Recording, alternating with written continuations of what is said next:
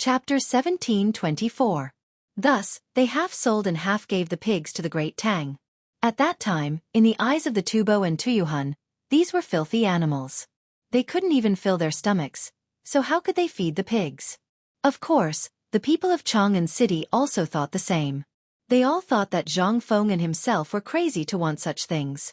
However, they didn't expect that Zhang Feng's behavior would shock everyone. He used inferior pork to make braised meat and began to sell it in Chang'an City. At first, people couldn't accept this thing. Later, people gradually tried it until they were fascinated. Thinking of this, Li Shimin felt a burst of satisfaction. After all, this matter made him proud. He smiled and said, "Of course I remember. What's wrong? My dear minister." Wei Zhang sighed secretly and said, "Your Majesty, have you ever thought about what if Tubo and Tuyuhun ask us for food this time?" Hearing this, Li Shimin frowned. He really didn't think about this problem because Tubo and Tuyuhun didn't mention this matter at all. It was as if this incident had never happened. Everyone had forgotten about it. Now that Wei Zhang mentioned it, he slowly recalled. "Have you thought of a way?" Li Shimin asked. As soon as his voice fell, Cheng Yaojin jumped out. "What way? We've already borrowed it. Your Majesty, let's be straightforward and not return it." "Yes, those two guys won't dare to come to the Tang dynasty." To the side, Yuqi respectfully agreed. Wei Zhang denied. "No, this matter must be dealt with. Otherwise, it will affect the relationship between the Tang dynasty and the two countries." Li Shimin frowned. If it were other countries, they wouldn't return it. However, Tubo and Tuyuhun had always been friendly with the Tang dynasty. Moreover, the people of the two countries were still in a state of food shortage. The people did not have enough to eat, and there were internal riots. The Tang dynasty had just sent 100,000 soldiers to help them stabilize the situation. If things turned sour at this time, what would happen to the soldiers of the Tang dynasty? What if the other side flew into a rage out of humiliation and joined the Battle of Chotzi? Then what do you think we should do? Li Shimin took a puff of his cigarette and said slowly. Wei Zhang said with an embarrassed expression, "Your Majesty, the Tang dynasty doesn't have much food in reserve. It's not enough to repay the debt." In fact, he didn't have a solution in mind. He just brought it up for everyone to discuss. "Damn, since you don't have anything to return, why did you keep talking? If you want me to say it, what's there to return? I borrowed it with my own ability. Why should I return it?" Cheng Yaojin said in a sarcastic tone. "That's right. Those two old fellows can't even take care of themselves right now. How would they have the time to ask for food from us? I think you guys are worrying too much." Yu Qigong also laughed it off.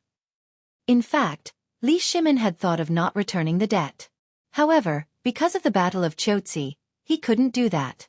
After all, he was the emperor and had to think of the entire Tang dynasty.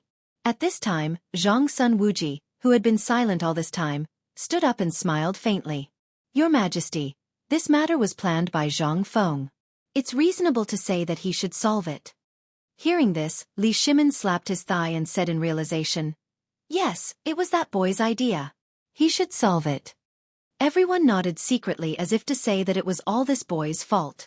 "Let's go and find that boy." Li Shimin stood up and walked directly to the door, followed by everyone. Zhang Mansion. Zhang Feng was supervising the servants and maids to make cotton-padded clothes. Yesterday's cotton-padded clothes were sold out as soon as they went on the market. He had to hurry up and make some today, or they would be out of stock. Under his tireless guidance, a rough roar came from outside the door. "Fengzi! Fengzi, are you home?" Zhang Feng pricked up his ears. Yes, it must be old Cheng and old Yu again. These two voices could be heard 2 alleys away. He didn't need to look to know who they were. Zhang Feng walked to the door and saw Lao Li and the others. He smiled faintly and said, "I'm home. Come in." "Okay, we thought you weren't here." Cheng Yaojin stepped forward and put his arm around Zhang Feng's shoulder and said with a smile. Yu Qigong also laughed at the side. Only Li Shimin and Wei Zhang had sullen faces, as if someone owed them money.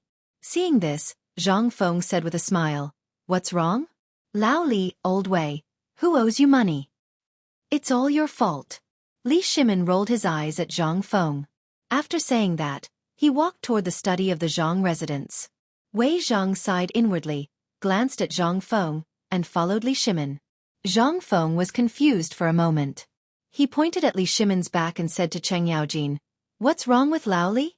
What trouble did I cause? Don't pay attention to him. Let's go to the study and get some good wine for me and old He." Cheng Yaojin waved his hand and pulled Zhang Feng into the study. "Yes, don't pay attention to him. Bring out your good wine."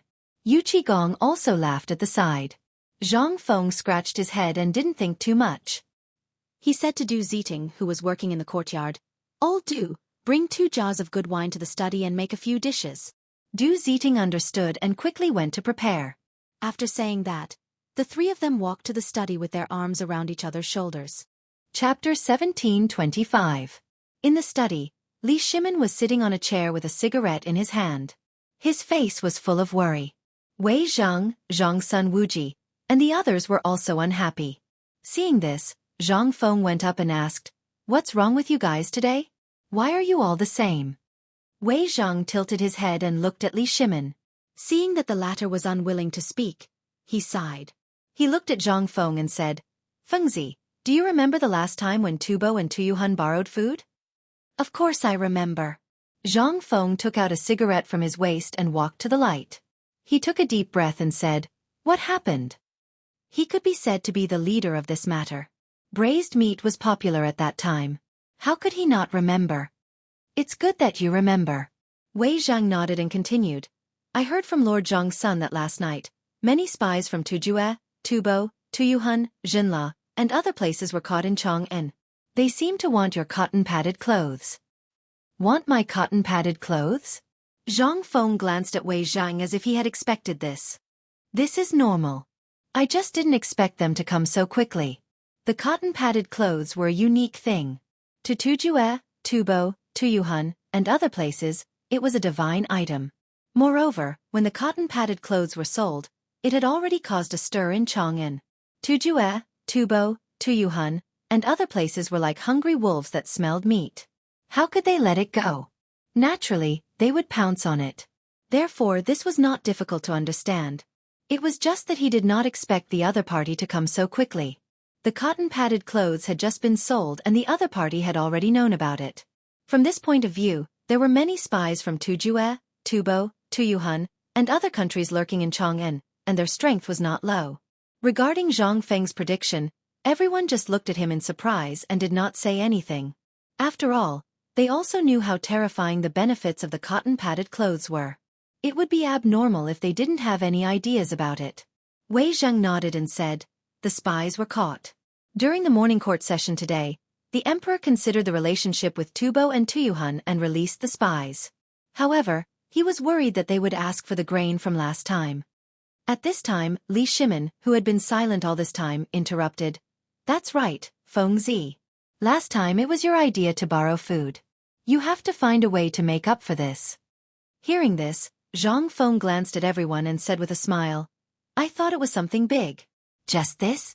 Is it worth making you all cry?" Feng Xianling couldn't take it anymore. He said angrily, "Don't talk big, kid. What ideas do you have?" That's right. Even the core ministers of the imperial court had no way to deal with it. What idea did this brat have? Everyone looked at Zhang Feng curiously.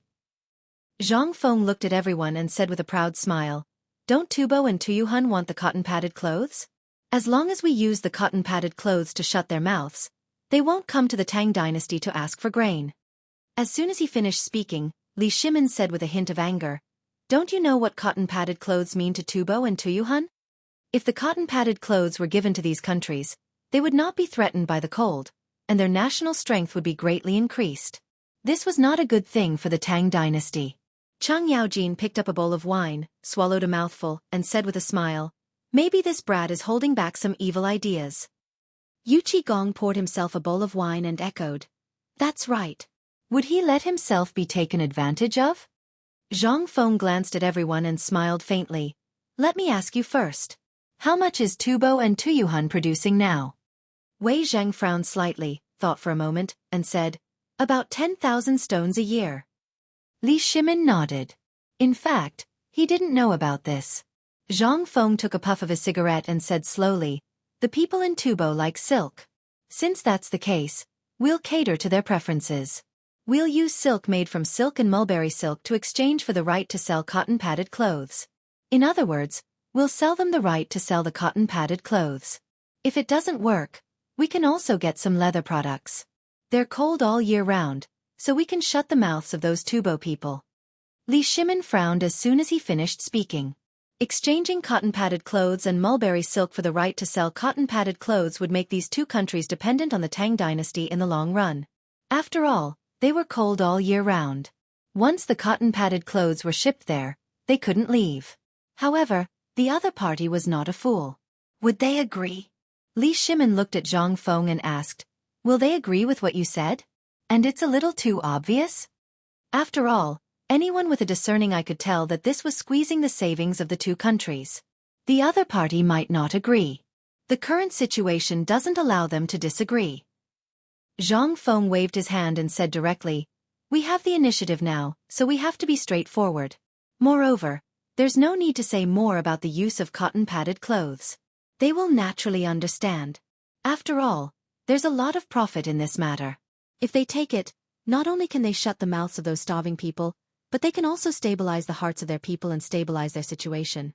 This will only be beneficial for the Battle of Xianxia. Because if things go wrong, this battle is likely to lead to an all-out war between the Tang dynasty and the Turks." Chapter 1726. Speaking of this, Zhang Feng seemed to have thought of something. The war between the Tang dynasty and the Turks? Wasn't it the second year of Zhenguan that was recorded in history?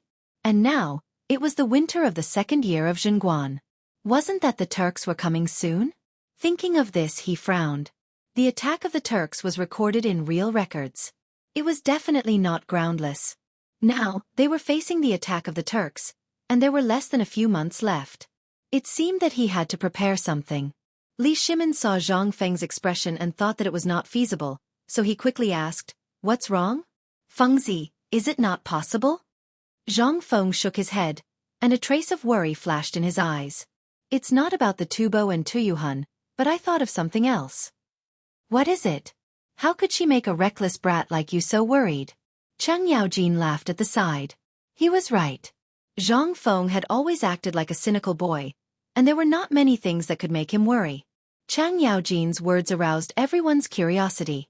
Looking at everyone's puzzled faces, Zhang Feng sighed and said slowly, "This winter, the Turks will come to the Tang dynasty to kidnap." Before he finished speaking, Li Shimin's body suddenly shook, and the cigarette in his hand fell to the ground. He looked at Zhang Feng in horror. "Fengzi, is what you said true?" "Yes, Fengzi. This matter can't be joked about." "Fengzi, how did you know?" Everyone's eyes widened, and they looked at Zhang Feng in surprise. Now the Tang dynasty and the Turks were at war, and both sides were on high alert. How could they come to the Tang dynasty to kidnap? In other words, the Turks no longer had any other forces to come to the Tang dynasty, so there was no reason for them to plunder the Tang dynasty. Zhang Feng glanced at the crowd, paused and then said, "I heard my master mention this by chance. He said that there will be a huge snowstorm in the Turks this winter. Due to years of war, frost, drought, and other natural disasters, countless cattle and sheep will be frozen to death. Even people will not be spared. This is the main reason why the Turks came to the Tang dynasty to plunder." "What?" Li Shimin exclaimed. "The Turks can freeze cattle, sheep, and people to death." He had heard of his master, Zhang Feng, more than once. He could be said to be a prophet. Previously, he had predicted a plague of locusts, and in the end, a plague of locusts had really appeared. He didn't have the slightest doubt that there would be a blizzard in the Turkic Khaganate. Originally, he had been worrying about the war in Xianxia and not having a chance to attack the Turks. This was simply a heaven-sent opportunity. As long as he suddenly launched a surprise attack on the Turks, he would definitely be able to win by surprise. Li Shimin quickly asked, "Fengzi, did your master say anything else? For example, if we take this opportunity to attack the Turks, will we be able to win?" Chang Yaojin and Yu Qigong at the side heard this and instantly became spirited. They also knew that Zhang Feng was talking about his master, so they naturally believed him without a doubt. Moreover, they were all generals who had obtained their current noble titles by virtue of their military achievements. Although their current noble titles were already the highest, their soldiers, children, and grandchildren had yet to achieve any military achievements. They must not let go of this opportunity. Once they succeeded in taking down the Turks, their subordinates, children, and grandchildren would be safe for several generations. Zhang Feng glanced at the fervent gazes of the crowd and sighed. This won't do. Even though the Turkic Khaganate will lose their livestock in this blizzard, a starving camel is still bigger than a horse. How can we take them down so easily? Moreover, the Tang dynasty still doesn't know much about the environment in the Turks' territory. Once they enter, they will be trapped. If they counterattack at the last moment, the gains won't make up for the losses for the Tang dynasty's soldiers. This won't do, that won't do either. You're really making me anxious. Chang Yaojin rolled his eyes at Zhang Feng, picked up the wine bowl on the table, and drank it in one gulp. Yu Qigong at the side couldn't sit still anymore. He glared at Zhang Feng. Then, Fengzi, what do you think the Tang dynasty should do? Are we just going to wait for the Turks to come and rob us? That's right. Since we can't attack by force, we can't just wait for the Turks to come and rob us, right? One must know that those fellows eat people without spitting out the bones. Don't expect them to treat the people on the Tang dynasty's border kindly. Li Shimin waved his hand, indicating Chang Yaojin and Yu Qigong to stop quarreling. Seeing this, the two resentfully glared at Zhang Feng. Each of them held a wine jar and didn't say anything. Fengzi, although their words aren't pleasant to hear, they make some sense. The Turks are in great trouble now. This is a good opportunity for the Tang dynasty to take them down. How can we let it go so easily? Li Shimin looked at Zhang Feng and said seriously. He himself very much wanted to take down the Turks. Since the Wei River Alliance, this matter could be said to be the biggest knot in his heart, and also a shame. At that time, the two fellows of the Eastern Turks, Xieli and Tuli, didn't abide by the treaty and suddenly sent troops. The main force entered the Wei River and went straight to Chang'an City. At that time, Chang'an's military strength was empty, and everyone was in danger. He had no choice but to sign another treaty with Xieli and Tuli on the Wei River Bridge. Although the danger of Chang'an was temporarily alleviated, this matter also became a thorn in his heart that couldn't be removed for a long time. Now that there was such an opportunity, how could he let it go? Zhang Feng looked at Li Shimin deeply. He knew what the other party was thinking. Didn't he want to take this opportunity to destroy the Turks? Chapter 1727. It was a good idea, but how could the Turks be so easy to destroy? You should know that the Turks have always lived in tribes. They usually only care about themselves, but once there is a threat, they will immediately gather together and form a powerful force. This kind of force can't be underestimated. In addition, the weather over there is extremely cold, and the night and the day are two different worlds. Even if the Tang dynasty's soldiers wear cotton-padded clothes, they can't withstand such a sudden drop in weather. Plus, we don't know much about the Turks, so we'll just be courting death if we go there. This? Li Shimin frowned. Such a good opportunity, but Zhang Feng actually asked him to give it up? If he really gave it up, once the Turks recovered, it would be even more difficult to fight in the future. But if they really attacked, according to Feng Zi, the Tang dynasty's soldiers had never experienced such weather before. Even if they wore cotton-padded clothes, how could they withstand it? Moreover, the Tang dynasty didn't know much about the Turks. If they were ambushed or shot, the Tang dynasty's soldiers would die in a foreign country. The most important thing was the counterattack before death. He himself was a commander in war, so he deeply understood that the potential before death was very terrifying. Li Shimin sighed, looked at Zhang Feng and asked, "Then, Feng Zi, if the Tang dynasty doesn't attack, how should we deal with the Turks?" Even if they didn't attack, they had to take some precautions. They couldn't let this guy get any benefits. Hearing Li Shimin's words, Chang Yaojin and Yu Qigong immediately lost their patience. The wine in their hands was no longer fragrant.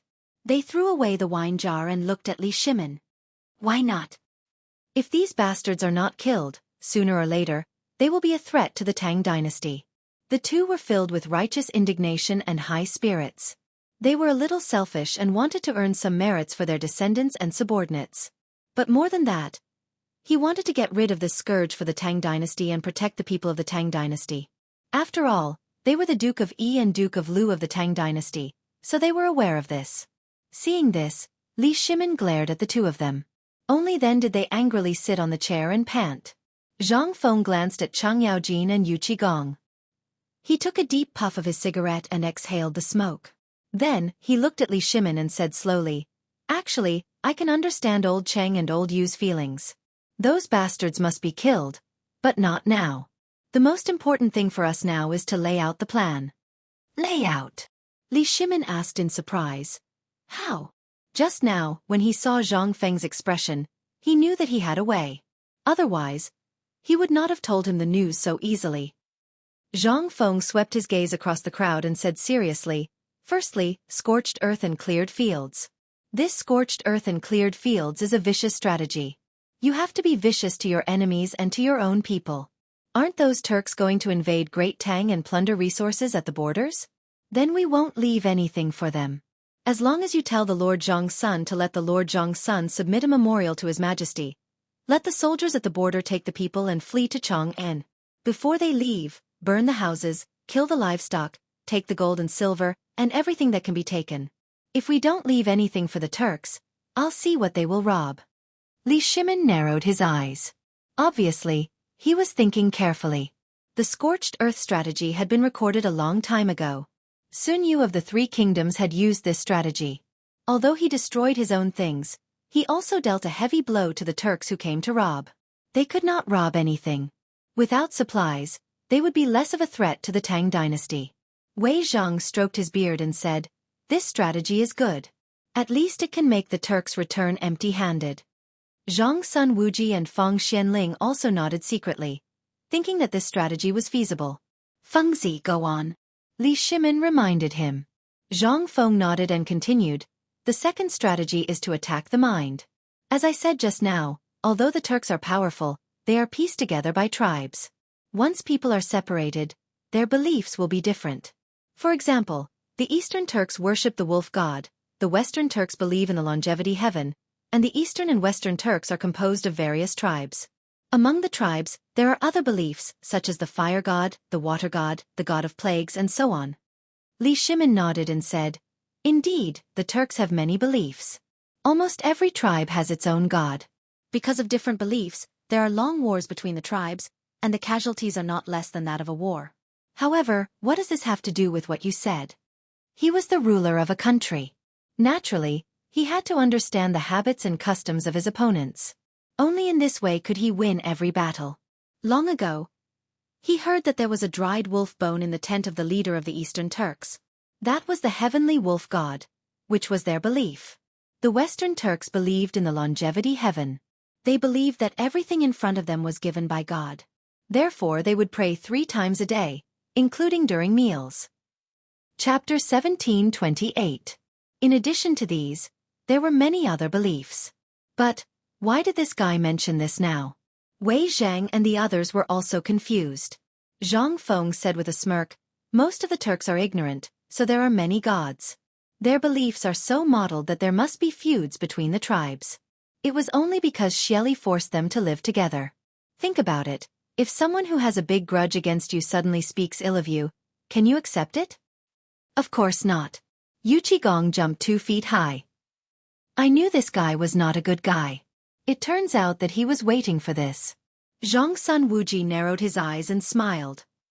"You want to use the gods of the Turks to make a fuss, don't you?" Li Shimin suddenly understood. "I knew it. This guy took such a long detour with me. It turns out that this is the reason." Zhang Feng smiled but said nothing. Yu Qigong was a little confused. "What do you mean? What's the use of the Turk stuff?" Chang Yaojin patted him on the shoulder and said with a smile, "You don't know this, do you? This guy wants the Turks to have internal strife." "That's right." Zhang Feng nodded and said, "The Turks have many gods. As long as the Tang dynasty sends people to set up a conspiracy, spread some rumors, sow discord, and criticize each other, in less than a day, the Turks will bite each other and have internal strife. Moreover, we can use the gods to talk about the blizzard. Don't they believe in the gods? This is a good opportunity to push the blame of the blizzard onto the god's head, making all the Turks think that the other tribe worshipped the wrong evil god, causing this blizzard. This way, the entire grassland will fall into chaos." Yu Qigong finally understood. He slapped Zhang Feng on the shoulder and said sarcastically, "Why didn't I see that you are so bad before?" He used to think that this kid was just frivolous, but now it seemed that he was really full of evil tricks. Cheng Yaojin glanced at Zhang Feng with some dissatisfaction. Yeah, not only is he full of bad ideas, but he's also a miser. We've already finished our wine, but he doesn't even know how to refill it. What do the two of you know? Although this plan is a little poisonous, the Turks don't need to talk about morality. Li Shimin rolled his eyes at Cheng Yaojin and Li Yundong. That's right. What's the point of talking about morality when dealing with Turks? Just kill them and be done with it. Zhang Feng's eyes flashed with a fierce look. He did not have any good feelings towards these foreign races. Those who are not of our clan will definitely have different intentions. Back then, during the Jin dynasty, the 5 barbarians were in chaos. They occupied the northern part of the Central Plains and established political power for decades. At that time, the barbarians viewed the Han people as pigs and dogs. They called the Han people two-legged sheep. Not only did they kill them wantonly, they even roasted and ate them. The entire land was littered with bones, and there was no smoke for thousands of miles. That period of time was the death of the entire race. It was also the humiliation of the entire race. Luckily, the national hero Ran Min appeared and issued the order to kill the barbarians. Only then did they have a chance to breathe. Thinking of this, Zhang Feng's eyes flashed with a strange light. If Ran Min could use the order to kill the barbarians, then he could use it as well. The Han people had irreconcilable enmity with any foreign race. Perhaps because he saw Zhang Feng's fierce look, Li Shimin could not help but ask, Fengzi, are there any other problems? Hearing these words, everyone turned their gazes to Zhang Feng. Zhang Feng swept his gaze over the crowd and paused for a moment before saying, That's right. Although the first 2 plans can slow down the Turks' invasion, it is impossible to eliminate them all. The fear of hunger will still make them invade. Damn, after all this time, it still doesn't work. Then let's fight them. That's right. If it really doesn't work, then let's fight. Cheng Yaojin and Yu Qigong spoke from the side. Why are you guys in such a hurry? Listen to me, I have a third plan. Zhang Feng rolled his eyes at the two of them and said slowly, Do you guys still remember Ran Min? Hearing these words, Li Shimin's eyes flashed with a strange light. He was the emperor and the emperor on horseback. The 2 words Ran Min were like thunder to his ears. Now that this brat mentioned Ran Min, could it be? Everyone became nervous and looked at Li Shimin, especially Zhang Sun Wuji. When he heard Ran Min's name, he knew what Zhang Feng was going to say next. The order to kill the barbarians. One must know that Li Shimin also had a trace of barbarian blood in him. Wasn't this just asking for trouble? However, Li Shimin didn't seem to have any abnormalities. He just smiled faintly and said, Fengzi, continue. Zhang Feng nodded and said, Although the first 2 plans can resist the Turks, once they unite again, they will be an amazing force. The fear of hunger will make them do anything. Therefore, we need to mobilize the power of the masses. The Tang dynasty doesn't have much, but we have a lot of people. There are also many Lulin and rangers on the northern border. As long as you go to Lord Zhang's son and ask the imperial court to issue a decree to kill the barbarians, the imperial court will reward you with money for every Turk's head. This will arouse the determination of the entire Tang dynasty to resist the Turks. That's right. Li Shimin praised. The north is located on the border. When the time comes, once the Turks recover, they will still come to plunder. Moreover, most of them are riding horses. There are many Lulin on the border of the Tang dynasty. If we mobilize these people, it will be a big force. If one person can't kill them, we can use 2 people. Haha, we can definitely resist the Turks. Chapter 1729. Although he had some Hu blood in him, he didn't have a good influence on these Hu people. Otherwise, he wouldn't have praised Ran Min and killed Hu Ling. Zhang Feng nodded. These 3 stratagems of mine are all linked to one another. If we use all 3 stratagems together, we will definitely be able to scare the Turks so badly that they will never dare to raid the Great Tang again. Haha boy, why didn't I see that you are so smart before? Cheng Yaojin patted Zhang Feng's shoulder and laughed. Do you think I'm like you, a bore? Zhang Feng glanced at Cheng Yaojin. You little brat. Cheng Yaojin was about to scold back, but found Li Shimin's pair of tiger-like eyes staring at him, and quickly shut his mouth. Feng, it's getting late. We have to go back and discuss how to report to Lord Zhang's son. Li Shimin smiled. Yes, This is indeed a big deal. You should go back and find Lord Zhang's son. You must tell him the seriousness of this matter. Don't be careless. Zhang Feng nodded and reminded. Okay, then we'll go first. After that, Li Shimin cupped his hands and quickly walked out of the room. Everyone followed closely behind. You must remember the seriousness of this matter. Zhang Feng reminded him loudly. Li Shimin waved his hand, indicating that he understood. Outside the door, Li Shimin put his hands behind his back and looked gloomy. This time, he came to the Zhang mansion just to solve the problem of Tubo and Tuyuhun. He didn't expect Zhang Feng to bring up the Turks. This was truly a case of one wave rising after another before the first wave had even subsided. However, he never doubted Zhang Feng's words. Instead, he trusted him. Although he had 3 plans to defeat the enemy, he still had a trace of worry in his heart. This might be the sense of crisis as an emperor. He turned his head and glanced at everyone. Everyone, go back to the imperial study to discuss political affairs. After that, Li Shimin walked forward without looking back. Everyone looked at each other and followed closely behind without saying a word. No one spoke a word along the way. Everyone rushed back to the imperial study. Li Shimin sat on the dragon throne with one hand supporting his head and the other holding a cigarette. You all heard what Fengzi said just now. Tell me what you think. Everyone looked at each other, but no one had the intention to speak. After all, this matter was far too important. The Turkic invasion had yet to be confirmed, so how could they speak of it? Li Shimin lit the cigarette on the oil lamp and took a puff. He glanced at the crowd and finally fixed his eyes on Wei Zhang. Wei Zhang, you say something. Wei Zhang cupped his hands and said, Your Majesty, I just heard from Fengzi that this matter was said by his master. I think it is most likely true. Li Shimin nodded and exhaled a mouthful of smoke. Well, go on. I think the 3 plans Fengzi mentioned just now are feasible. First, the Turkic people are located at the northern border of the Tang dynasty. Once they invade, they will cause immeasurable losses to the people at the border. If we evacuate the people and supplies at the border, the Turkic people who travel long distances will not be able to get supplies. Without horses and food, we can turn from passive to active. Second, according to the report of the spies of the Tang dynasty and the Turkic people, there are indeed many gods in the Turkic people, and there are often wars between the tribes. Third, the foreign races have always had a great hatred for us, not to mention the Lulin and wanderers at the border. Once the order to kill them is issued, it will definitely cause a reaction. Li Shimin glanced at everyone. What about you? What do you think? I think it is feasible. I second it. Li Shimin nodded and said, In that case, Yu Qigong and Cheng Yaojin will be in charge of scorching the defense and clearing the wilderness. They will evacuate all the people at the border. If they can take away the things, take them away. If they can't, burn them. Wei Zhang will be in charge of contacting the spies of the Tang dynasty and the Turkic people, and let them leak information to cause a disturbance in the grassland. The order to kill them will be issued after these 2 things are done. Yes, Your Majesty. Yes, Your Majesty. Everyone bowed. After receiving the order, Yu Qigong and Cheng Yaojin immediately left the imperial study.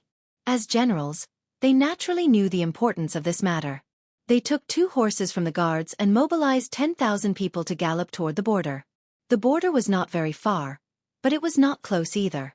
Even if they rushed without stopping, it would still take a day and a night. But when they thought of the people at the border, they were shocked. In order to reduce the casualties of the Tang dynasty, they ordered that everyone could only rest for 2 hours a day. Finally, under the tireless rushing of the people, the large group arrived at Yanmen Pass on the 3rd day. When the soldiers guarding the pass saw Cheng Yaojin and Yu Qigong holding the token in their hands, they quickly let them pass. The north had been barren since ancient times. At a glance, there were only deserts and very few people. Because the people at the border had to resist the invasion of the Turkic people and the blizzards, most of them lived together and built a large village. However, there was only sand in front of them. There was no living thing at all. This made Yu Qigong dumbfounded. Alas, old Cheng, what about the people at the border? Cheng Yaojin took the straw in his mouth and glanced around. He could not help but frown and say, How do we know? Send 2 soldiers to take a look first. Yu Qigong glanced at the soldier leading the horse and said, Old Wang, give me the reins. You take a group of people to look for the people nearby. The soldier called Old Wang nodded and handed the reins to Yu Qigong. He then led a group of people and disappeared in front. Chapter 1730. After a while, Old Wang came back with a tall and thin man. Old Wang bowed and said, "General, when I went to look for the village just now, I met a local resident and brought him back." Chang Yaojin and Yu Qigong looked at the man in front of them, and their brows slowly furrowed. Although this person was a man, his body was not as strong as the women in Chang'an City. He was as thin as a match, and his eyes had no spirit at all. They were turbid and had sunken deep into their sockets. His hair was messy like a bird's nest, and his clothes were tattered, with only half a piece of cloth covering his buttocks.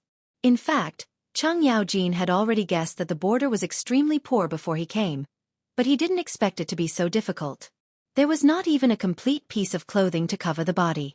Moreover, looking at the man in front of him, it seemed that he hadn't eaten for a few days.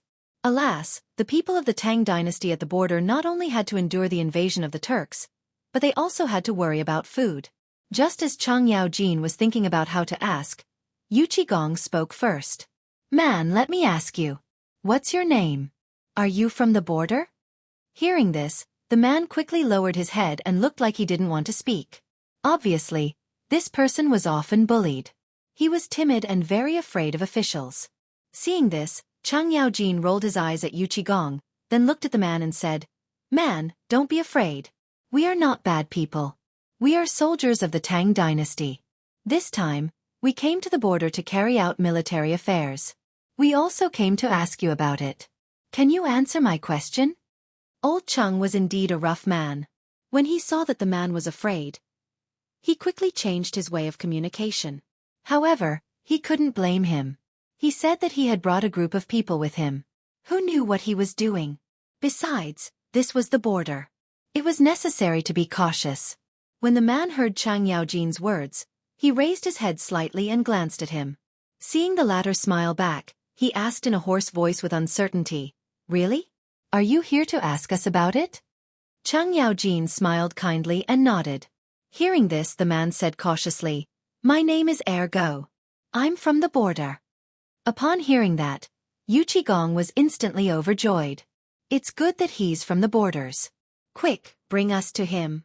Before he could finish his sentence, Chang Yaojin kicked him. "Lao Tzu, shut up." Yu Qigong couldn't take it anymore. "Old Cheng, what are you doing?" Chang Yaojin rolled his eyes at Yu Qigong and ignored him. He had already cursed him 1,000,000 times in his heart. Then he looked at Ergo and said, "Ergo, you don't look like you've eaten. Come, eat something first." After that, Chang Yaojin winked at the soldier leading the horse. The soldier immediately understood and opened the bag he carried with him, revealing a pile of steamed buns and a few pieces of jerky. Instantly, Ergo's eyes were attracted by the white steamed buns. He licked his dry lips and swallowed his saliva. From time to time, he would steal glances at Chang Yaojin from the corner of his eyes. "Eat it. It's all for you." Chang Yaojin smiled. "You're really giving it to me?" Ergo asked uncertainly. In his impression, soldiers were all fierce and vicious. None of them were as nice as Chang Yaojin. He even gave him food. It was already good enough that he didn't exploit him. For example, last time, a group of soldiers came from the border and took away a few stones of grain. Otherwise, he wouldn't have come out to look for wild vegetables. "Of course. Old Cheng, don't lie. Eat it. It's all for you." Chang Yaojin gave him a kind smile. Ergo looked at Chang Yaojin. Seeing that he didn't seem to be lying, he didn't care anymore. Like a hungry wolf, he snatched the white steamed bun and started eating. "Old Cheng, you didn't let him bring us to look for people just now because you wanted to give him steamed buns?" Yu Qigong pointed at Ergo, somewhat puzzled. "You can say that. Most of the people at the border are afraid of soldiers. Just look at Ergo. If we directly tell them why we're here, I'm afraid they won't accept it. We'll have to slowly communicate with them later." Chang Yaojin looked at Ergo and nodded. "All right then. I'll listen to you." Yu Qigong nodded. A moment later, Ergo finished all the steamed buns in his hands. There wasn't even much jerky left. Chang Yaojin felt his heart ache when he saw this. However, thinking about the people, he suppressed the anger in his heart. "Ergo, are you full? Can you bring us to your neighbor now? Hearing this, Ergo quickly licked the meat in his hand and burped. Yes, I can. He now had a good impression of this amiable guy. However, the same couldn't be said for the ugly and dark guy. It was his fault for not giving him any food just now. Chen Yaojin was delighted. Then you lead the way. We'll follow behind. With that, he waved at the soldiers behind him. Ergo led the way. The Gobi Desert was very big. At first glance, everything was gray and hazy. Ergo led the group through many twists and turns. Finally, they stopped in front of a hill. There, that's our village. Ergo pointed not far away. Chen Yaojin squeezed the horse's belly and took 2 steps forward. A huge village came into view. It was basically made of straw or mud. Outside the village, there were a few men patrolling back and forth with iron weapons. Occasionally, the cries of livestock could be heard from the alley. Chapter 1731. Let's go, Ergo.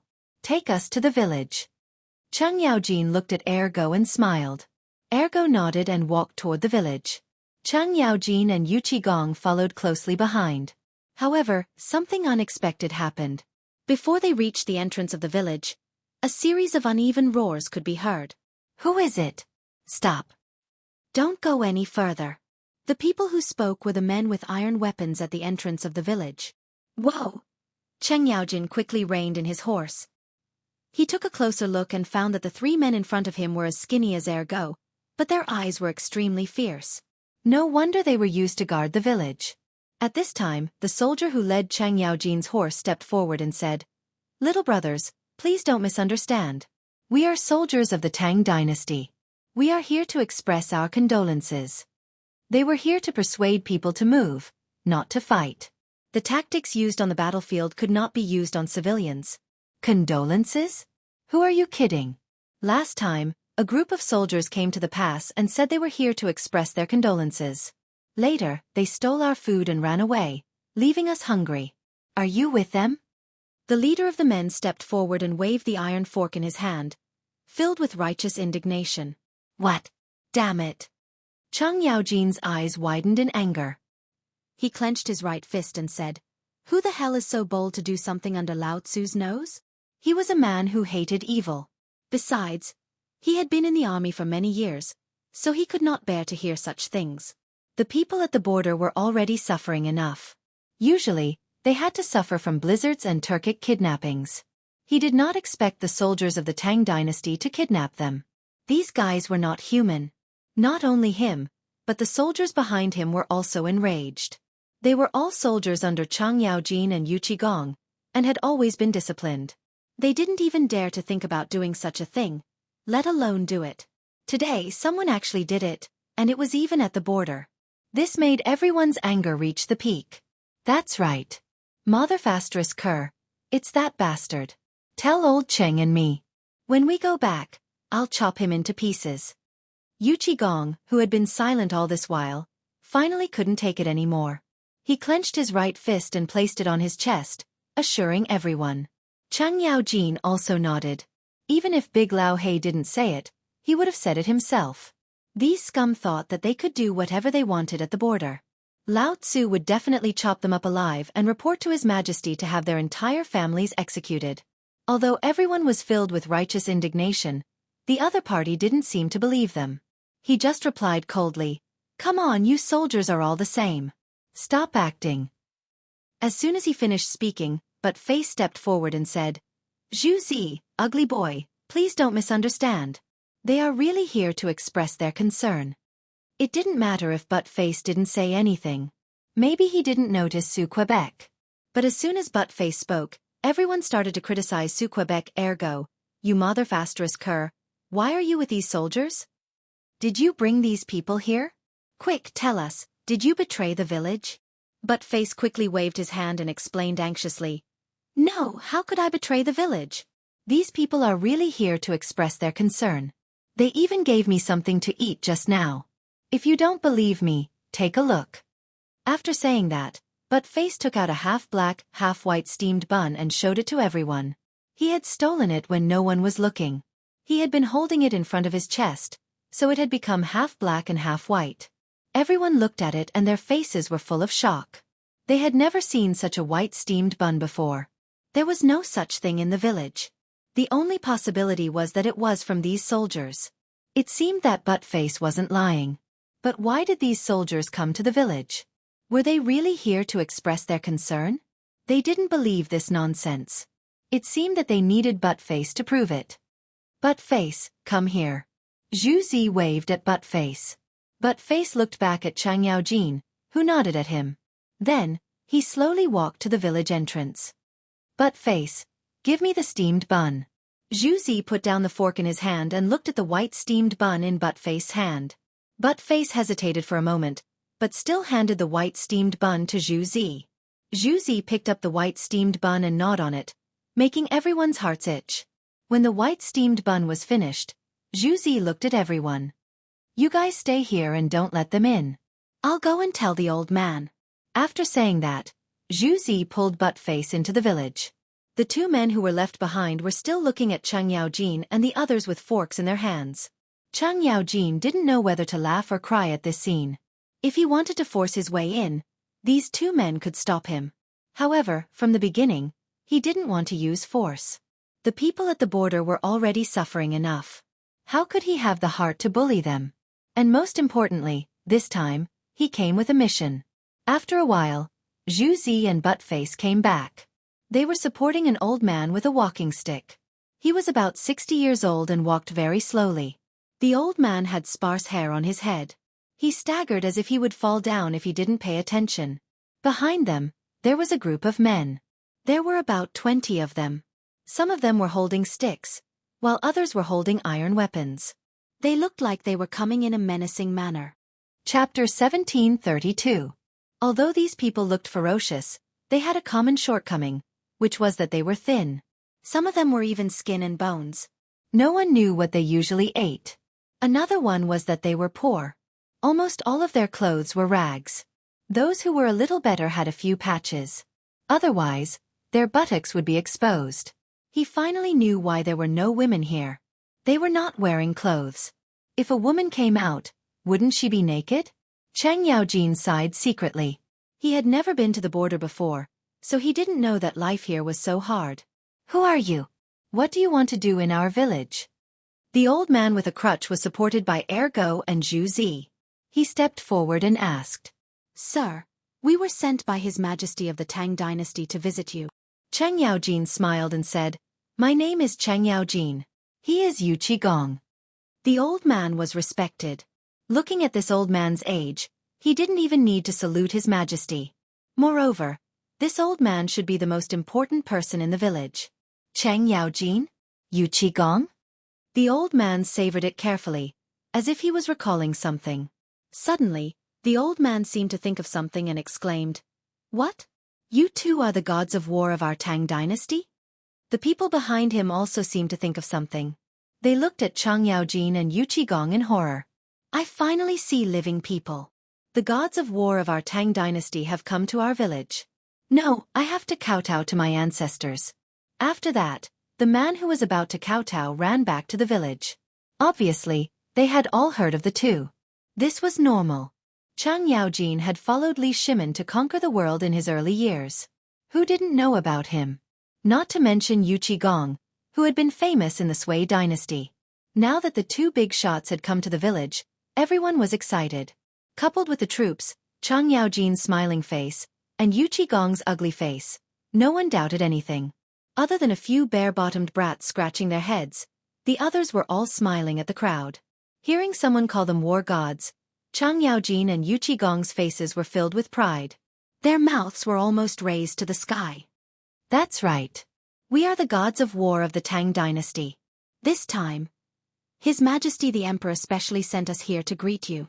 Fortunately, there were still people in the borderlands who knew them.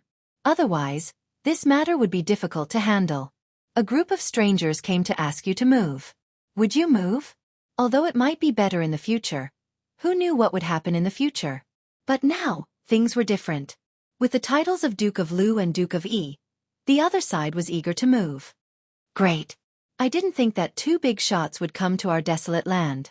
Congratulations. Please come into the village. The wrinkled old man put on a smile and extended his hand to welcome them.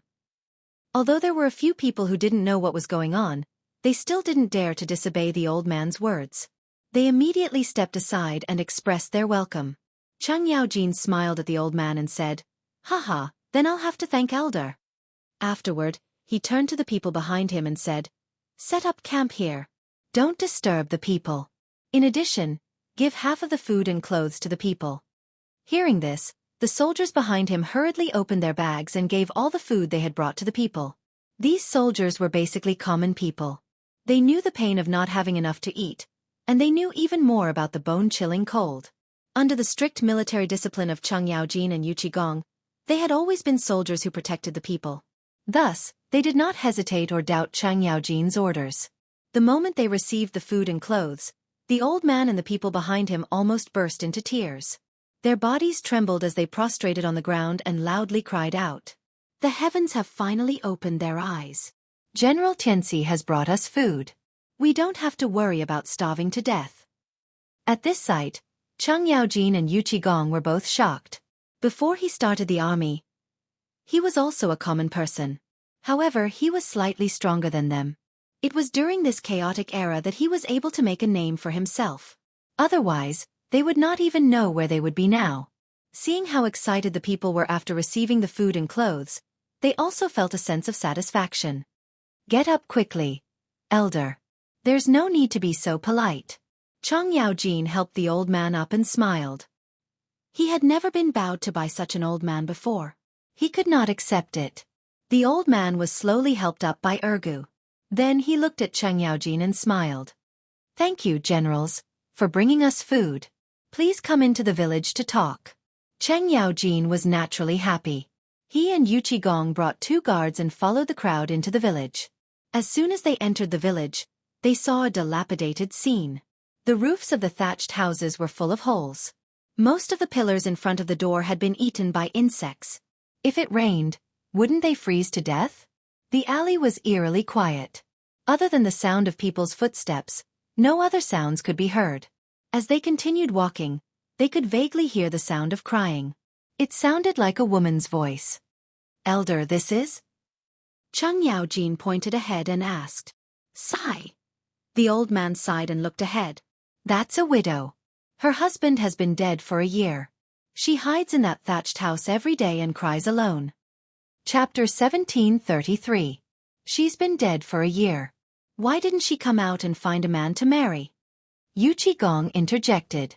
Chang Yaojin rolled his eyes at him. "What a sore spot. Is that something for you to worry about?" Although Yu Qigong's words were inappropriate, the old man didn't mind. Of course she wants to come out, but the only clothes in the house were buried with her husband. If she comes out, she'll have to be naked. Chang Yaojin shook his head. He didn't expect women at the border to be naked. Then how does she eat? Yu Qigong tilted his head. He was also curious about this. The people here didn't even have enough to eat, so how did the widow who didn't go out eat? She has a good friend who lends her clothes at night. At night, she'll go out to dig for wild vegetables and fruits. Usually, when we have extra vegetables, we'll ask the woman to send them to her. If we don't have any, she can only starve. Old man remembered that once, she didn't eat for 3 days. The woman went to see her and thought she was dead. The old man shook his head and expressed sympathy for the widow's experience. Chang Yaojin and Yu Qigong looked at the source of the crying. If it wasn't for the fact that the woman was naked, they might have already rushed in. Damn, if the woman didn't have clothes to wear, how was she going to live? Wear Lao Tzu's clothes. But that was just a thought. They took a look and continued walking. After all, the most important thing was to persuade these people to move away. As long as they left, they could escape from their current predicament. The group continued walking into the alley. After a while, a house made of mud came into view. Finally, there was a house that looked passable. Although it looked passable, it wasn't much different from the other thatched houses. The roof was also thatched. The good thing was that there were windows. However, the bamboo paper on the windows had all been shredded. They were barely strung together with the thatched roof. I've embarrassed myself in front of the 2 generals. This is my residence. The old man stood at the door and looked at the house. Cheng Yaojin forced a smile.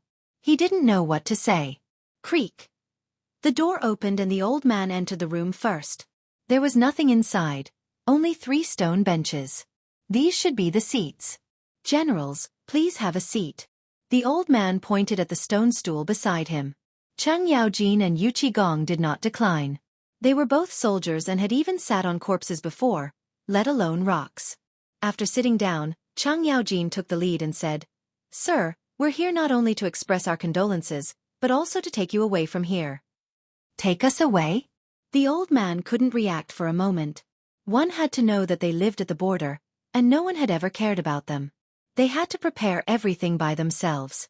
Now, someone actually wanted to take them away? Yes, old man.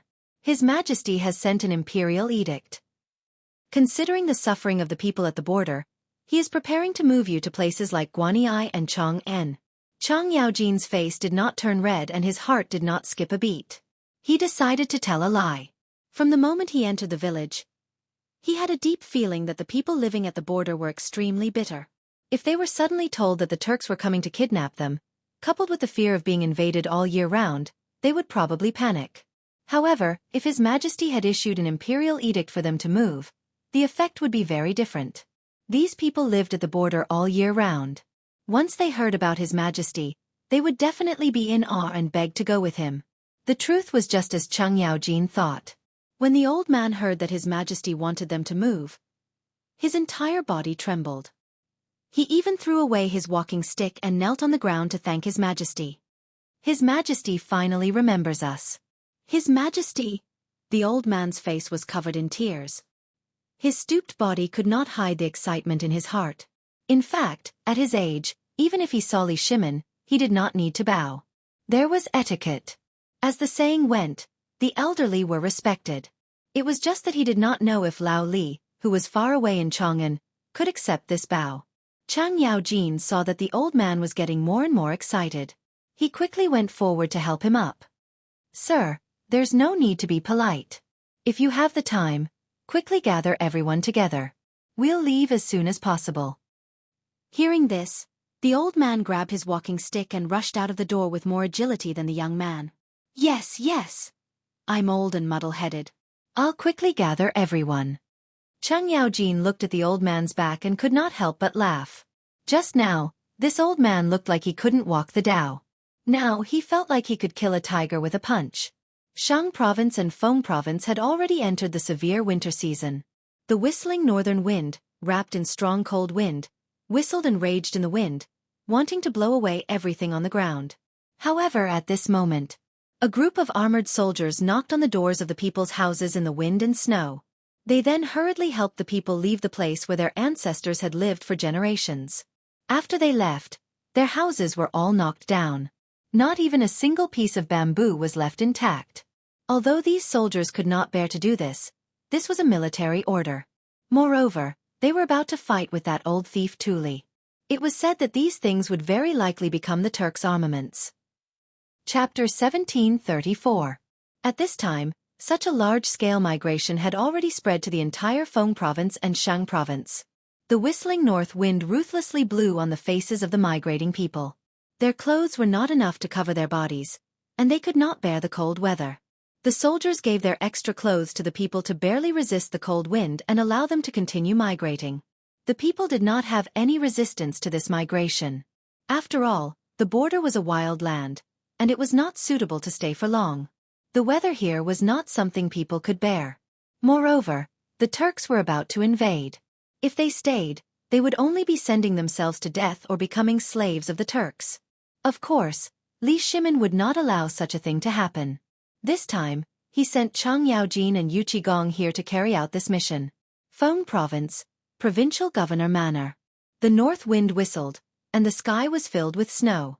The entire manor was covered in a layer of silver.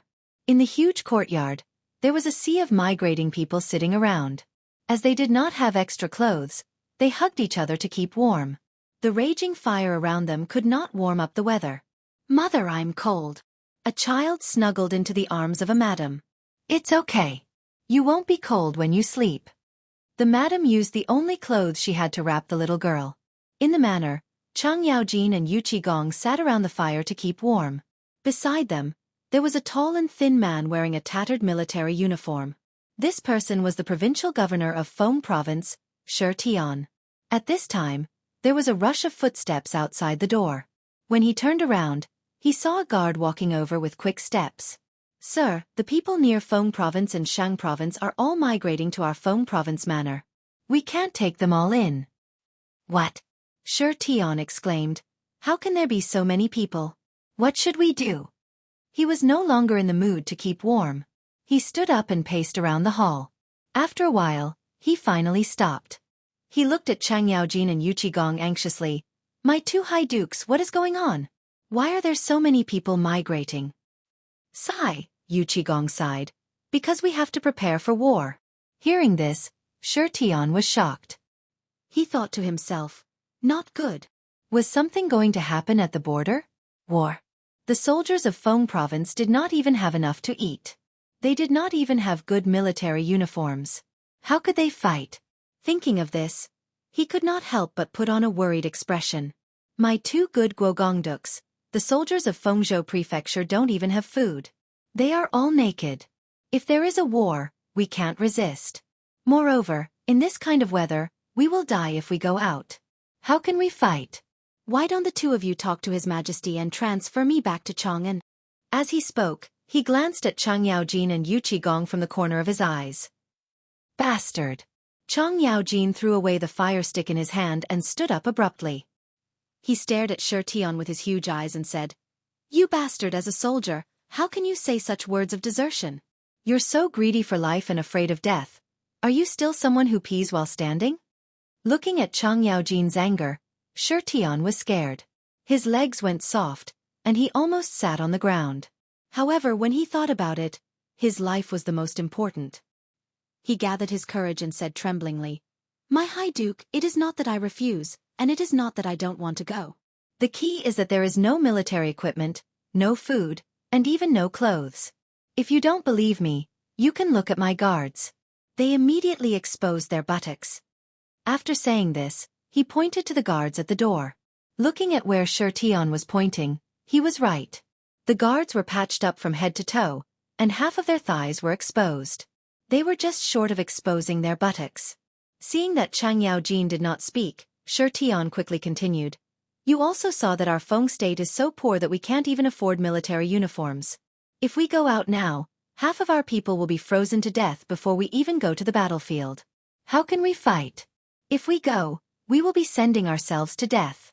You must not take the initiative to start a war. I know what you are saying, but this is the emperor's intention."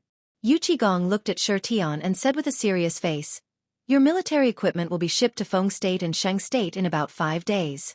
So, you don't have to worry about this. When the time comes, we will send you cannons to help you." Hearing this, Shi Tian's face lit up with joy. "Really? That's great." He did not doubt Yu Qigong's words because he knew that people like him were true to their words. There was no need to lie to him. Of course, he was not afraid of war. As long as there were supplies, everyone at the border was a warrior. Yu Qigong nodded. "Well, you will help the people in the next few days. If you can't do it, you will build a temporary residence for them. We still have important things to do in Chang'an, so we have to leave now."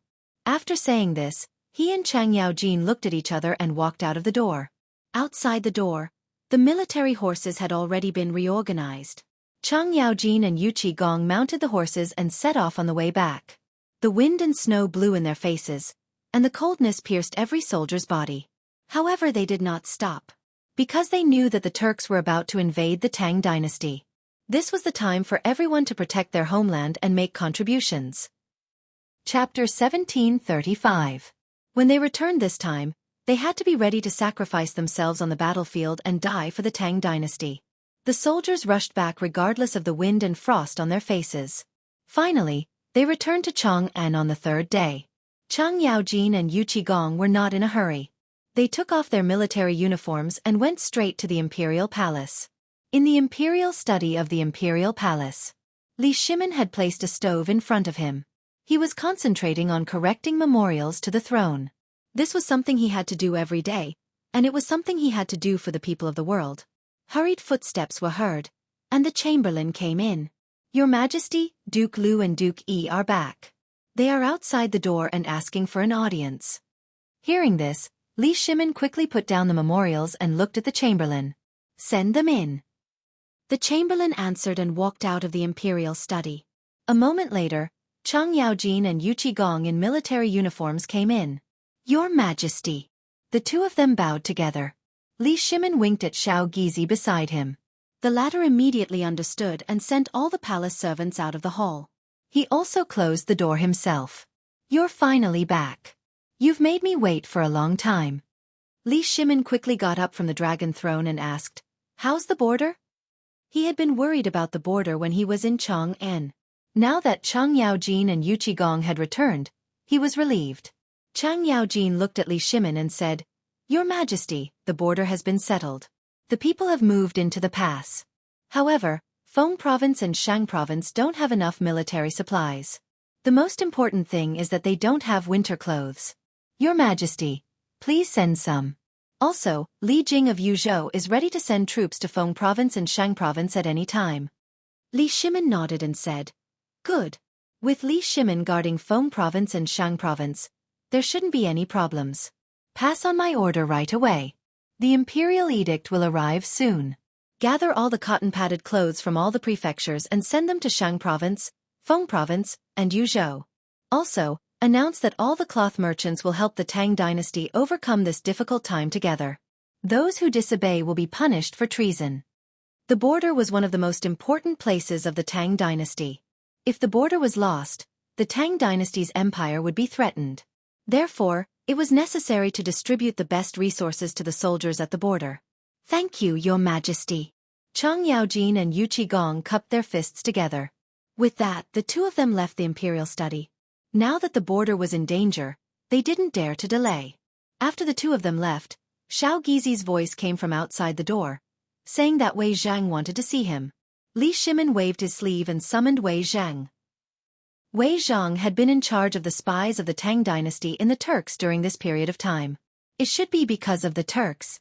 "Greetings, Your Majesty." Wei Zhang bowed. "There's no need to be so courteous in the study. What's the matter, my dear subject?" Li Shimin said with a smile. "Your Majesty, I received a report from the spies that there's no movement in the Tuli camp.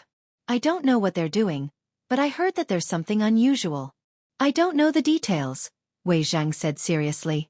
Hearing this, Li Shimin breathed a sigh of relief. Although he didn't know what was going on in the Turks' camp, at least it gave Chotzi a chance to breathe. Li Shimin smiled. "Good, this news is very beneficial to Chotzi. Maybe we can turn the situation around." Wei Zhang stroked his beard and nodded. "Yes, as long as this news is spread, not only will it affect the morale of the Turks, but it will also improve the morale of the Tang dynasty." Li Shimin looked at Wei Zhang and said solemnly, "I'll leave this matter to you, my dear subject." "Rest assured, Your Majesty. I'll do it right away." Wei Zhang cupped his hands and left the imperial study. Outside the imperial palace, Chang Yaojin and Yu Qigong led the soldiers and horses in a hurry. They carried the imperial edict and walked among the major cloth merchants. The cloth merchants had never seen such a scene before. For a moment, they were in a panic. At first, these cloth merchants didn't want to hand over the cotton-padded clothes. After all, these things were their way of making money. Who would be willing to hand them over so easily? But when they heard that it was the emperor's imperial edict, they were so scared that their legs went weak. They all handed over the cotton-padded clothes and cloth with both hands. Then, the cotton-padded clothes were sent to the cloth factory for processing. After processing, Chang Yaojin sent soldiers and supplies to Feng Province and Yuzhou. After the cotton-padded clothes and supplies were sent, the soldiers at the border were instantly energized, indicating that they could all win the war. With Li Jing, the general in charge, the soldiers were even more excited. The wind and snow never stopped, as if the war drums were beating for this war. The sky was dark, and the wind began to roar. The soldiers at the border were waiting for the arrival of the Turks. The Turks lived up to their expectations and killed their way to Feng Province. They were like wolves that had been hungry for a long time. They went straight to Feng Province. Wherever they went, not even a blade of grass grew. However, They didn't expect that the Tang dynasty had already prepared for this. They even set up several cannons. This was the knell to welcome them. With roars, half of the Turks were killed before they reached the city gate. Li Jing shouted. The soldiers in the city who were already hungry and thirsty rushed out of the city gate. They cut off the left ear of the Turks because it could be exchanged for military merits. It was also a symbol of their honor, enough to make their descendants proud. Chapter 1736. The fierce battle lasted less than a night. The invading Turkic army was annihilated, leaving only stinking corpses on the battlefield. However, most of these corpses belonged to the Turkic people. The soldiers of the Tang dynasty won the war with an absolute advantage and successfully defended their homeland.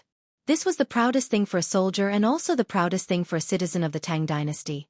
The war at the border came to an end, and life at the border returned to peace for the time being. At the same time, in Chong and White Deer College, the wind and snow were drifting in the air.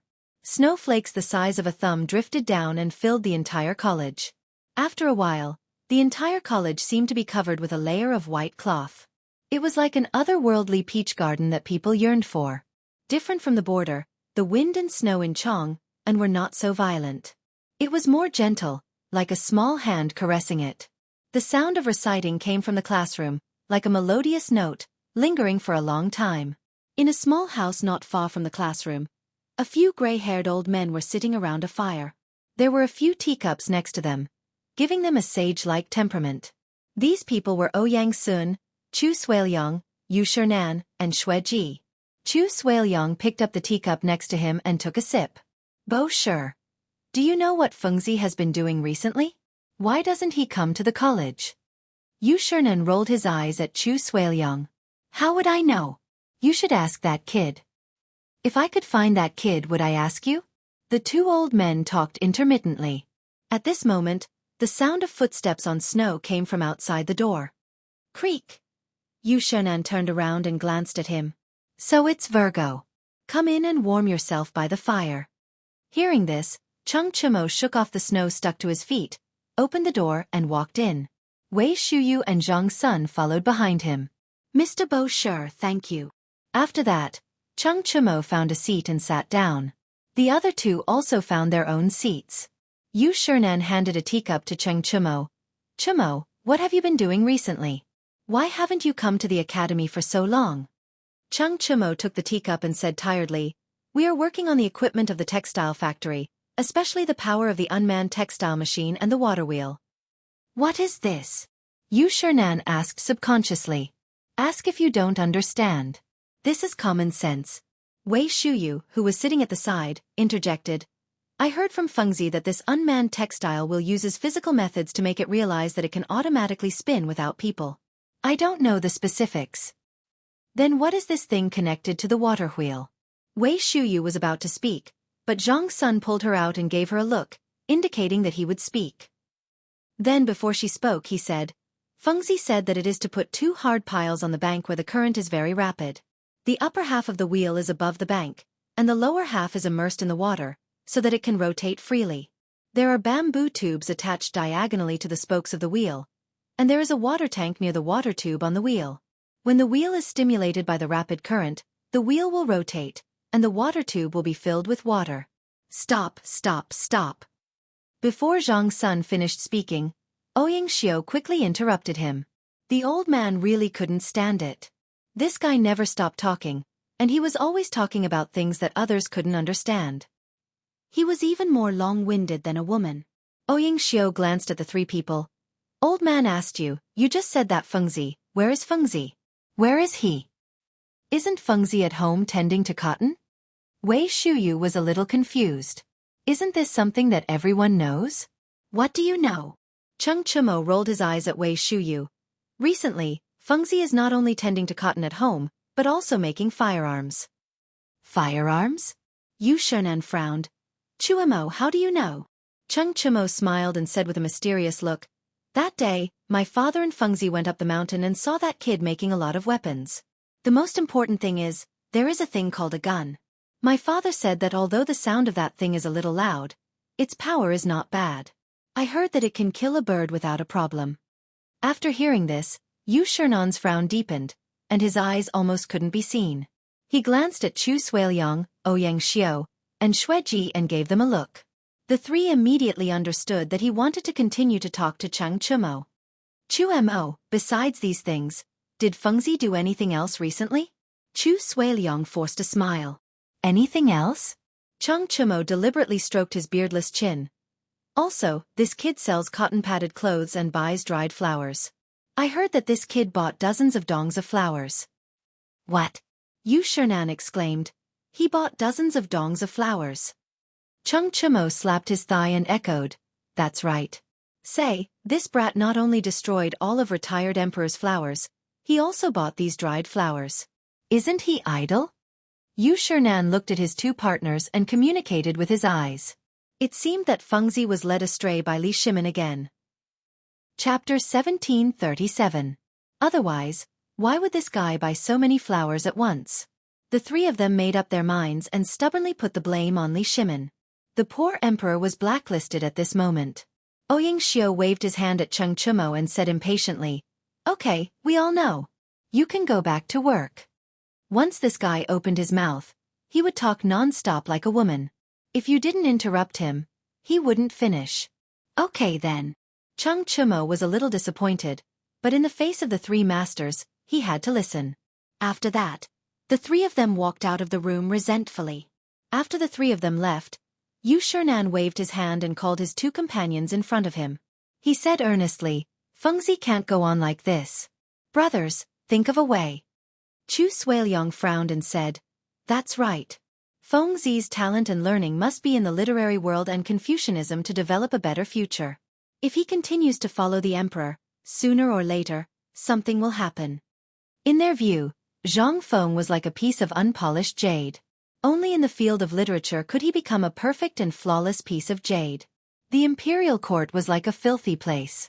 It would only let Zhang Feng, this piece of unpolished jade, be contaminated with secular air, and it would be difficult for him to become a talent. Ouyang Xiao nodded and said, You're right. None of those guys in the imperial court are good. Let's think of a way to bring Fengzi back. Xue Ji stroked his beard and seemed to have thought of something. Didn't Fengzi say that he wanted to organize a basketball game? Let's say that we help him organize a basketball game. He will definitely be happy. Ouyang Xiao slapped his thigh. Yes, Fengzi has been wanting to organize this basketball game for a long time. With us, there will be no problem. Okay, let's not delay. Let's go find Fengzi immediately.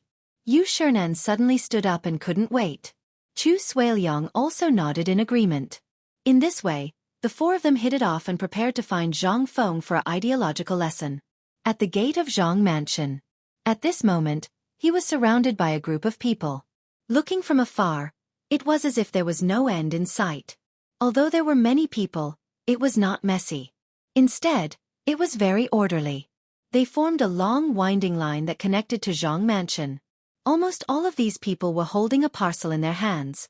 Some of them even had 2 or 3 parcels. From the gaps of these parcels, it could be seen that they were all filled with white paper. Housekeeper Du Ziting was standing at the entrance of Zhang Mansion. He was holding an account book in one hand and a brush in the other. He seemed to be recording something. One by one, don't rush. Xiao Wang, give me the money. Du Ziting lowered her head and took notes in her notebook. She was still yelling. At this moment, a carriage slowly drove over. The people in the queue hurriedly made way for him. Because they knew that a person who could sit in a carriage was not an existence they could provoke. The carriage stopped at the entrance of the Zhang Mansion. For sage-like old men alighted from the carriage one after another. It was Yu Shernan, Chu Suiliang, Ouyang Xiao, and Xue Ji who had come to look for Zhang Feng. So it's you, teachers. Quick, please come in. Du Ziting quickly put down the account book and called out to the 4 people. Who are these people behind you? Yu Shernan turned around and pointed at the people selling white paper. These are all selling white paper for master. Du Ziting said with a smile. Yu Shernan was slightly startled. He had seen them when he was sitting in the carriage just now, but he did not know what they were doing. Now that he heard the housekeeper say it, it was a little amazing. There were so many people selling white paper that the queue stretched out of the alley.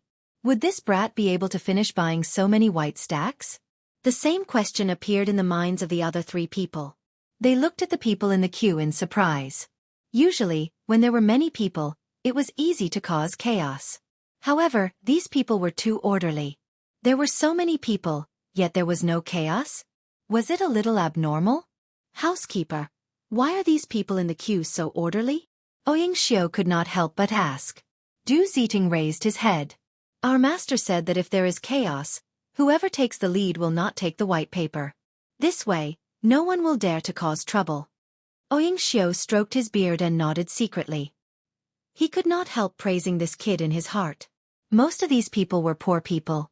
With a way to make money, they naturally did not dare to mess around. After chatting for a while, Du Ziting led the four people to Zhang Mansion. As soon as they entered the door, the four people were shocked by the scene in front of them. White paper. The whole garden was filled with white paper. There was a platform in the middle of the courtyard. Several servants were holding an unknown object in their hands and playing on it. They did not know what they were doing. The corridor connecting the atrium seemed to have become an assembly line for rolling cotton. Several maids were squatting on the ground and picking the seeds in the white paper with their hands. After picking, the maids handed the white paper to the servants in the courtyard. They began to play on the platform. The whole process was smooth and coordinated. Everyone was agile and pleasing to the eye. However, the four old man's sons were a little confused. Although they knew about the white paper and knew that Zhang Feng was making cotton-padded clothes, they did not know the process of making cotton-padded clothes. Housekeeper, this is... Yu Shernan pointed to the servant who was playing with cotton and asked. Chapter 1738. Teacher, I'm flicking cotton. I'm flicking the cotton until it's softer so that it's easier to use. Du Ziting replied with a smile. Yu Shernan shook his head. Anyway, he didn't understand. The other three were also dumbfounded. After chatting for a while, Du Ziting led the four of them through the corridor. They came to the south courtyard. There were a few women sitting in the courtyard with a machine in front of them. They were holding coarse cloth in their hands and were processing it. There were also a few women sewing the processed cloth next to them. They already had the first model of cotton-padded clothes. Is this also the process of making cotton-padded clothes? Yu Shernan pointed at the cotton-padded clothes model and asked in confusion. These have the shape. As long as you fill it with white cotton, it'll be cotton-padded clothes. Du Ziting smiled. What a wonderful idea. Xianxia stroked his beard and couldn't help but praise. Butler, are there any cotton-padded clothes? Let me see. Yu Shernan asked curiously. Looking at the cotton-padded clothes being processed, his heart was itching. Speaking of this, the four of them looked at Du Ziting together. Of course, the cotton-padded clothes are being made in the north courtyard. Old Master is also there. Du Ziting smiled. Okay, quickly bring Old Man there. Yu Shernan couldn't wait. Then, Du Ziting led them through the corridor and came to the north courtyard. As soon as they entered the courtyard, they saw a crowded scene. The courtyard was full of people. A dozen women were sitting on stools, holding the first model of cotton-padded clothes in their arms and stuffing cotton into it. After stuffing it, they handed the clothes to the women beside them. These women were sewing the cotton-padded clothes together. Zhang Feng was standing at the side, checking and giving a few pointers from time to time. These women were very fast. After a few turns, a cotton-padded clothes were done. Zhang Feng picked up the cotton-padded clothes and looked at them. After confirming that there was no problem, he put them aside. Fengzi. Yu Shernan waved at Zhang Feng. There was no other way. The entrance was already filled with people. How could these few old men squeeze in? Hearing someone call out to him, Zhang Feng turned around abruptly, his face beaming with joy. Mr. Bo Shi, why are you guys here? After that, Zhang Feng waved his hand at the door. Make way for these gentlemen. As soon as he finished speaking, the women at the door glanced at Yu Shernan and the others before resentfully opening up a path. They were chatting happily with the master just now, and the master even said that he would give them a raise. She didn't know what these old men were doing, disturbing her good time. After the crowd cleared the way, Zhang Feng hurriedly greeted them. Gentlemen, please come in. You came at the right time today. I just made some new cotton-padded clothes. Come and take a look. Yu Shernan stroked his beard and strode forward with the other three following closely behind. This is my newly made cotton-padded jacket and quilt. Come and take a look. Zhang Feng pointed at the finished cotton-padded jacket and introduced it to them. Touching the neatly arranged cotton-padded clothes and quilts, Yu Shernan was overjoyed. How nice would it be if everyone in the academy could have a share of these things? Especially the quilt, it was incomparably soft to the touch. If they covered their bodies with it, they wouldn't be afraid of freezing their feet at night. Not only him, but the other three also had the same idea. They stepped forward and touched the jacket and quilt, wishing that they could put their hands in it to warm up. Zhang Feng saw the joy on their faces and smiled. It's rare for the four of you to come together today. I'll give one to each of you. After that, he picked up the jacket and handed it to the four of them. You brat. Yu Shernan took the jacket and looked at it carefully, his face full of joy. Since you're so generous, we won't stand on ceremony. Chu Suiliang accepted the jacket graciously. At this time, Ouyang Xiao coughed softly. Everyone suddenly realized that they were looking for Zhang Feng to return to the academy. How could this brat pull them aside with just a few words? Fengzi, get ready to return to the academy with us. Xueji put down the jacket in his hand and pretended to be angry. That's right. Fengzi. How long has it been since you went to the academy? Look at how wild you have become. Ouyang Xiao also spoke from the side. Everyone spoke in a few words, spitting saliva everywhere. Just as Zhang Feng was about to speak, there was a sound of footsteps outside the door. After a while, Li Shimin walked in with Chang Yaojin, Wei Zhang, and the others. Seeing the scene in front of him, Li Shimin was slightly surprised. He didn't expect the four of them to be here too. He stepped forward and smiled. So the four of you are here too. May I know why you're looking for Fengzi? Yu Shernan frowned slightly and replied faintly, We're here to ask Fengzi to return to the academy. He didn't have a good impression of the emperor in front of him. If it weren't for him, would Fengzi have been fooling around all day? Of course, the other three had the same opinion. They all thought that Fengzi was influenced by Li Shimin. Why are you in such a hurry? Li Shimin didn't care. He glanced at the cotton-padded jacket in the courtyard. Isn't he dealing with the cotton-padded jacket now? It's mainly because of the basketball competition. Previously, Fengzi promised that the champion would get a chance to enter the academy for free. Now many people are asking when the competition will be held. After all, this promise is very tempting. Xueji stroked his beard and said faintly. Chapter 1739. Hearing this, Li Shimin frowned slightly. If Fengzi left, what about the cotton-padded clothes? He couldn't handle it alone. No, he had to listen to Fengzi. Fengzi, what do you think about this? Li Shimin looked at Zhang Feng and asked seriously. Personally, he didn't want Zhang Feng to go to the academy, at least not now. Because he still had a lot of things to deal with. If he really left, who would give him ideas? The basketball game is my previous promise. This thing has to be done. Just now, Sir said that many people have begun to ask. It's not appropriate to not do it. Lao Li, I'll leave the cotton-padded clothes to you for the time being. Everyone in the yard knows how to do it. You don't have to worry about anything. Zhang Feng glanced at the crowd and said. Indeed, this was the time to pay attention to promises. For a promise, some people would even risk their lives. If he said he didn't do it now, he wouldn't be able to establish himself in the future. Everyone's spittle could drown him. This had nothing to do with status. After all, gossip was a fearful thing. After hearing Zhang Feng's words, Li Shimin didn't say anything. He also understood the reason. Although he was reluctant to leave Zhang Feng, it seemed that this basketball game had to be done. Zhang Feng waved to Du Ziding and said, Old Du, go and tell Jingshu and Yu Yao to pack up and get ready to go to the academy with me. Li Shimin and the others looked at each other, but didn't know what to say. Yu Shernan was full of joy. He thought that this guy was finally going to go to the academy with him. This time, he couldn't let him go down the mountain easily. After a while, Jingshu and Zhang Yuyao packed up their luggage.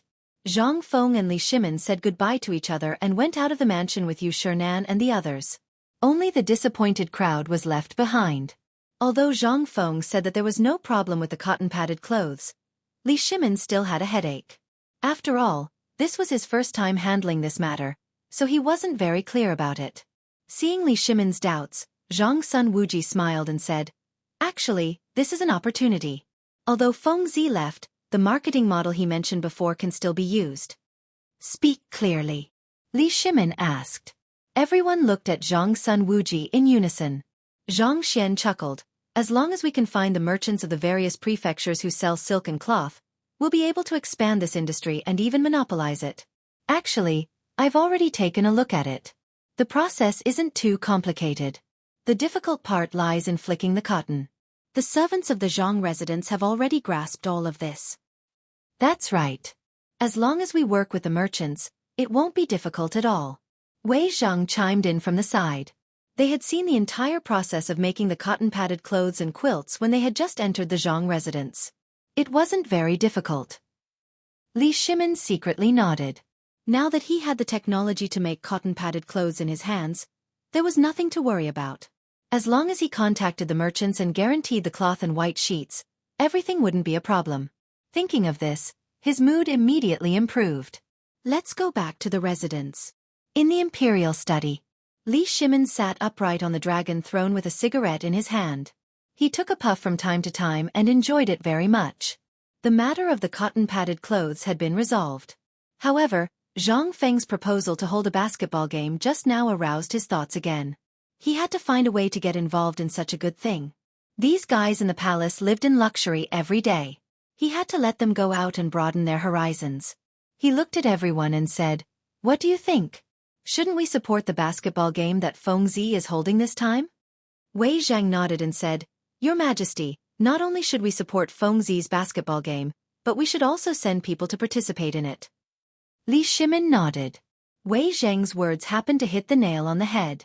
He smiled and said, "I'm going to let the women in the palace lead a team of women to participate in Feng Zi's basketball game. What do you think?" "Your Majesty's intention is really good. The people in the palace and outside the palace can share entertainment together. It's enough to show your Majesty's love for the people." Zhang Sun Wuji smiled. These words made Li Shimin very happy.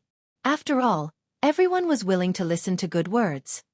"Your Majesty, I suggest that this matter can be discussed in the morning court tomorrow. Maybe those high-ranking officials will let their children participate. After all, these young masters are all playboys in Chang'an. They won't let go of such an opportunity." Wei Zhang cupped his hands and said, "My beloved, you're right." Li Shimin nodded and took a deep breath of the cigarette. Those playboys are also considered the tyrants in Chang'an. It's time to see the world. Everyone discussed for a while and then dispersed. In the morning court the next day, the officials came to the main hall early, holding white jade tablets and looking solemn. Li Shimin walked out of the side hall, waved his sleeves, and sat on the dragon throne. "Greetings, Your Majesty." The officials bowed in unison. Li Shimin waved his hand and motioned for the officials to rise. "Thank you, Your Majesty." The officials rose. "My beloved officials, I've received news that the Dean of White Deer College, Zhang Feng, is going to organize a basketball game. The winner will be qualified to study in White Deer College. Are you interested?" As soon as Li Shimin finished speaking, the main hall immediately became lively. White Deer College is finally going to organize a basketball game. Old man has been waiting for this opportunity for a long time. This time, I must let my son participate. The ranking isn't important. The most important thing is to participate. Chapter 1740. I want my son to go too. I want to bring my family's servants.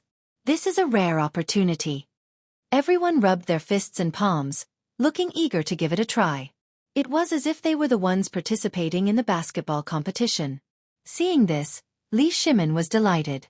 The enthusiasm of the officials was a clear indication of the importance of this competition. Seeing the endless noise in the imperial court, Xiao Gizi hurriedly shouted in a hoarse voice, "Everyone be quiet."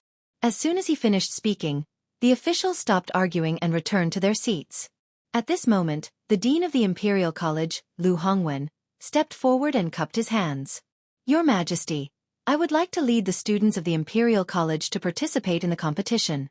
Your Majesty, please allow it." Before Li Shimin could reply, the Hongwen Guan's dean, Ouyang Kai, also stepped forward. He cupped his hands and said, "Your Majesty, I would like to lead the students of the Hongwen Guan to participate in the competition. Please allow it." Since you have such intentions, I will naturally allow it. Li Shimin waved his hand and immediately agreed. Seeing that everyone was so enthusiastic, he was overjoyed. How would he dare to reject? When Cheng Yaojin and Yu Qigong saw this, they exchanged a look. Without saying anything, the two of them immediately understood each other. They stepped forward one after another and cupped their hands. Your Majesty, I would like to lead the soldiers to participate in the competition. Please allow it. Your Majesty, I would like to as well. Please allow it. Following the lead of Cheng Yaojin and Yu Qigong, the generals standing at the side couldn't help but step forward to ask for permission. Your Majesty, I would like to lead my family to participate in the competition. Your Majesty, I would like to as well. Actually, when Li Shimin said this, they already wanted to step forward. However, he beat them to it. Now that there were two big shots stepping forward, they naturally couldn't back down. Basketball could be said to be a national sport. Not only could it strengthen one's body, but most importantly, after the students of White Deer Academy graduated, they would be able to take Zhang Feng's documents and become officials in the imperial court or take up a position in the Ministry of Works. This was a huge temptation for generals who relied on their military exploits to rise to the top. Although they couldn't participate, they still had children at home. It was great to give their children a chance. Of course, the generals weren't the only ones who had such thoughts. The civil officials also wanted to find a way out for their descendants. After all, White Deer College was approved by His Majesty. Principal Zhang Feng's reputation was even more widespread. He was known as a prodigy, so there was no mistake in participating. Your Majesty, please allow me to participate in the basketball match. Your Majesty, this subject agrees. His Highness's officials seemed to be united as they all asked for orders. Li Shimin had a headache. He didn't expect there to be so many officials. The reason why he had said it earlier was so that the officials would respond and step forward to represent him. He didn't expect so many officials to appear at once. Almost all of them were asking for orders. Other than a few stubborn old people, the main hall was filled with officials asking for orders. He felt like he was riding a tiger and couldn't get off. However, this matter was beneficial to the country and the people. No matter what, he had to set an example. So be it if there were more people. He believed that the kid could handle it. He made up his mind, but his expression was still calm. I understand what all of you are saying. I approve. Thank you, Your Majesty. The officials bowed. After the court session, the officials hurried back to prepare for the basketball match. The military officials rushed to the barracks to select elite soldiers for training. The civil officials started to select servants from their families to accompany the young master. Even the imperial palace began to train. Li Shimin transferred many strong palace maids, and the imperial bodyguard circled out a large area in the imperial palace to begin training. On the other hand, the main venue, White Deer College, wasn't idle either. Ever since Zhang Feng returned, he started to prepare for the basketball match. The people from the college also knew the importance of this basketball match. They took the initiative to bring everyone to the court to play. They were determined to win first place. Just like that, the basketball match's reputation spread like wildfire. Now, the streets of Chang'an were filled with news about the basketball match. After a few days of preparation, the basketball match was about to start. White Deer College basketball court. The spectator seats were filled with people. Not only were there rich people, there were also many poor people. They all heard the news and came to watch. They couldn't miss such a grand event. There were also some high officials' children in the front row. Many of them didn't have the qualifications to participate and could only watch. There were also children of the royal family, such as Li Ji and Li Quan. They were still young and could only raise their heads to look at everything in front of them. Beside them was a big shot like Li Yuan. When he heard about the basketball match, he was the first to want to come. Looking back at the court, Zhang Feng stood in the middle of the court. This time, he wasn't participating. He was the referee. Because these people didn't know much about basketball, they needed him to guide them. Zhang Feng gestured to the people on the court, indicating that they were starting to warm up. The first match was between Chang Yaojin's team and the Grand Scribe's team. When they drew Chang Yaojin's team, the Grand Scribe was about to cry. Who didn't know that Chang Yaojin was a famous scoundrel? Even if he lost, he could still say that he won. Moreover, he had the identity of a duke. Who dared to offend him? Chapter 1741. After the court session, all the officials seemed to have something on their minds. They didn't talk to each other and hurriedly walked out of the palace gates. Even the few old officials who usually needed the help of servants to attend court were in high spirits, afraid that they would fall behind. Not to mention the generals, each one of them ran faster than the other. They took large strides and hurried back home. Even the officials who usually liked to drink wine didn't go to the restaurant. This was because they had something important on their minds, which was to gather people for training and prepare for the competition. Originally, this kind of competition wasn't worth the officials' craze. However, Zhang Feng had promised that as long as they won first place, they would be able to enter the academy for free. That was White Deer College. As long as they studied for 3 years, they would be able to enter the imperial court as an official with Zhang Feng's documents. They could even enter the Ministry of Works. The 6 ministries weren't easy to enter. Even if you were the son of a high-ranking official or an aristocratic family, you wouldn't be able to enter the Ministry of Works if you didn't have some ability. Now, Zhang Feng had announced that as long as they won the competition, they would be able to enter the academy. To these hedonistic sons of high-ranking officials, this was a chance to reach the heavens in a single bound. Once the news reached the academy and the heavens heard it, just thinking about it was enough. More importantly, His Majesty the Emperor had announced that he supported the officials' participation. This was a shot in the arm for everyone. Even if they couldn't win first place, they had to perform well in front of His Majesty. Furthermore, there was such a tempting reward for winning first place. It would be strange if they didn't go crazy. However, the civil officials were still all right. They only lifted their skirts and ran towards the palace gates. The generals were a little unsightly. They ran as fast as they could, not caring if there was anyone in front of them. Some of them even lost their shoes. Especially Chang Yaojin, he kicked a few civil officials over just for 1 point.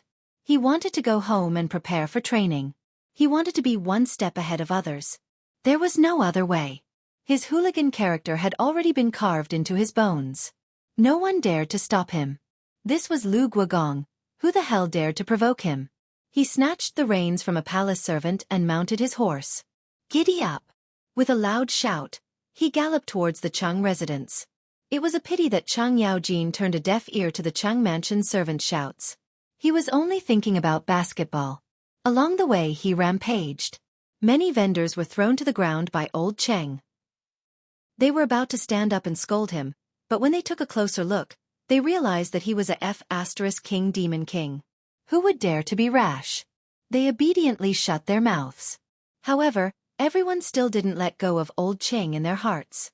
They called him AB***starred, AB***starred, and other unpleasant words. When everyone cleaned up the stall again, they saw the silver on the ground. They put on a smile again and stopped cursing in their hearts. After rushing all the way, old Cheng finally arrived at the Chang mansion. He jumped off his horse like a carp. Cheng Air, where the hell did you go?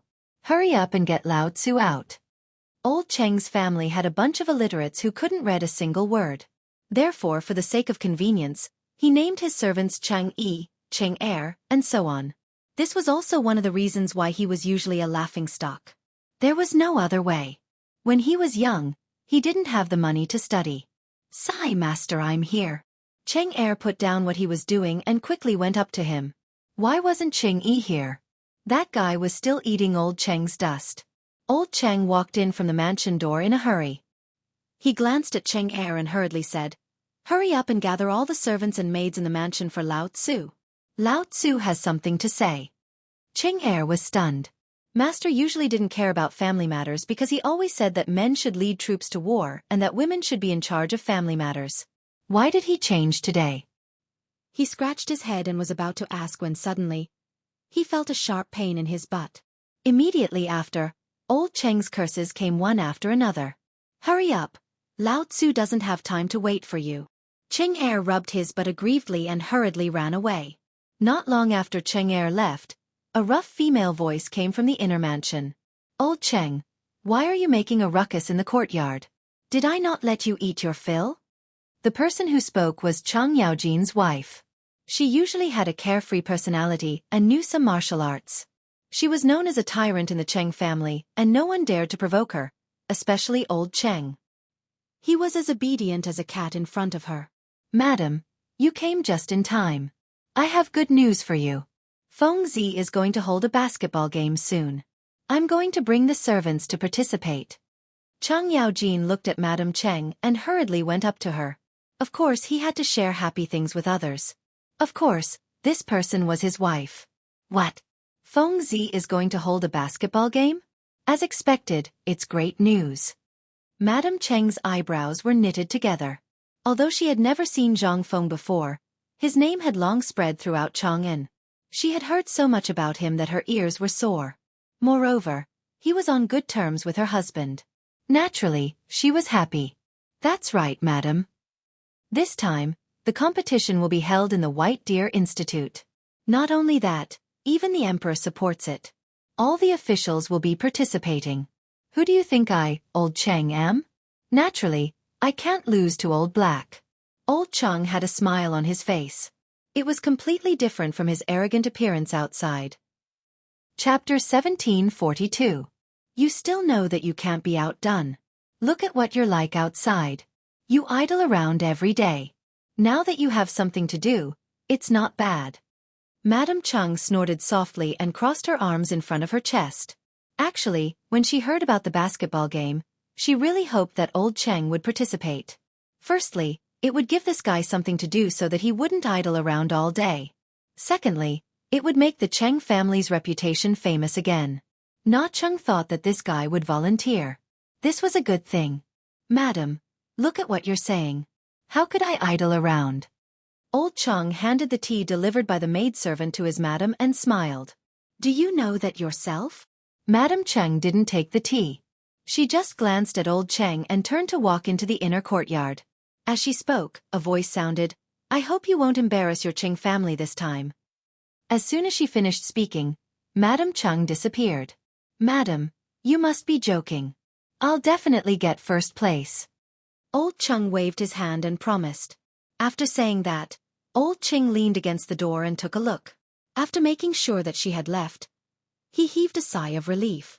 A moment later, Cheng Er led all the servants and maidservants to the front yard. There were 20 servants and 15 maidservants. There were a total of 35 people. Master, the servants and maidservants have all been brought here. Cheng Er endured the sharp pain in his butt and bowed. Old Cheng tidied up the resentment from being bullied by his madam and nodded at Cheng Er. With his hands behind his back, he walked in front of everyone and scanned them one by one. Many of the servants were soldiers who had come down from the battlefield. They had followed him before and could be considered to have some friendship. The maidservants were hired. You and you come out. Old Cheng reached out and pointed at a few servants, indicating for them to step out. The few people who were pointed at were confused, but in order to avoid injury, they still stood out. They were all the strongest in the Cheng family. Such people had good physical fitness and would be good at playing basketball. Even if they didn't know how to play, he could teach them himself. These problems didn't exist. Leave behind 3 maidservants who are in good health. The rest of you are dismissed. Go do whatever you need to do. Old Cheng waved his hand at everyone and dismissed them.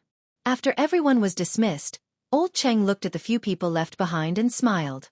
You all know basketball, right? Who knows how to play? As soon as he finished speaking, everyone's face lit up. It turned out that Old Master had kept them here for basketball. They used to be soldiers. Although they were now servants in the Cheng mansion, they would still do some activities.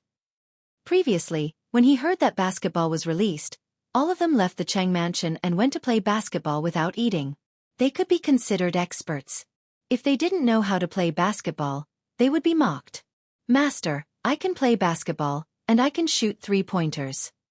Come on, have you ever made a 3-point shot like that? Master, I can do it too. 1 against 2 is no problem. Everyone was talking at once, and Cheng Yaojin felt like his head was about to explode. Shut up, Lao Tzu. Old Cheng shouted, and everyone immediately stopped talking. Then, Old Cheng glanced at everyone. I don't care if you knew how to play Lao Tzu in the past, but you have to know how to play now. Now, White Deer College is going to hold a basketball game. You will participate with Lao Tzu. From today onwards, everyone is only allowed to sleep for 6 hours a day. You have to train the rest of the time. Can you do it? When everyone first heard that old Cheng was going to hold a basketball game at White Deer College, they almost shouted because they all knew what kind of existence White Deer College was. Although they had never been there, they had heard of it. It was a signboard that the emperor had personally appointed. If they played a game there, wouldn't they be full of imperial aura? They would even have the right to brag in the future. However, after hearing the last part, everyone's excitement was extinguished by old Cheng. They were only allowed to sleep for 6 hours a day. Damn it, even the military camp wasn't so strict. However, when they thought about being able to play basketball at White Deer College, everyone felt relieved. Their eyes were red as they shouted in unison. We can do it. We'll get first place. We'll get first place. We'll get first place. Old Cheng glanced at everyone and couldn't help but nod.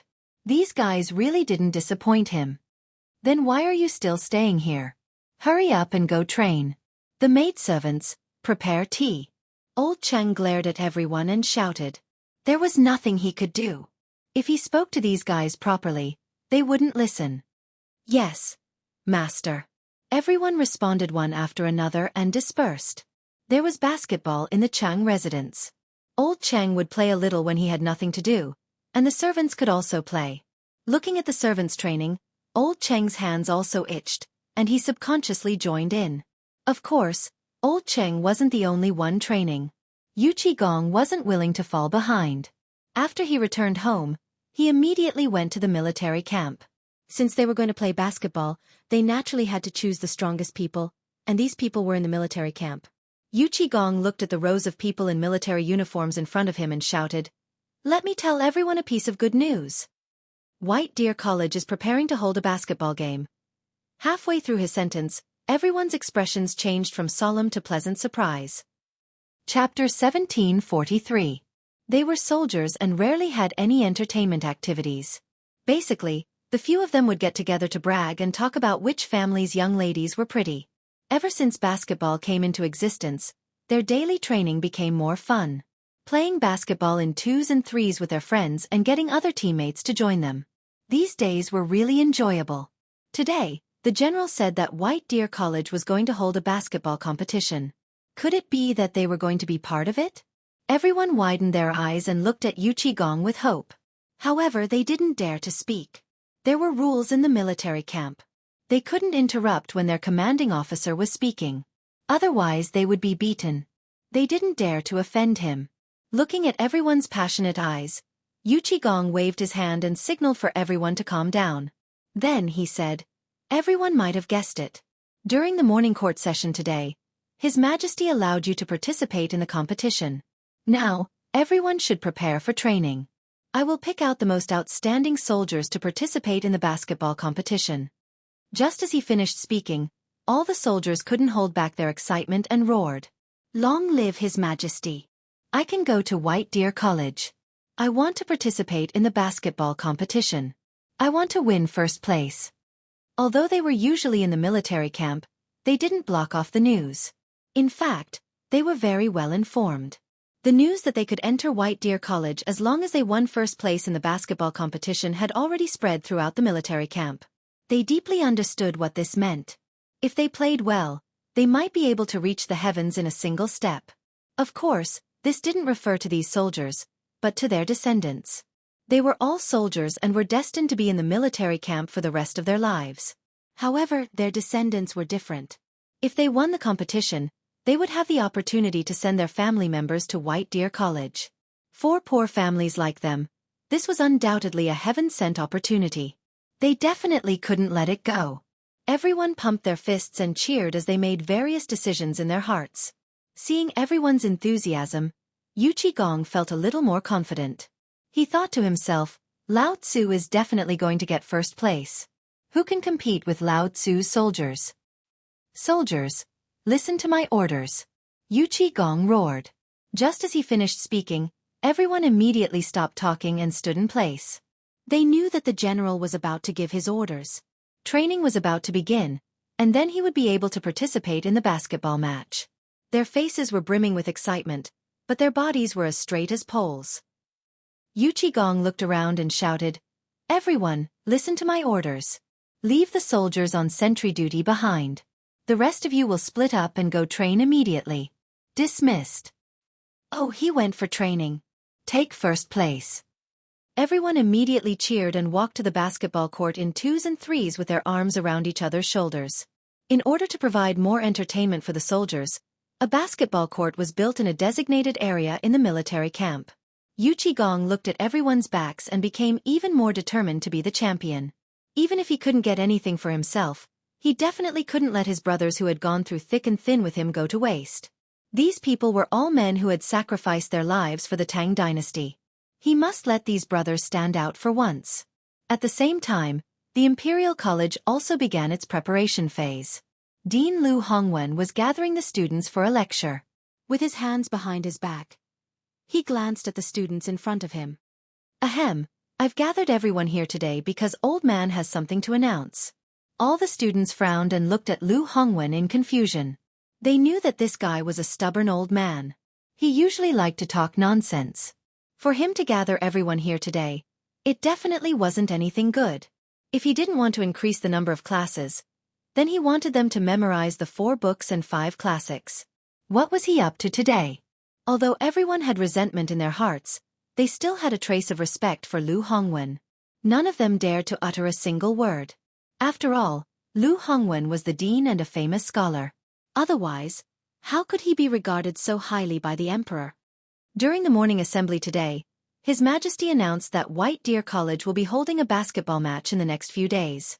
After Old Man's pleading, His Majesty has agreed for Imperial College to participate. Lu Hongwen stroked his beard with his right hand. There was a hint of pride on his face. It was as if he had painstakingly begged for a place in the competition. As soon as he finished speaking, a hint of surprise flashed across the students' eyes. However, this surprise disappeared in an instant. Then, everyone was stunned and looked at Lu Hongwen in confusion. The surprise was that they could participate in the basketball match. One had to know that they were usually trapped in the Imperial College and basically had no freedom. Although they were the children of high-ranking officials, once they entered Imperial College, they had to obediently bow their heads and listen to the teacher's instructions. Usually, they were even stricter. They had to behave properly and sit properly. Now that they finally had a chance to play basketball, they could only play it for 2 hours a day. This kind of life had long driven them crazy. They couldn't wait to leave this place. Today, the dean actually said that he was going to hold a basketball match. This made everyone ecstatic. Because once it was held, they could leave Imperial College and see the outside world. At the same time, they couldn't believe it. Chapter 1744. They couldn't believe that this stubborn old man would plead with the emperor to let them participate in the basketball competition. The dean and the others wanted to keep them in the Imperial College so that they could study 24 hours a day and eat, drink, and defecate. Why did he change today? Was it because he was provoked by the emperor? Or was this the prelude to the storm? The students looked at each other in confusion, but no one dared to ask. Lu Hongwen saw the doubt in their eyes and asked, "What's wrong with you all? Shouldn't you be happy to hear this?" Happy. Everyone smiled bitterly. Who the hell knows if you have a backup plan? Once we're happy, we'll get a beating and say that we're ignorant and incompetent. That's too much of a loss. We're not that stupid. However, seeing how confident the dean was, it didn't seem fake. Finally, a student mustered up his courage and asked timidly, "Dean, is what you said true?" Hearing this, Lu Hongwen was enraged. "So you all thought that what I said was fake? This bunch of bastards." Although he was angry, he couldn't express it. He was still the dean of the Imperial College. He took a deep breath and his face darkened. "It's true. White Deer College will be preparing for the competition in a few days. Go and prepare for your training." With that, Lu Hongwen snorted and turned to walk into the inner hall. Seeing the dean walk away, everyone finally reacted. So there was really a basketball competition and they were going to be part of it. This was simply a dream for them who had been training hard in the Imperial College. Like runaway horses, they galloped toward the outer court, cheering, "Get first place." Oh! They were the children of high officials. Although they didn't have to worry about food and clothing, who didn't want to become an official? Unfortunately, most of the titles couldn't be inherited. Many of them had to rely on their own hard work to get a chance. Today, As long as they got first place in the White Deer College competition, it was equivalent to getting the right to become an official. With the support of their parents, what was there to worry about? Everyone was cheering and jumping in the courtyard. They were hitting the basketball, not caring about their image at all. What he didn't know was that Lu Hongwen hadn't gone far. He leaned against the door and sighed. This is outrageous. What a disgrace to the educated. He did not object to the scholars playing basketball, but these fellows did not even care about etiquette. They were rolling around in the courtyard, and some of them were even topless. How could a Confucian scholar like him not be angry? Not only had the Imperial College started their training, but Hongwen Guan, which was on the same level as the Imperial College, had also started their intensive preparations. Hongwen Guan was a bit different from the Imperial College. This was a place that was in charge of correcting maps and records. Therefore, most of the deacons here were members of the royal family. Each of them had an extraordinary status. If they weren't the nephews of the concubines, then they were the nephews of the nobles. These people were usually arrogant because they were pampered. They were famous tyrants in Chang'an City. However, due to Ouyang Kai's reputation and status in the imperial court, these people knew their place in Hongwen Guan. However, once they were out of Hongwen Guan, they were existences that no one dared to interfere with, except for people like Cheng Yaojin. Today, these people with extraordinary status were all gathered together by Ouyang Kai. Everyone, during the imperial court today, His Majesty revealed that White Deer College will be holding a basketball competition soon. Old Man made a request to His Majesty, and His Majesty decreed that Old Man would be leading the people of Hongwen Guan to participate in White Deer College's basketball competition. As soon as he said that, it immediately caused an uproar. What? White Deer College is holding a basketball competition. I've been waiting for this competition for years. It's finally starting. Everyone cheered in surprise. Logically speaking, they were all members of the royal family. They did not lack official positions or money. As long as they did not court death, they would be able to eat as long as Li Shimin was able to eat. Why were they still looking forward to the basketball competition? There was only one thing. They wanted to make a name for themselves in the competition. White Deer College was personally named by Li Shimin. It was different from other places. The entire college was tainted with the aura of royalty. As long as they won first place in this competition, they would definitely attract the attention of the whole world. More importantly, they would also attract the attention of Li Shimin. At that time, their family's reputation would be known. Li Shimin would definitely reward them well. Their official positions would also be low. When they thought of this, they could not suppress the excitement in their hearts. Hallmaster, when do we start training? Yes, Hallmaster. I can't wait. Everyone was talking at once. These people were all members of the royal family.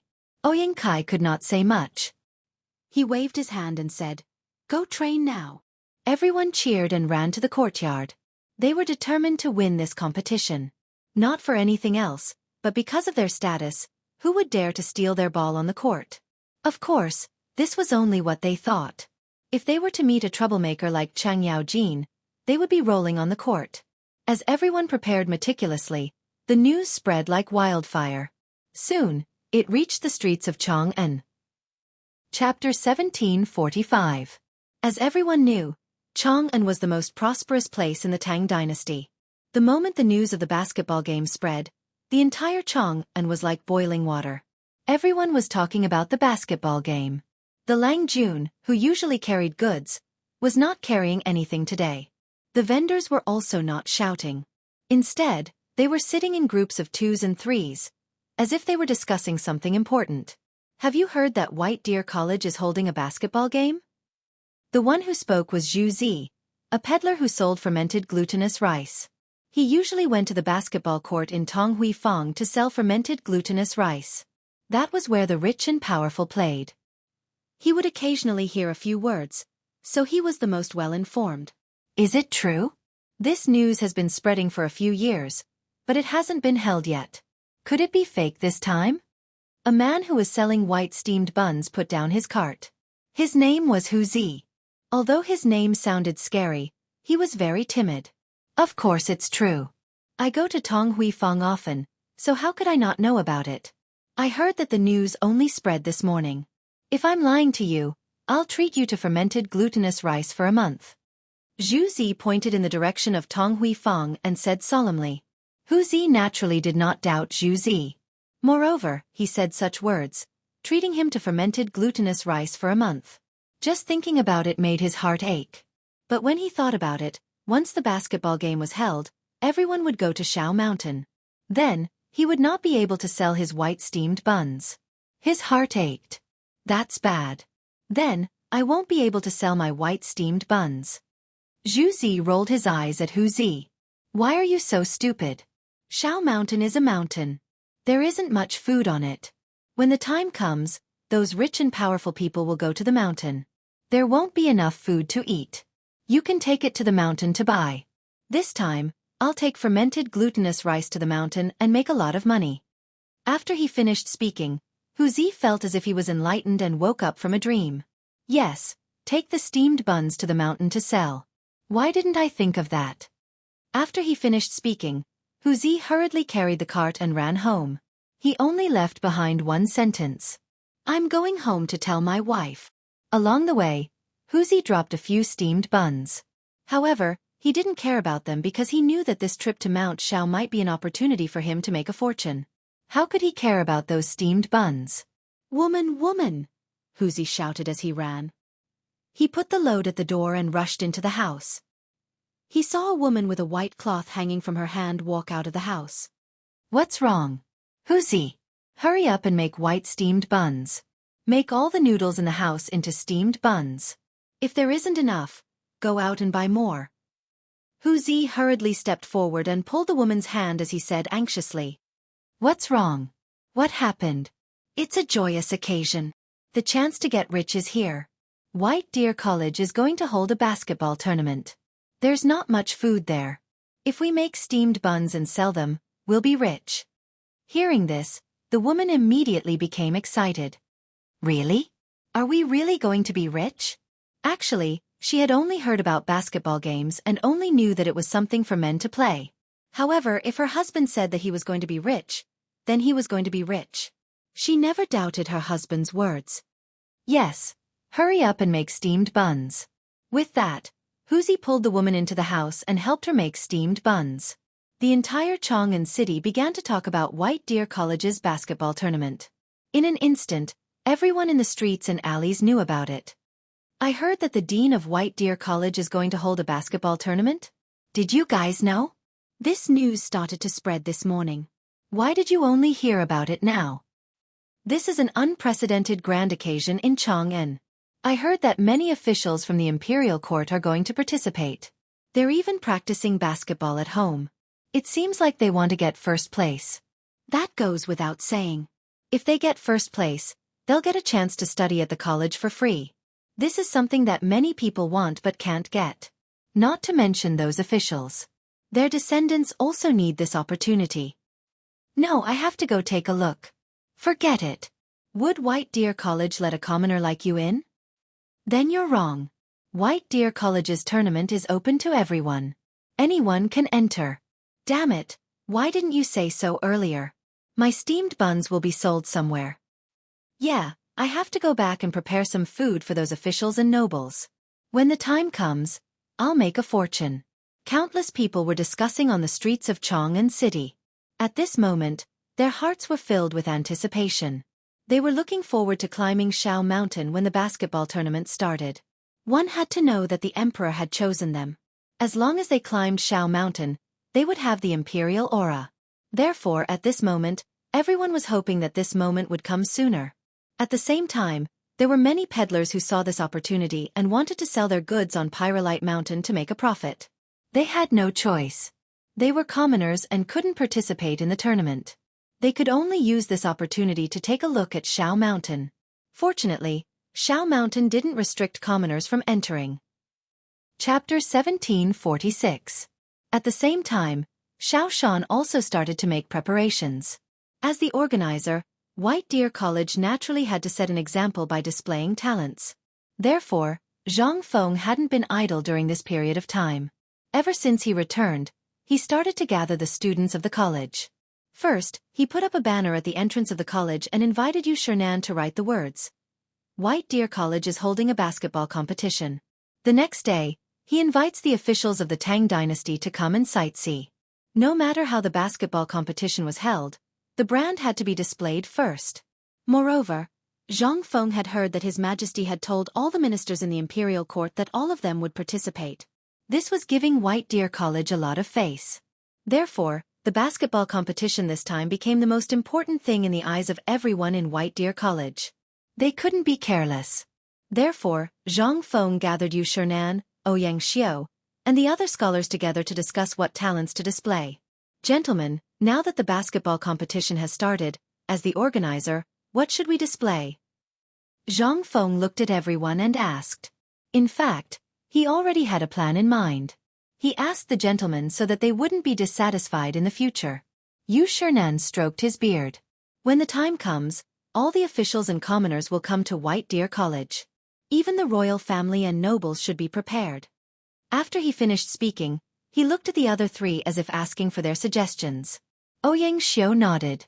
The royal family likes martial arts. Why don't we find a few martial artists to display their skills?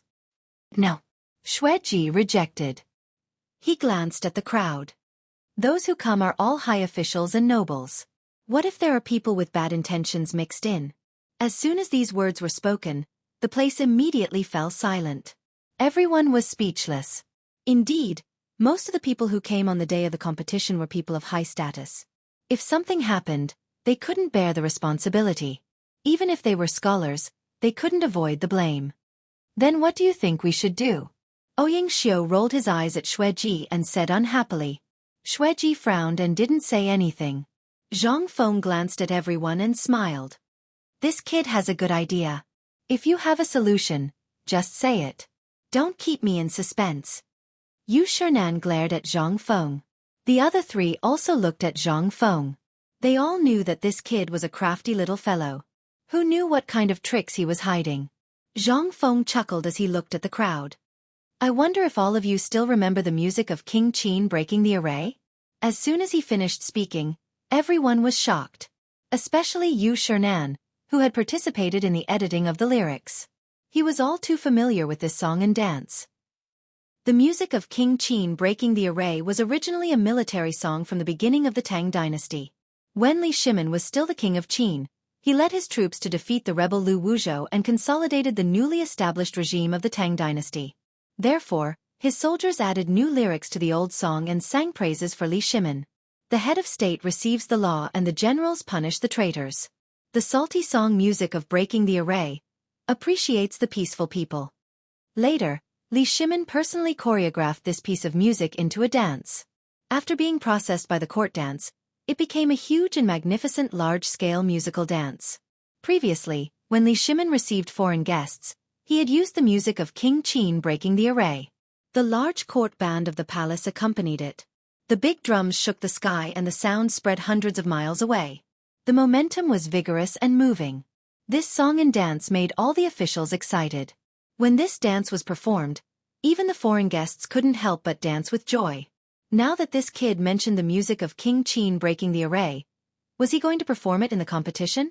Although this song and dance was for viewing, it was specially used by the royal family. It was usually enjoyed during banquets and was only arranged during ceremonies.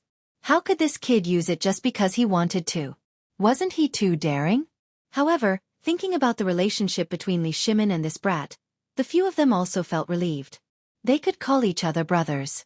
It didn't matter if they used it for a song and dance. Yu Shernan's eyes flashed with excitement. Kid, are you going to perform the music of King Qin breaking the array on the court? Previously, when he was composing the lyrics, he saw the palace servants perform the music of King Qin breaking the array. That scene was really grand. Now that he thought about it, he was still very excited. The other three were the same. They had basically seen it before. However, when they thought about that grand scene, their hearts beat faster. It was as if they were 10 years younger. That's right. Zhang Feng nodded and smiled. When the time comes, there will be so many people. I have to give them something to show off so that they won't think that our White Deer College is just a facade. This music of King Qin breaking the array is just right. Aren't you afraid that the royal family will find trouble with you? This is a dance music specially used by the royal family. Although Yu Shernan knew that Li Shimin wouldn't find trouble with Zhang Feng, there were other people. So what? When the time comes, I'll let Lao Li talk to Lord Zhang's son. I don't think the emperor is such a petty person. Moreover, this music of King Qin breaking the array is to praise him. What's there to be unhappy about? Zhang Feng rolled his eyes. Then what are you going to do with this music score? How did you get it? Ouyang Xiao asked from the side. As he spoke, he intentionally or unintentionally gave Zhang Feng a look. Chapter 1747. He knew that Yu Shernan had written lyrics for the Emperor of Qin's breaking the array, so he should have a copy. But he couldn't say it out loud. After all, it was an armor treasure. How could he take it out so easily? Zhang Feng instantly understood Ouyang Xiao's look. He also knew what was going on. He quickly played along and deliberately sighed. Alas, it's a pity that I don't have the music score. I want to play the Emperor of Qin's breaking the array, but I don't have the music score. As he spoke, he deliberately hammered his chest with his hand, looking like he was incompetent. From time to time, he would look at Yu Shernan from the corner of his eyes. Yes, Feng is so pitiful. Chu Suiliang patted Zhang Feng's shoulder and pretended to sigh. As good friends, they all knew Yu Shernan's background. But they couldn't say it out loud. So the three old men put on a show. Pitiful my ass. Yu Shernan blew his beard and glanced at Ouyang Xiao. This guy was the one who started it. He said angrily, "Is the old man useless?" The old man was the one who wrote the lyrics. What's wrong with getting some music scores? In fact, he had already seen through their clumsy acting. If it weren't for the fact that they were in the academy, he would have scolded them. Damn it, you just want the old man's music score? The old man also has music scores. I'll take them out and show them to you. He snorted at the crowd and then looked at Zhang Feng. Boy, isn't it just music scores and lyrics? Is it necessary? You're beating your chest and stamping your feet in front of the old man. The old man has eaten more salt than you have rice. Wait at the academy. The old man will go back and get it for you. After that, Yu Shernan glanced at the crowd. He deliberately stroked his beard and walked out of the academy with his head held high. Looking at the way he walked, it was as if he was saying, "Look, it's up to the old man." After Yu Shernan left, the three old men and the young man looked at each other. They looked at each other. They didn't expect their acting skills to be so weak. Gentlemen, I'll take my leave first. Zhang Feng cupped his hands towards them. He really couldn't stand this awkward atmosphere. Actually, he was quite happy in his heart. With just a few words, he had gotten the lyrics for the music of the King of Qin breaking the array. This was a royal item. It might even be a family heirloom in the future. One must know that Qin Wang breaks the enemy formation was a very rare piece of music and dance. It included the right side, the first side, the second side, the second side, the first side, the second side, the second side, the first side, the second side, the second side, the second side, the second side, the second side, the second side, the second side, the second side, the third side, the third side, the third side, the third side, the third side, and the third side. As for the assistant, he was going to let Zhang Yuyao do it. Although Zhang Yuyao was not as good as Jingshu, playing the piano was not a problem. Zhang Feng walked quickly to the door of the two women's room. Before he entered, he heard a burst of laughter. Sister, do you think Prince Zhang will like it? Whether he likes it or not, let's embroider it first. Yes, lest his soul is stolen by other women. Sister, you're so naughty. Zhang Feng was stunned. What were these two girls talking about? Embroider what? Ahem. He deliberately coughed twice. After a while, he pushed the door open and slowly walked into the room. The main thing was to give the two girls some time to prepare. Otherwise, if they saw something they shouldn't see, it would be awkward. The two girls lowered their heads. Their faces were as red as apples. They sat upright on the chairs. Except for their hands still pulling the corners of their clothes, they didn't seem to have any problems. Zhang Feng glanced at the two girls and showed a playful smile. Jingshu, you often play the piano. Have you heard of the music of the King of Qin breaking the array? Jingshu suddenly raised her head. Her gloomy face turned red again. Young master, what did you just say? This girl, so the time I gave you to prepare was all in vain. Zhang Feng smiled and shook his head. I mean, have you heard of the music of the King of Qin breaking the array? Or do you know how to play it? As his voice fell, Jingshu's body trembled slightly. As a master of the piano, how could she not know the music of the King of Qin breaking the array? This song had an extraordinary meaning in the Tang dynasty. It existed before the Tang dynasty was fully formed. It could be said that this military song of the Tang dynasty accompanied the soldiers of the Tang dynasty through countless glorious eras. However, the music of the King of Qin breaking the array had now become a royal song.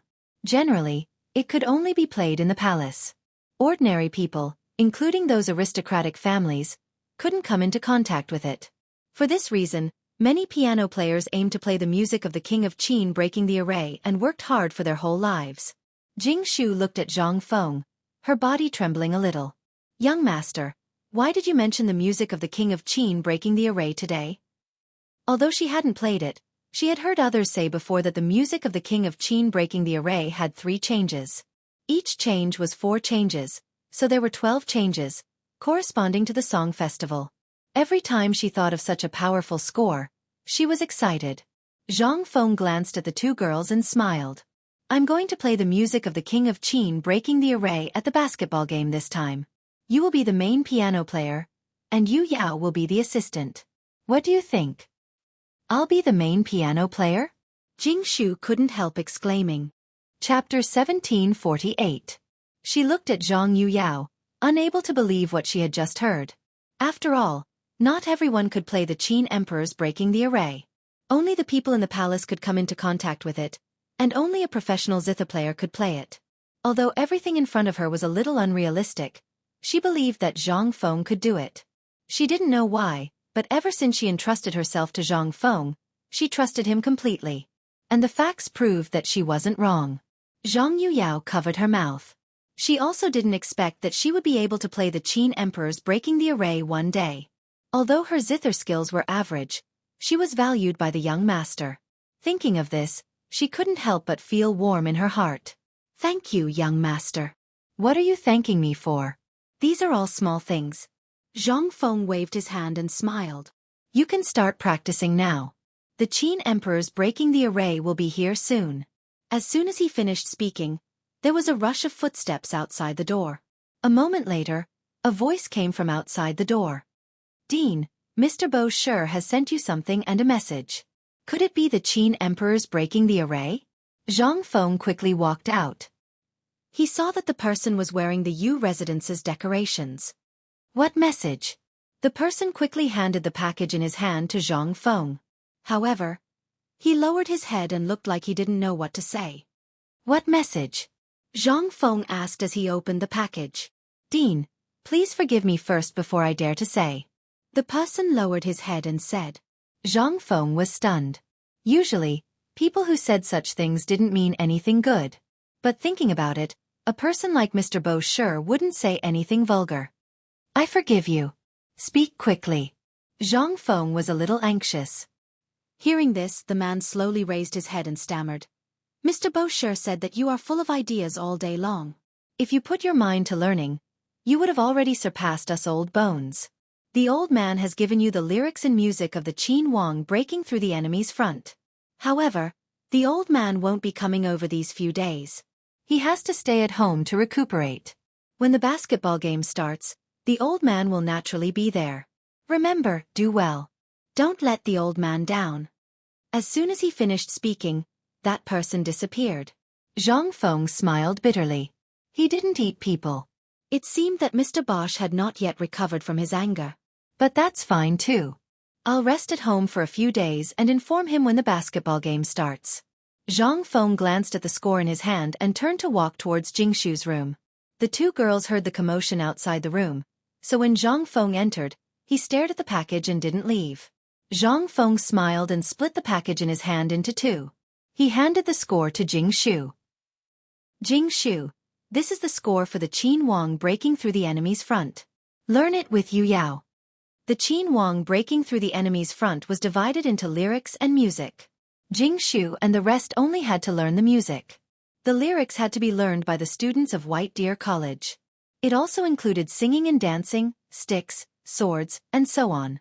This is the Qin Wang breaking through the enemy's front?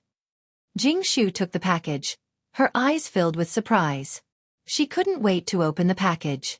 When the words, "Qin Wang breaking through the enemy's front," appeared in front of her eyes, she exclaimed excitedly, "It really is the Qin Wang breaking through the enemy's front.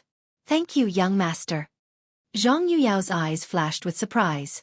Then, she looked at Zhang Feng. "Thank you, young master." "You're welcome." Zhang Feng waved his hand and smiled. "You can start practicing now. You'll have to perform on stage." "Okay." Jing Shu nodded at Zhang Feng and hugged the score tightly, afraid that someone would snatch it away. After that, Zhang Feng bade farewell to the two girls and walked to the basketball court. This was the place where the students usually entertained themselves. It was also the venue of the basketball competition. At this moment, all the students were busy on the basketball court. Some were setting up chairs, some were setting up tents. They were extremely busy. Ever since these guys knew that the college was going to hold a basketball competition, they didn't even study properly. They only thought about how to perform well and bring the college to greater heights. These students treated the college as their home. Zhang Feng was happy to see this. It was only for a short period of time, so it wasn't a big deal. "Yuan Hong, come here." He waved at a young man who was setting up chairs on the basketball court. This person was the son of a military general in the imperial court. He usually performed well and was considered a top student. When Yuan Hong heard that, he quickly put down the chair in his hand and ran to Zhang Feng. "Dean, what's the matter?" He scratched his head and smiled foolishly. Perhaps it was because of this that this guy was very popular. He could play a leading role in the college. Zhang Feng smiled. "Gather everyone. I have something to say." Yuan Hong nodded and scampered off. After a while, the basketball court was filled with people. They formed a neat line. These were the students of the college. Some of them were hired laborers. There were a total of 5,000 people. Chapter 1749. Zhang Feng swept his gaze over the crowd as he spoke in a loud voice. "Everyone should know that the White Deer Institute is going to host a basketball tournament this time around. The officials of the imperial court, as well as the commoners of Chang'an, will all return at that time. As long as the preparations for the White Deer Institute are completed, the tournament will be held immediately. For the sake of this grand event, I specially invited the Qin Emperor to come and cheer for the White Deer Institute." As soon as his voice fell, it immediately caused an uproar. "What? The Qin Emperor's breaking the array music? Is the dean going to perform the Qin Emperor's breaking the array music at the basketball competition?" "The Qin Emperor's breaking the array music? That's an imperial song. The dean is so powerful that he can get his hands on such a magical item. Does that mean we can hear the imperial song?" Zhang Feng was satisfied with the crowd's reaction. At least it meant that they knew the Qin Emperor's breaking the array music. It would be more convenient for them to rehearse. He cleared his throat and said loudly, "Everyone is right. This time, the college is going to perform the Qin Emperor's breaking the array music. You are the main actors." After saying that, Zhang Feng waved the lyric sheet in his hand. Everyone was stunned. They could not believe it. They could not believe that they could perform the Qin Emperor's breaking the array music. Many of them were commoners. They would never be able to come into contact with such an item from the imperial family, let alone sing it. This was a great honor. The academy, which was full of royal aura, was performing the lyrics of the royal family. It was really the manifestation of the ancestors. Looking at the excited crowd, Zhang Feng quickly said, "Everyone, calm down. This is just a song. We need you to perform it on the opening day. Just treat it as normal." He was afraid that these people would do something in the heat of the moment. After all, the emperor was supreme in their hearts. Ordinary people could not touch the emperor's things. In other words, those who touched the emperor's things were not ordinary people. They would have something to brag about. Lao Tzu had performed the Qin Emperor's breaking the array music before. Thinking of this, everyone was filled with pride. The basketball court gradually quietened down. There was only the sound of people talking. Zhang Feng handed the sheet music to Yuan Hong and said, "Yuan Hong, lead everyone to rehearse." Yuan Hong was shocked. He immediately straightened his body and respectfully took the Qin Emperor's breaking the array music. At this moment, everyone's eyes flashed with desire and anticipation. They also wanted to see the Qin Emperor's breaking the array music. However, he saw their anticipation. He straightened his body and carefully flipped a few pages. Then he said to everyone, divide into 12 teams and get ready to rehearse. Zhang Feng smiled and walked out of the basketball court with his hands behind his back. After he took a few steps forward, he heard a loud and clear, "The Emperor's back," the array music. Dissolute songs to break through the formation and enjoy the peaceful people. Four seas royal wind, millennium virtue clear water, today to success is success to us. The emperors to the emperor to you to Chang Sodom. At the same time, in the imperial garden of the imperial palace. This used to be a place for the imperial family and the nobles to admire the flowers. Since Zhang Feng's basketball came out, a few mu of land was fenced out and turned into a basketball court. The original flowers were cleared out and the ground was raised to the ground for people to play on. At this time, there was a team of women playing on the court in the imperial garden. They wore short sleeves and tied up their hair. They ran freely on the court like elks, looking valiant and formidable. Not far away, Li Shimin sat in a pavilion. He watched the women on the court attentively and cheered from time to time. Good play. Xiaozi, slam dunk. These female generals were all carefully selected by him from the palace. Especially this one called Xiaozi. Her three-point shot was amazing. She hit 4 out of 10 shots. With these people, he had absolute confidence to win first place in this basketball game. Li Shimin picked up a cigarette from the table and prepared to light it. Behind him, Xiao Gizi's eyes were sharp. He immediately took out a match and hurriedly lit it. Ever since the emperor took a liking to this, he never left the fire. Li Shimin took a deep breath and unconsciously revealed a smile. Xiao Gizi, what do you think of this army of women that Zhen chose? Can they win first place this time? Hearing this, Xiao Gizi hurriedly bowed and smiled.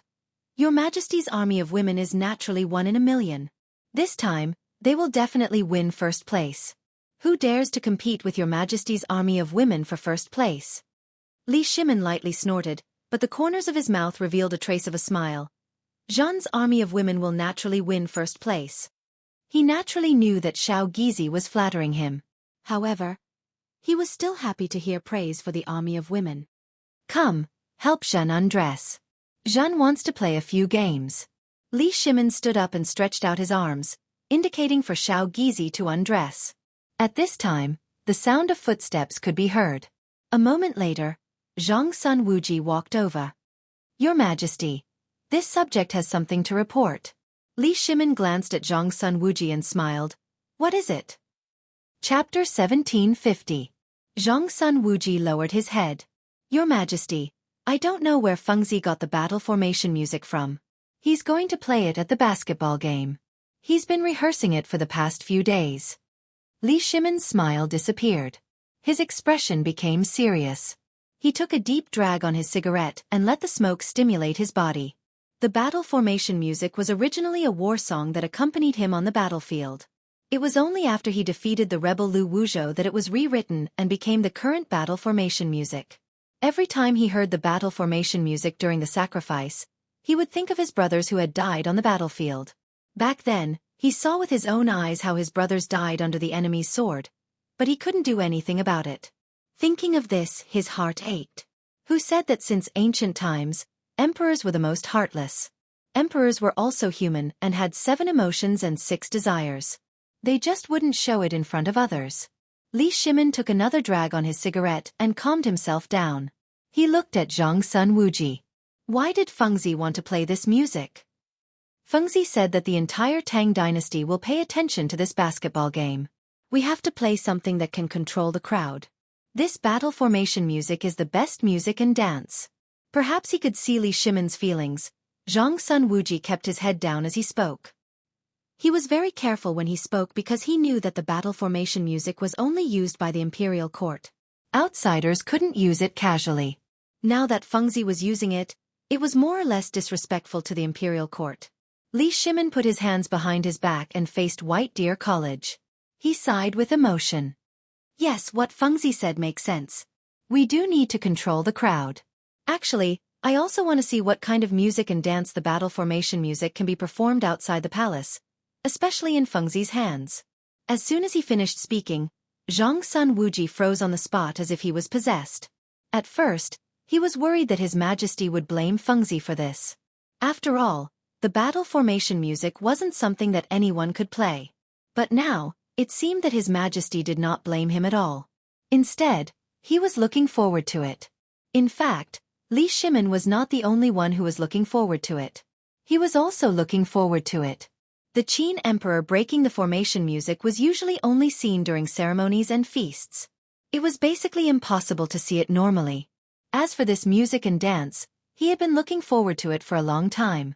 Now that Fengzi was going to perform, he was very happy. Your Majesty, Fengzi wants to play the music of breaking through the enemy's formation. He can't do it without the commander's flag and equipment. What do you think? Zhang Sun Wuji looked at Li Shimin from the corner of his eyes. The equipment for breaking the formation was all in the imperial palace.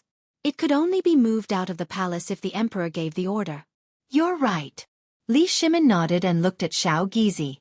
Xiao Gizi, immediately arrange for people to send the equipment to White Deer College. Tell them that Lord Zhang Sun sent it. Seeing this, Zhang Sun Wuji hurriedly smiled. Your Majesty really loves the people. The battle formation music has always been performed in the palace and has never been performed outside of the palace. If you perform it outside of the palace this time, all the officials and commoners will be able to see it. It will show your Majesty's kindness and the people's hearts of celebration. Haha. Li Shimin was in a good mood when he heard this. He grabbed Zhang Sun Wuji and said, My beloved official, let's go. Play a few rounds with me. Zhang Sun Wuji's expression changed slightly, but he still smiled apologetically. Your Majesty, I think I'll pass. I'm already a bag of old bones. I can't take it anymore. Indeed, his body was not as strong as Li Shimin's. He did not dare to play such a difficult sport. However, Li Shimin did not care so much. He pulled Xiao Gizi's hand and rushed into the basketball court. Xiao Gizi turned around and screamed, Your Majesty, you haven't taken off your clothes yet.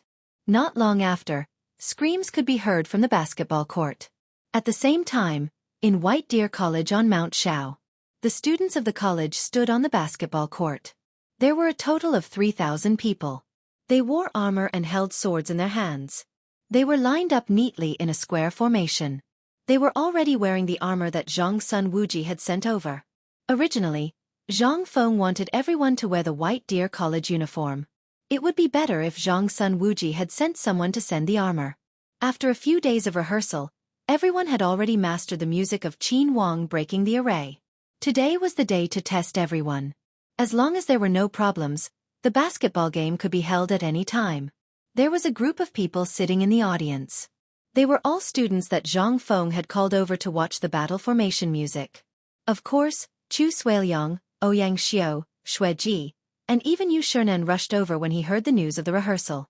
They sat in their chairs and held teacups in their hands. They were very comfortable. Zhang Feng stood in front of the team with a flag in his hand. There was a huge Qin written on it. It was very dazzling.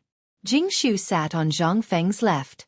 She was testing a guqin in front of her. Zhang Feng sat on Zhang Yuyao's right. She hugged a pipa and looked forward. There were 10 girls sitting behind the 2 girls. They were holding a guqin and a pipa respectively. They were the assistants of the 2 girls.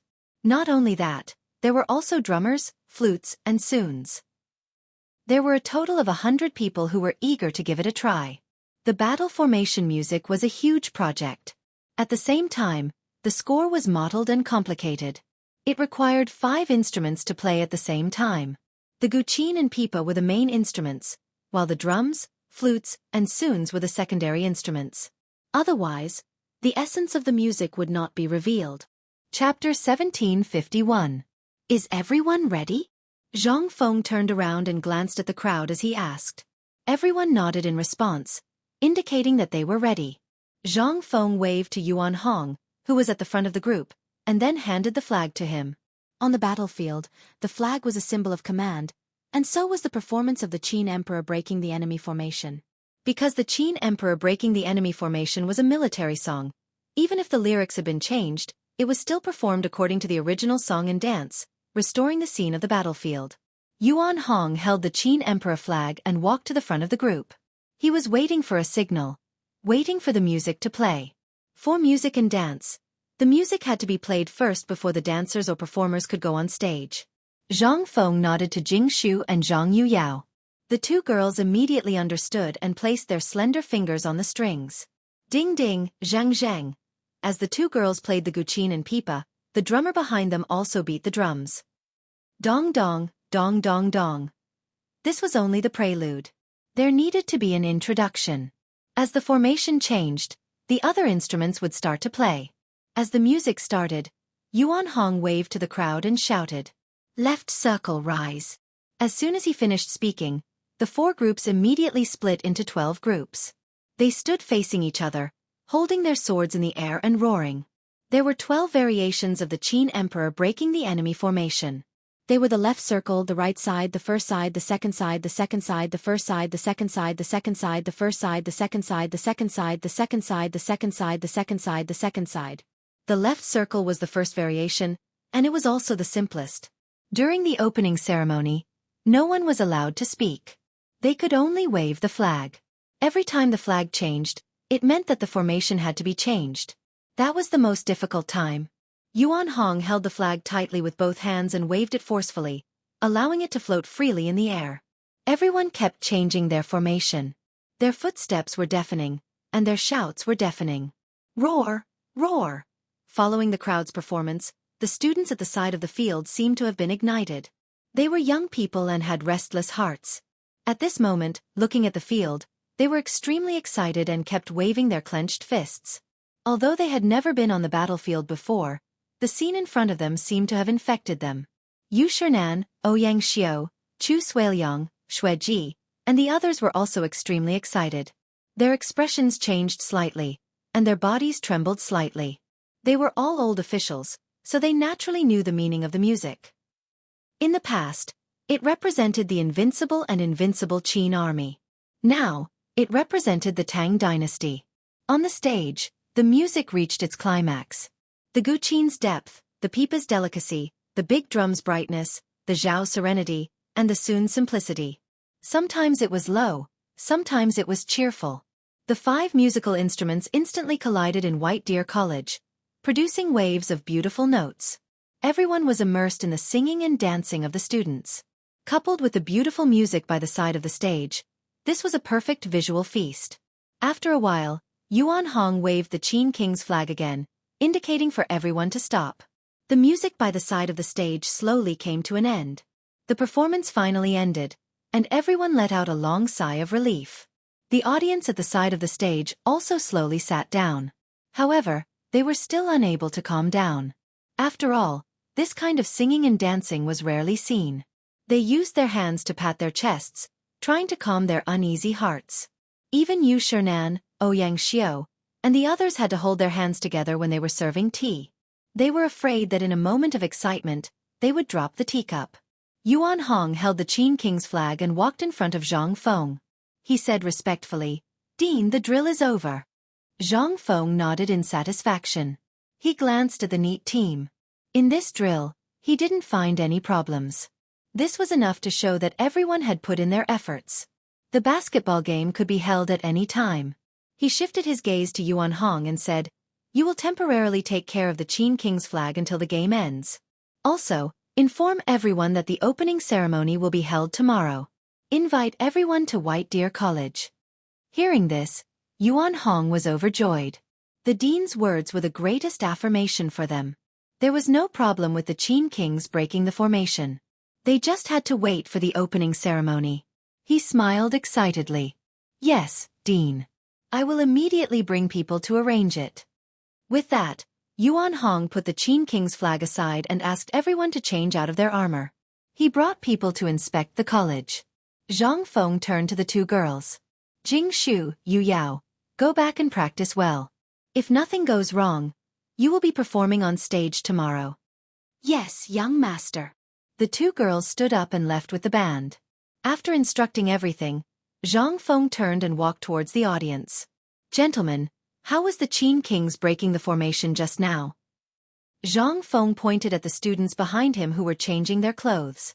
Old Man originally thought that the Qin Kings breaking the formation would be ruined by this brat. I didn't expect him to interpret it with a completely new feeling. Yu Shernan stroked his beard and said with a smile, "Not bad." Old Man had also seen the Qin Kings breaking the formation in the palace. It had a solemn and serious temperament. After being interpreted by you, this brat, there was a sense of liveliness. Xianxia nodded and interrupted. With you gentlemen around, this brat will be more at ease. Zhang Feng smiled. Chapter 1752. Although he knew what was going on, he was even more convinced with the affirmation of the people in front of him. After all, they were all great scholars of the current generation. They were experienced and knowledgeable. Since they were satisfied, the others would be too. You brat, don't pretend to be innocent. You know what's going on, yet you still ask us old men. Chu Suiliang blew at his beard and rolled his eyes at Zhang Feng. Zhang Feng scratched his head in embarrassment. These people were smart. It was as if they could see through all his thoughts. At the same time, in Chang'an City, as the news of the opening ceremony spread, the entire Chang'an City began to boil. At that moment, no one was doing business or strolling on the streets. There were only cheering crowds. White Deer College's basketball game is finally going to start. I've been waiting for a few years. F***CKU. How long has it been since President Zhang made this basketball? You said a few years? Don't you want your old face? Yeah, F***CKU. You don't even know about President Zhang's basketball. Why are you going to watch a basketball game? In an instant, the strange person in everyone's eyes was attacked by the crowd and fled. The unpleasant quarrel ended, but everyone's enthusiasm for the basketball game did not diminish. The streets and alleys were filled with cheering Chang'an citizens. They usually did not have the chance to go to White Deer College, let alone watch a basketball game. That was for the rich and powerful. Tomorrow, Shao Mountain would be open to the public. Everyone could go up and watch a basketball game. How could they not be excited? Among them, the happiest were the businessmen. Since ancient times, businessmen were the best at making money. The businessmen in Chang'an were no exception. They seized this opportunity. Knowing that there would be many people on Shao Mountain, they prepared to sell their goods on Shao Mountain. After hearing the news, Zhu Zi, who sold fermented glutinous rice, and Hu Zi, who sold steamed buns, began to prepare their goods at home. They were going to grab a good spot on Shao Mountain the next morning. Even if they could not enter White Deer College, they could still do business on the roadside. The next day, at 5 o'clock, the jade rabbit in the sky disappeared. A few stars could be vaguely seen. Chang'an City was a little bright. However, the fog made it difficult to tell the direction. At this moment, many houses were lit up by candles one after another. On the originally empty street, many people carrying baskets appeared one after another. They didn't speak to each other as they walked towards the end of the street with their belongings. Looking from afar, these people were all heading towards Shao Mountain. It turned out that these people were planning to go to Shao Mountain as early as possible to get a good position. Those who were carrying poles were preparing to sell goods. Some of them were also going to watch the competition. There were more and more people on the street, and the whole street seemed to be congested. They squeezed forward one by one. As time passed, the fog slowly dissipated. The people walking in front had arrived at Pyrolite Mountain first. The people behind him followed one after another. The entire Pyrolite Mountain was densely packed with countless people, which made one's scalp go numb. 2 students of the academy stood at the entrance of the academy. They were here to patrol. Because the basketball match was going to be held today, Zhang Feng was afraid that something might happen, so he arranged for them to patrol every 2 hours. One of the students seemed to have seen something. He raised the lantern in his hand and looked at his companion. Yun Ping, look ahead. What's that? The student called Yun Ping frowned. He also raised the lantern in his hand and looked ahead. There's nothing. Yiming, did you see wrongly? No, I didn't see anything moving. Yiming was a little unwilling and pulled Yun Ping with his hand. Yun Ping originally thought that there was nothing, but after hearing Yun Ping's words, he felt a little uneasy. He swallowed his saliva and said, "Then let's go and take a look." After saying that, he pulled Yiming and walked forward with the lantern in his hand. Suddenly, a human face appeared in front of them. Who is it? The 2 of them took half a step back, feeling a little scared. After all, it was still 5 o'clock in the morning. The sky was not completely bright. Ordinary people wouldn't go up the mountain at this time. Hee, little brother. Don't be afraid. I'm here to watch the basketball match. I'm here to eat a steamed bun. The person put down the pole and took out a white steamed bun from it and handed it to the student. He was Wuxia, who sold steamed buns in Chang'an. This time, he took the opportunity to watch the basketball match and sell some steamed buns at the same time. It was killing two birds with one stone. Yiming did not take the steamed bun. He was still a little scared. He held the lantern and shone it on Wuxia's face. Seeing Wuxia's silly smile, Yiming relaxed his vigilance. Why are you here so early to watch the basketball match? If I don't come early, I'm afraid there won't be any space. Everyone in our village is here. Look. Wuxia pointed behind him with a face full of disbelief. Hearing that, Yun Ping hurriedly extended the lantern to the front. Good Lord, he didn't know if he didn't see it. He was shocked when he saw it. Countless people were walking up the mountain. Many of them were carrying things. Yun Ping was frightened and was a little speechless. Little brother, don't be afraid. These are the people of Chang'an City. They're here to watch the basketball match. Wuxia said with a smile. The two of them looked at each other and were a little speechless. Damn it. They came so early to watch the basketball match. The sky wasn't even bright. Chapter 1753. If it weren't for the fact that the two of them were brave, anyone else would have been scared to death. Yiming rolled his eyes at Wuxia and said angrily, Wait here. I have to report to the dean. After all, it's too early. We can't make the decision. Okay, sorry to trouble you. Wuxia chuckled and quickly took out 2 steamed buns from the basket and handed them to the two. You two haven't eaten yet, right? Here. Yiming swallowed his saliva. In fact, he had been hungry for a long time. He glanced at Wuxia and didn't find anything strange. He took the white steamed bun and took 2 bites. He said vaguely, Wait here. I'll go inform the dean. With that, Yiming held the steamed bun in one hand and ran to Zhang Feng's residence. Soon, he arrived at Zhang Feng's residence. Dean, something happened at the entrance. Yiming panted and shouted loudly.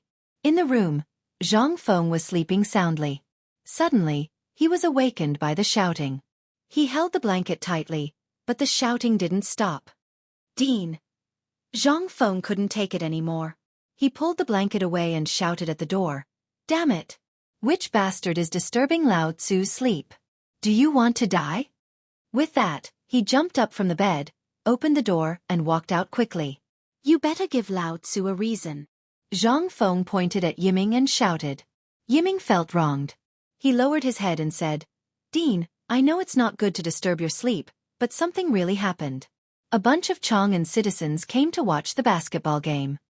What did you say? Zhang Feng's eyes widened in disbelief. It's still 5 o'clock in the morning. Why are they here so early? Yiming kept his head down, not daring to look at Zhang Feng. They came early. They want to get a good seat. Otherwise, there will be too many people. Hearing this, Zhang Feng frowned. If they came so early, it meant that there would be more people behind them. Would White Deer College be able to accommodate so many people? Besides, there weren't that many seats. If it really didn't work, then some people could only stand and watch. Just as he was thinking, Yiming's voice rang out once more. Dean, these people are still outside the academy. Should we let them in? Upon hearing that, Zhang Feng looked at the entrance of the academy. As expected, countless lanterns were swaying on the mountain, and there were many more at the entrance of the academy. Each person had a lantern. How many people were there? He couldn't blame anyone but himself for attracting too much attention to the basketball game. Since he was already here, he couldn't just leave him outside the door. Let them in. Zhang Feng sighed inwardly and looked at Yiming. Also, go and inform the students who are still sleeping to get up and gather for the basketball match. Yiming nodded and ran towards the door. At this time, Zhang Feng was no longer sleepy. He went back to his room, put on his clothes, and walked to the basketball court. The basketball court was already filled with people. They were not students, but the people of Chang and who came to watch the basketball game. Some of them had baskets in their hands, while others had shoulders. Only a small group of people had nothing in their hands. When he saw this scene, Zhang Feng was dumbfounded. He had a bad feeling. What the hell was this? Did they come to the academy to watch the game or to eat? Zhu Zi's eyes were sharp. He discovered Zhang Feng in the first glimmer of light. He hurriedly went forward and said with a smile, "President Zhang, I didn't expect to see you so soon. Come, a bowl of fermented glutinous rice." After that, he turned around and opened the jar behind him. He scooped out a bowl of boiling fermented glutinous rice and handed it to Zhang Feng. As Zhu Zi's voice rang out, the people around also gathered around. "Oh, this is President Zhang. Oh my God, I finally see a living person today. Dean, come and eat the egg that my old hen laid to nourish your body." "Dean, eat mine. Mine is a 2.5-year-old hen. None of yours is good. Mine is chicken soup. Dean, eat mine." Zhang Feng was still in a daze. His ears were buzzing, and a bowl of fermented glutinous rice suddenly appeared in front of him. He was a little confused. "You are? President Zhang, you are so forgetful." Zhu Zi smiled innocently. "I am Zhu Zi, who often sells fermented glutinous rice in Tonghui Lane. You used to drink my fermented glutinous rice." When he said this, Zhang Feng was vaguely affected. After all, there were too many people selling things in Tonghui Lane. How could he know who was who? "Zhu Zi, why did you bring fermented glutinous rice to White Deer College? Also, are these people carrying pots the same as you?" Zhang Feng pointed at the people behind Zhu Zi who were carrying bottles and jars. "Dean, you don't know how beneficial the basketball game you organized this time is for us," Zhu Zi said with a smile. This made Zhang Feng even more confused. Didn't he organize the basketball game because of his promise? He also wanted to promote this event. What did it have to do with them? He didn't understand and asked, "How is the basketball game beneficial to you?" Zhu Zi curled his lips and was a little proud. "Since you organized the basketball game, those who play basketball have to eat. Although White Deer College doesn't lack food, our own family isn't bad either. That's why we brought some over to sell and earn some money." Zhu Zi lowered his head. He was a little ashamed. Chapter 1754. After all, the academy belonged to someone else. It was rude of them to bring their goods here to do business without informing him first. Zhang Feng finally understood that these people were here to make money during the basketball game. Lao Tzu organized the basketball game for them to watch. If they were not here to do business, they could have just brought their own eyes. Why did they bring their own goods here? Did they think that Lao Tzu was a wet market? However, even though they scolded him, these people were still smart. They knew that they had to seize this opportunity to make a fortune. "Here, Dean, give me a bowl of fermented glutinous rice." Zhu Zi was indeed a businessman. Seeing that Zhang Feng's expression was not right, he quickly handed over the fermented glutinous rice in his hand. Zhang Feng rolled his eyes at Zhu Zi. He now suspected that this guy was the one who started it. However, he could not say it out loud. After all, everyone was trying to make a living. He took the fermented glutinous rice and forced a smile. "I don't object to you selling things, but you have to abide by the rules of the academy and not cause trouble." After he finished speaking, he picked up the bowl and swallowed it in one gulp. As for what Zhu Zi said, he did not hear it at all. He only hoped that these people would not destroy the academy and would not go around spilling food. Seeing that Zhang Feng had eaten the fermented glutinous rice, the others could not stand it and took their own food. "Dean, have a bite of mine." "You haven't eaten my eggs yet, Dean." Seeing this, Zhang Feng quickly waved his hand and fled. If he ate any more, he would be stuffed to death. Just as he was about to leave the basketball game, Yuan Hong came over with a group of students. Zhang Feng did not have a place to vent his anger, and now there was a punching bag. He quickly stepped forward and said with a gloomy face, "Yuan Hong, why are you only here now? Do you only know how to sleep the whole day?" Yuan Hong rubbed his sleepy eyes and was a little confused. "I'm sorry, Dean." Seeing this, Zhang Feng could not vent his anger. He pointed to the commoners behind him and said, "Yuan Hong, these are the commoners who came to watch the competition. Get some people to make arrangements for them. Leave 3,000 seats and distribute the rest to the commoners." With that said, Zhang Feng was about to leave when he suddenly remembered something. "Also, you can't eat the food of the common people.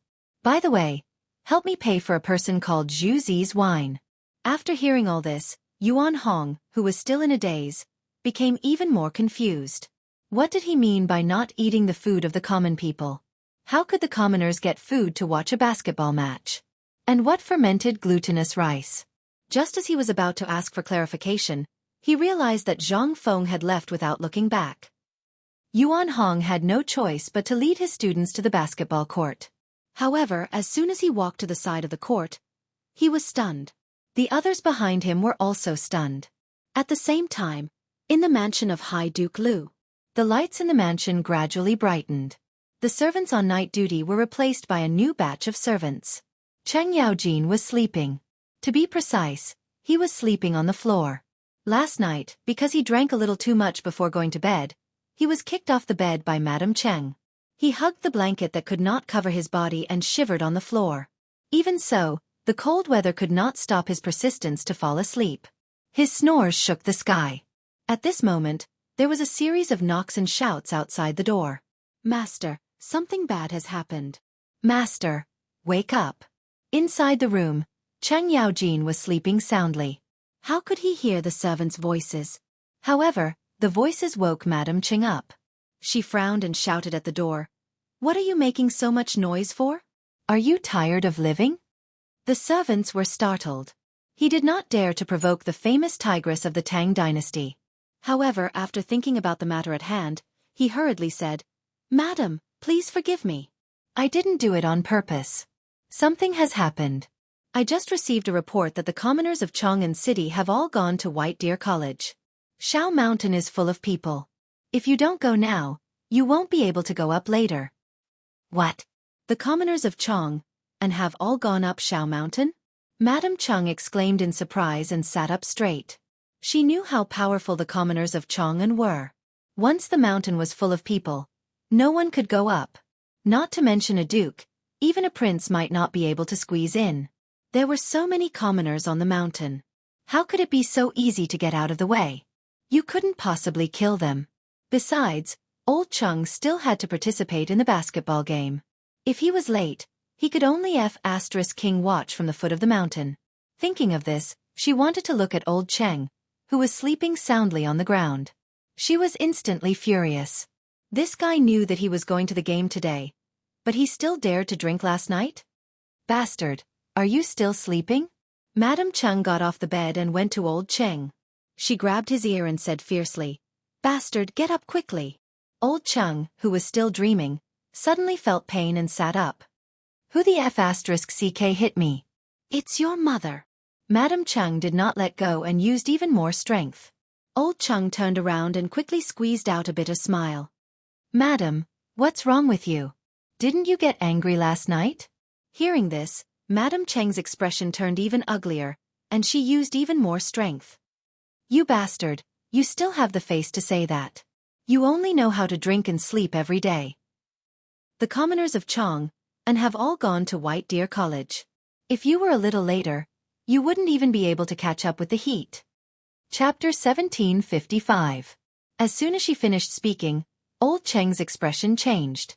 "What? The people went up Shao Mountain so early?" After saying that, he ignored the pain in his ear and hurriedly grabbed his clothes, ready to run out of the house. Seeing this, Madame Cheng let go and said in a slightly gentler tone, "Remember to call old Hay and the Emperor later. Otherwise, let's see how you'll end up after the competition." Old Cheng chuckled and kissed Madame Cheng. He smiled and said, "Don't worry, my good wife." After saying that, he grabbed his clothes and ran out of the door. Only the embarrassed Madame Cheng was left in the room. As soon as he left the room, old Cheng saw the servant who had sent the message earlier. He hurriedly said, "Cheng Yi, quickly tell Cheng Er and those bastards to stop sleeping. Damn it, we won't be able to go up Shao Mountain later. Bring Lao Tzu's horse over." After saying that, he ran to the outer courtyard without looking back. As he ran, he put on his clothes impatiently. Cheng Yi also knew the severity of the matter. He hurriedly went to inform Cheng Er and the others to gather in the outer courtyard. Not long after, everyone from the basketball team arrived in the front courtyard. Old Cheng glanced at the disheveled crowd and hurriedly said, "Let's set off immediately. Let's go to the Duke of Yi's mansion first." With that, he mounted his horse and galloped in the direction of the Duke of Yi's mansion. Everyone followed closely behind. Not long after, everyone arrived at the Duke of Yi's mansion. Old Cheng jumped off his horse and rushed straight into the mansion. When the servant at the door saw that it was Chang Yaojin, he hurriedly went forward to welcome him. Duke Liu, excuse me for not welcoming you. May I ask why you've come to the mansion so early? Old Cheng didn't even look at the servant and directly rushed into the mansion. The servant couldn't say anything. After all, Chang Yaojin and Yu Qigong's relationship was obvious. If he blocked the way, he would be courting death. Old Hey, Old Hey. As soon as he entered, Old Cheng's mouth didn't stay idle. He began to shout. It didn't matter if he didn't shout, but all the servants in the mansion came over. They were about to curse when they saw that it was Old Cheng, so they quickly shut up. Where is Old Hey sleeping? Old Cheng asked the servants. The servant naturally knew who this fellow was talking about. He didn't dare to be negligent and pointed to the innermost room. Old Cheng was about to walk inside quickly when he suddenly thought of something. He said to the servants, "Call Big Black's horse and basketball team immediately and gather in the front yard." Everyone was a little confused. Although Lu Guogong had a good relationship with his master, he shouldn't go so far as to meddle in the affairs of the Duke of Yi estate, right? Old Cheng didn't think so. Seeing that the family didn't move, he instantly became angry and shouted, "Damn it, Lao Tzu's words don't work, do they? Do you believe that Lao Tzu will chop you up right now?" As soon as he finished speaking, everyone's expression changed, and they all ran away. Old Cheng snorted and quickly walked to the front of the house. He was about to break in, but when he thought about it, he realized that things would get out of hand if he saw his sister-in-law. Thus he stood at the door and shouted, "Big Old Black, quickly get up for Lao Tzu. Big Old Black, something big has happened." Old Cheng's voice was quite good. Not long after, Yu Qigong's loud cursing came from the room. "That bastard is cursing Lao Tzu. Is he tired of living? Wait for Lao Tzu to come out and deal with you." As soon as he finished speaking, the door was opened, and a gloomy face appeared in front of him. It was Yu Qigong. "Big Old Black, why are you still sleeping?" Old Cheng grabbed Yu Qigong and said anxiously, "Damn it, something big has happened. The people of Chong and have all gone to White Deer College. If we're a step late, we'll only be able to drink the northwest wind later." When Yu Qigong, who was still a little confused, heard this, he instantly felt as if he had taken a cold shower. His entire body trembled. "What the hell are you talking about? The people of Chong and have gone up Shao Mountain. Why are they going so early? How does Lao Tzu know? Stop talking nonsense. Hurry up and get the clothes. Let's go find His Majesty. Otherwise, we won't even be able to go up the mountain later." As soon as he said this, Yu Qigong instantly woke up. "Okay, you wait here for Lao Tzu. Lao Tzu will go change immediately."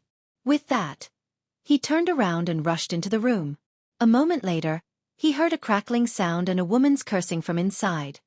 "Big Old Black, are you King done?" Old Cheng was a little impatient from waiting. I'm coming. Yu Qigong rushed out as he put on his clothes. He pulled Old Cheng and hurriedly walked into the courtyard. Let's go find His Majesty." The two of them rushed to the front courtyard. At this moment, the horses and basketball team had been waiting here for a long time. Old Cheng was quite useful when he was fierce. "Let's get on the horse and go to the palace to find His Majesty." Old Cheng mounted his horse, said something to Yu Qigong, and galloped away. Yu Qigong led a group of people and followed closely behind, afraid that they would fall behind. The two of them set off in the direction of the palace. However, they had just taken a few hundred steps when they discovered a serious problem. Chang'an Street was filled with people. They were all carrying goods on their shoulders as they set off in the direction of Shao Mountain. How the hell were they going to get there? Old Cheng suddenly had a headache. He turned around to look at Yu Qigong and found that he was still in a daze. Yu Qigong didn't pay much attention to it just now. After all, what did the people of Chang'an know? They were just here to join in the fun. Chapter 1756. Notching thought, F***CK. The entire street of Chang'an is filled with commoners. This is too scary. However, Old Cheng's anger flared up. He slapped the back of Yu Qigong's head and roared, "Big Old Hey, I'll charge at the front later. You'll be closer to the back. Don't F***King get lost." After saying that, he didn't wait for Yu Qigong's reaction and roared at the commoners. "Get out of the way. All the commoners in front, get out of the way for Lao Tzu. The commoners who were rushing along were so frightened that they turned around abruptly. When they saw that it was old Cheng, they instantly cried out in alarm. "Oh my God, the great demon king is here. Quickly make way for the great demon king. Those in front who don't know death, quickly get out of the way." The commoners immediately dodged to the side of the road, afraid that they would be hit by old Cheng. Soon, a wide road was cleared out on the main street. Seeing this, old Cheng whipped his horse, shouted, and ran in the direction of the palace. Not long after, the two of them arrived at the palace. At this time, it was already morning. The sky was starting to brighten, and everything within a radius of half a mile could be seen. When the guards guarding the palace gate saw that it was Duke Lu and Duke Yi, they hurriedly went up to greet them. "Greetings, Duke Lu. May I know why you've come to the palace so early?" If it was any other day, it would be understandable. However, His Majesty had already given the order that today was a holiday. Why did the two of them still come to the palace? The guard was a little confused. Old Cheng didn't care so much. He pushed the guard away. "Don't have *King talk nonsense with Lao Tzu. Lao Tzu has important matters to discuss with His Majesty." After saying that, old Cheng rushed into the palace. They were the guards of the imperial palace. If something were to happen, they would be beheaded. However, when they saw the two fiendish killing gods, they still said with a pleasant expression, "Two high dukes, please don't make things difficult for this lowly one. Trespassing into the imperial palace is punishable by death. Even this lowly one can't afford it." If someone were to trespass into the palace, not only would the trespasser be punished, even the guards of the palace would be punished. They would not be able to bear it. As soon as he finished speaking, old Cheng immediately flew into a rage. He slapped the guard in the face and glared at him. "You bastard! Do you really think you're a human? If you delay the important matters of me, Lao Tzu, and His Majesty, Lao Tzu will destroy you." The guard was knocked to the ground, and the pain caused him to shiver. He was normally a guard of the palace gates, so he could be considered a veteran. Seeing the expressions on the faces of Duke of Lu and the Duke of Yi today, he knew that something must have happened, or else they wouldn't be acting like this. Moreover, although Lu Guogong was usually fierce, he wouldn't do it on a whim. Did something really happen? If he were to spoil the plan because of his interference, then he would not hesitate to execute his entire family. Thinking of this, he hurriedly stood up, covered his hot cheeks, and hurriedly said, "Two high dukes, please calm down. I will take you to His Majesty's bedroom." After saying that, he turned to his companion and said, "Quickly go and inform eunuch Xianxia that Duke of Lu and the Duke of Yi are coming to see His Majesty." As soon as he finished speaking, the guard turned to look at old Cheng and Yu Qigong. "Two high dukes, please." Old Cheng snorted coldly and strode towards the imperial palace. Horses were not allowed in the imperial palace, so the two of them could only walk. The basketball team was waiting outside the door. A moment later, the two of them arrived near Li Shimin's bedroom. At this moment, Xianxia was also standing at the entrance of the palace. He had been informed by the guard. Originally, as His Majesty's personal eunuch, he could only sleep when His Majesty was asleep. In total, he hadn't slept well for a few days. He had been woken up by these two fools for the past few days. He had long cursed them in his heart, but the other party's status was too high, so he endured it in his heart. Seeing the two of them walk up, Xianxia hurriedly put on a smile. "Hi dukes. Why have you come to see His Majesty so early in the morning?" Old Cheng took a step forward and hurriedly said, "Xianxia, quickly go and wake His Majesty up. Something happened at the basketball game." Xianxia quivered. As the most popular person by His Majesty's side, he naturally knew the importance of the basketball game. It was His Majesty's favorite sport. He didn't dare to neglect this. He hurriedly pushed open the door and rushed in. As for old Cheng and Yu Qigong, these two smart people naturally waited outside the door. This was because the two of them knew Li Shimin too well. He had lived in the military camp since he was young and had a temper. Although he was now the emperor and had restrained himself a lot, it was still uncomfortable to be woken up while sleeping. Xianxia had just entered for less than a cigarette when loud cursing came from inside. "Are you tired of living? There's no court today. It wasn't easy for me to have a good night's sleep, and you're here to wake me up? Your Majesty, please spare me. It's High Duke Lu and High Duke Yi who have something to discuss with you. They said that something happened at the basketball game. After all this time, it's those two guys. What could happen at the basketball game? Isn't there still Feng Zi? Tell them to come in and see me. The cursing slowly stopped. Not long after, Xiao Gizi walked out with his hand covering his red face. He looked at old Cheng and Yu Qigong bitterly.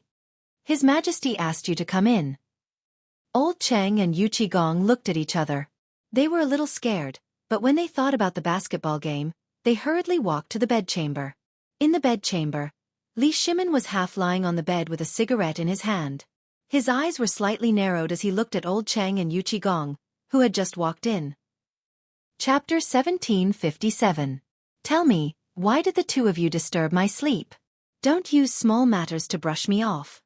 After saying that, Li Shimin put the cigarette in his mouth, took a deep puff, and let out a long breath. Obviously, he was very angry after being woken up this time and was trying his best to suppress it. If old Cheng and Yu Qigong couldn't give a good reason, it wouldn't be easy. Old Cheng and Yu Qigong looked at each other. The latter nudged old Cheng with the tip of his elbow, indicating for him to speak. Old Cheng glared at Yu Qigong, but he still took a step forward and stammered. Your Majesty, I just received news that the people of Chang'an set off for White Deer College at dawn. Now, White Deer College is surrounded by people. It's probably difficult to go up. What did you say? Li Shimin was shocked, and the cigarette in his hand fell to the ground. Why are the people going so early? This? Old Cheng spread his hands and smiled bitterly. I don't know either. When Old Hay and I rushed over, there were still many people on Chang'an Avenue heading for White Deer College. If we don't leave now, we really won't be able to go up later. Hearing this, Li Shimin frowned. It wasn't that he doubted old Cheng's words, but he couldn't figure out why the people were going so early.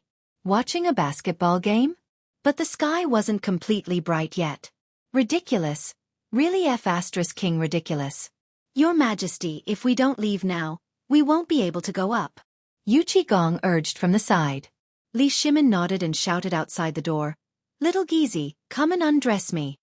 As soon as he finished speaking, Little Gizi walked in with a group of palace maids in casual clothes. Little Gizi's mind worked quickly. He had been listening outside the door, so he heard everything clearly. In a short while, the clothes were changed. Prepare the horses and leave the palace. Li Shimin said to Little Gizi as he walked. Your Majesty, the horses have been prepared. The army of women has been waiting outside the palace for a long time. Little Gizi bowed and said. Li Shimin nodded and quickly walked out of the palace gate. Old Cheng and Yu Qigong followed closely behind. Sure enough, the army of women had been waiting at the palace gate for a long time. Li Shimin mounted his horse and galloped towards White Deer College. Everyone followed closely behind. As soon as he exited the palace, he saw countless commoners walking on the streets in the direction of White Deer College. This scene made Li Shimin's scalp tingle. He looked at Old Cheng beside him and hurriedly said, Old Cheng, hurry up and lead the way. Old Cheng nodded and shouted to the front, The people in front, get out of the way. It had to be said that Old Cheng's voice was still effective. When the people saw such a formation, they quickly moved to the side. Old Cheng squeezed his horse's belly and rushed forward to open the way for Li Shimin. Only then did the group set off for White Deer College. Finally, they arrived at the foot of the mountain. However, the scene in front of them made them stop in their tracks. Huff! Li Shimin reined in his horse and stared at the scene in front of him. Humans. There were people all over the mountains and plains.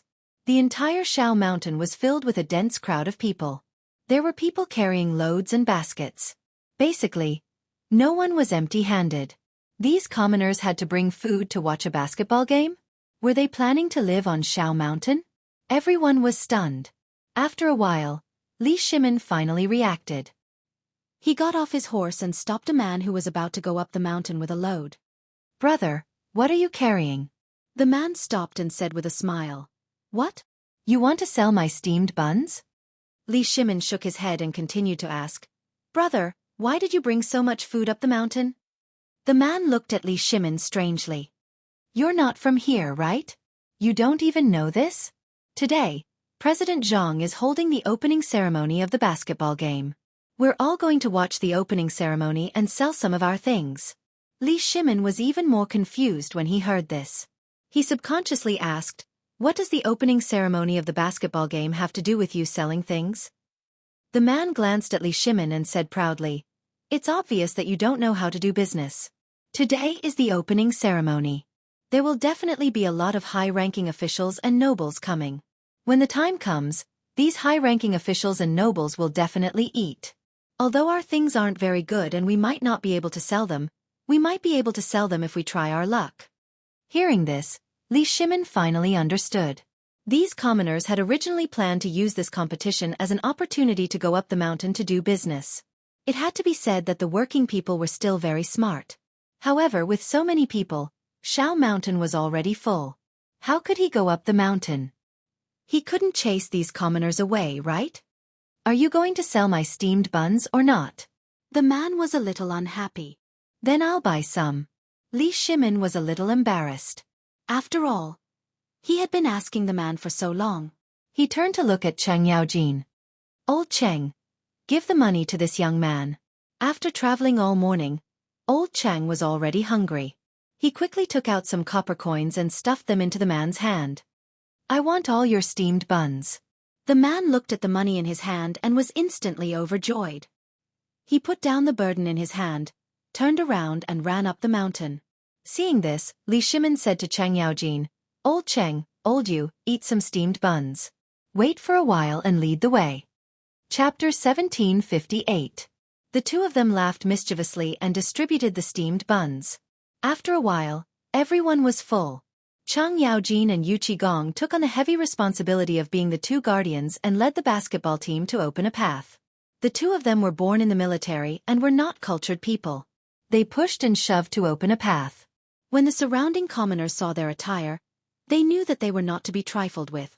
They suppressed their anger. After walking for about 5 minutes, they finally arrived at White Deer College. They did not linger and walked directly to the basketball court. When they arrived at the basketball court, they saw another scene that made them dumbfounded. There was not a single person sitting on the basketball court, but there were countless commoners surrounding the court. They placed their items on the ground to sell. Some were selling fermented glutinous rice, some were selling steamed buns, and some were selling eggs. In short, they were selling everything. When he saw this, Li Shimin actually felt a little hungry. He rubbed his rumbling stomach. It turned out that he had not eaten a single grain of rice since he woke up. "Let's go, Old Cheng, old you. Get a bowl of fermented glutinous rice." After he finished speaking, Li Shimin quickly walked to the store that was selling fermented glutinous rice. The person selling fermented glutinous rice was Zhu Zi. He had occupied a good spot, but he had not opened for business the entire morning. When he saw Li Shimin and the rest walking over, he was delighted and quickly went to greet them. "Oh, you must be the officials who came to play basketball. You're really lucky. My fermented glutinous rice just came out of the oven and is still warm." Li Shimin nodded and replied, "Yes, serve the fermented glutinous rice. We'll count according to the number of people and get something that can fill our stomachs." The basketball players had woken up at the same time as them and had not eaten anything. If they did not fill their stomachs now, they would not be able to go on stage later. He suddenly felt that it was not a bad thing for the commoners to sell their items. The commoners earned money in the middle, and the players also ate. It was killing 2 birds with 1 stone. However, he had forgotten something. Without the commoners, they would not have been able to attend White Deer College so early. "All right, please wait a moment. I'll buy some steamed buns and steamed buns for you." Zhu Zi replied excitedly and ran to the other stalls. Li Shimin's group had a total of more than 40 people. 1 bowl per person was enough for him to make a fortune. At this moment, Zhang Feng's voice came from not far away. "Lao Li, why are you guys here so early?" Li Shimin turned his head and looked in the direction of the voice. Zhang Feng was walking towards him. He immediately became angry. "It's all your fault, kid. So many people came for the opening ceremony. If I didn't come earlier, I wouldn't have been able to climb Mount E." Zhang Feng sat on the stool and patted Li Shimin's shoulder. He smiled awkwardly and said, "I didn't expect so many people to come up and buy their own food." Without waiting for Li Shimin's reply, Zhang Feng turned to Zhu Zi and said, "Zhu Zi, add another bowl of fermented glutinous rice and bring some steamed buns." Kid, you still have the guts to eat? Let me ask you, when is the opening ceremony?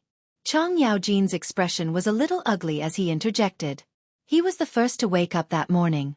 He was as tired as a dog and didn't eat or drink. When he finally reached Mount E, he saw this scene. Don't be anxious. When all the participating teams are here, we'll start immediately. Zhang Feng took the bowl of fermented glutinous rice from Zhu Zi and smiled. Previously, he thought that the people coming up the mountain to do business would affect the competition. Now, it seemed that not only would it not affect the competition, but it would also benefit the competition. It could be seen from Lao Li and the others. These guys would look for food when they were hungry. The people took advantage of this opportunity. He had to admire the person who set up the stalls around the basketball court and even sold things after watching the basketball game. He was really *King genius. Although White Deer College prepared food, it was inevitable that they would overlook it. With these people, there was nothing to worry about. There are so many people at the foot of the mountain. When will all the teams be here? Chang Yaojin held the bowl of fermented glutinous rice and ate as he said, "Don't wait. Let's start the ceremony after we finish eating." "Yes, we can't wait." Yu Qigong also urged from the side. After he finished speaking, he passed the bowl of fermented glutinous rice to Zhu Zi. "Give me another bowl. We don't have to wait too long. Now, we just have to wait for the Imperial College. The other officials are already here." Zhang Feng said with a smile. "What did you say?" Chang Yaojin stared. Why didn't these guys call Lao Tzu when they came? They made Lao Tzu climb the mountain for so long. Why should they call you that? Hurry up and eat the fermented glutinous rice. Zhang Feng rolled his eyes at old Cheng and said angrily, "When the people from the Imperial College arrive, we'll start the ceremony immediately." As soon as he finished speaking, Yuan Hong ran over and quietly whispered something into Zhang Feng's ear. Zhang Feng put on a smile and said, "The people from the directorate have arrived. The opening ceremony will begin soon. Go and take your seats in the auditorium." "Why should I go to the spectator seats? I still have to compete." Cheng Yaojin was anxious. He thought that the competition wouldn't start. Chapter 1759. You have to perform a song and dance for the opening ceremony, you country bumpkin. Zhang Feng snorted and left with a wave of his sleeves. Li Shimin smiled knowingly. He knew that Feng Zi was going to perform the battle-breaking music. "Let's go to the audience seats first." With that, he asked Chang Yaojin to pay and walk to the audience seats. At this moment, the audience seats were already full. They were all high-ranking officials and nobles of the Tang dynasty. Yu Shernan, Ouyang Xiao, Xue Ji, Chu Suiliang, and the others sat in the front row. Wei Zhang, Zhang Sun Wuji, Fang Xianling, Du Ruhui, and the others sat in the second row. Some officials and generals sat in the third row. Some nobles and merchants sat in the fourth row. Seeing Li Shimin and the others walk to the audience seats, the crowd was shocked and quickly gave up their seats. Yu Shernan, Ouyang Xiao, and the others in the first row snorted coldly and ignored them. Li Shimin didn't mind. He was already used to these old guys being stubborn. Once they had a bad impression of you, it wouldn't change for the rest of your life. He shook his head and sat in the second row with Chang Yaojin and the others. Back in the audience seats, Zhang Feng slowly walked up the stage with a strange object in his hand. The reason why it was strange was because it was round on one end and pointed on the other. It looked like a cylinder. In fact, this was a temporary microphone that Zhang Feng asked the students to make. There was no choice. There were too many people in the audience. If he spoke in a low voice, no one could hear him. Ahem. Hello everyone. Welcome to the opening ceremony of White Deer College. As soon as he finished speaking, there was a round of applause from the audience. Looking at the source of the applause, it was the people who were selling things. To them, Principal Zhang was their benefactor who had helped them earn money this time. Although they couldn't understand what was being said, it was necessary for them to applaud. Zhang Feng waved his hand, indicating for everyone to stop. Then he placed the microphone by his mouth and announced loudly, "In order to thank everyone for participating in the opening ceremony, White Deer Institute has specially prepared a musical performance, Qin Wang breaking the formation, for everyone to enjoy." As soon as these words came out, the audience that was still extremely noisy just now instantly became silent. Before they came, They all knew that they were going to perform the Qin Wang breaking the array. But when they heard it with their own ears, they couldn't help but feel a little excited. This was especially true for the commoners. With their qualifications, they would never be able to come into contact with such a divine tune in their lifetime. And today, he could actually see it with his own eyes? This was a gift from the heavens. Some of the older elders' eyes were already starting to tear up. Looking at the spectator stands, they were different from the commoners. They were all solemn. Everyone had a solemn expression on their faces, because they knew that this was the military song of the Tang dynasty. As for them, they were the officials of the Tang dynasty, so they had to watch the show with awe. At this moment, the melodious sound of a guqin was heard. It was like a gentle breeze caressing a willow tree. Following the sound of the guqin, the delicate sound of a pipa was also heard. The two were mixed together, as if a couple were telling each other their hearts. Everyone looked towards the direction of the sound. There was a group of people sitting at the edge of the basketball court. Each of them was holding a guqin, pipa, drum, flute, sun, and so on. The leaders were Jingshu and Zhang Yuyao. The two girls didn't care about what was going on outside. They were focused on playing the guqin, as if they had entered a state of selflessness. At this moment, the man playing the drum picked up the hammer in his hand and hit the frame of the drum. Then, the guqin and pipa started to play faster, as if there were 10,000 horses galloping. The flute and sun started to play as well. They played along with the guqin and pipa's fast rhythm. Dong dong, dong dong dong. The drums were beaten, and the drum beats were like whips, raising the speed of the 10,000 horses. In an instant, the entire basketball court was filled with the perfect movement of everyone. In the audience, a man in armor suddenly jumped up from the bottom of the court. If one looked carefully, he was carrying a flag with the word Qin written on it. This man was Yuan Hong. In this performance, he would play the role of the deputy general of the king of Qin, giving orders. Yuan Hong stood still and pulled out the King Qin flag on his back. He held it tightly with both hands and kept waving it in the air. After a while, a group of armored soldiers rushed up the court. It looked chaotic, but in fact, there was a hidden array. This was the secret of the king of Qin's breaking the array. After everyone got on the court, they immediately divided into 12 teams. Each team had 250 people. There were a total of 3,000 people. They were all students of the academy. They all looked serious. They were carrying Tang swords and holding a spear in their hands. Although they lacked a murderous aura, they were more energetic and brave. Yuan Hong stood at the front and faced everyone. He waved the King Qin flag to the left. This was the order to change the formation. Because this was an official performance, they couldn't say the order. They could only wave the flag. Seeing this, the students at the front immediately raised their spears and stabbed forward. They kept shouting slogans. Kill, kill! Accompanied by the music and dance performed by the band, the entire court was filled with a vicious aura. At the side of the court, the onlookers were shocked. It was the first time they had seen such a song and dance. Although they were ordinary people, they couldn't help but feel excited when they saw such a song and dance. Chapter 1760. Not to mention that this was a song and dance that only the royal family could watch. At this moment, they couldn't calm down. They were just ordinary people.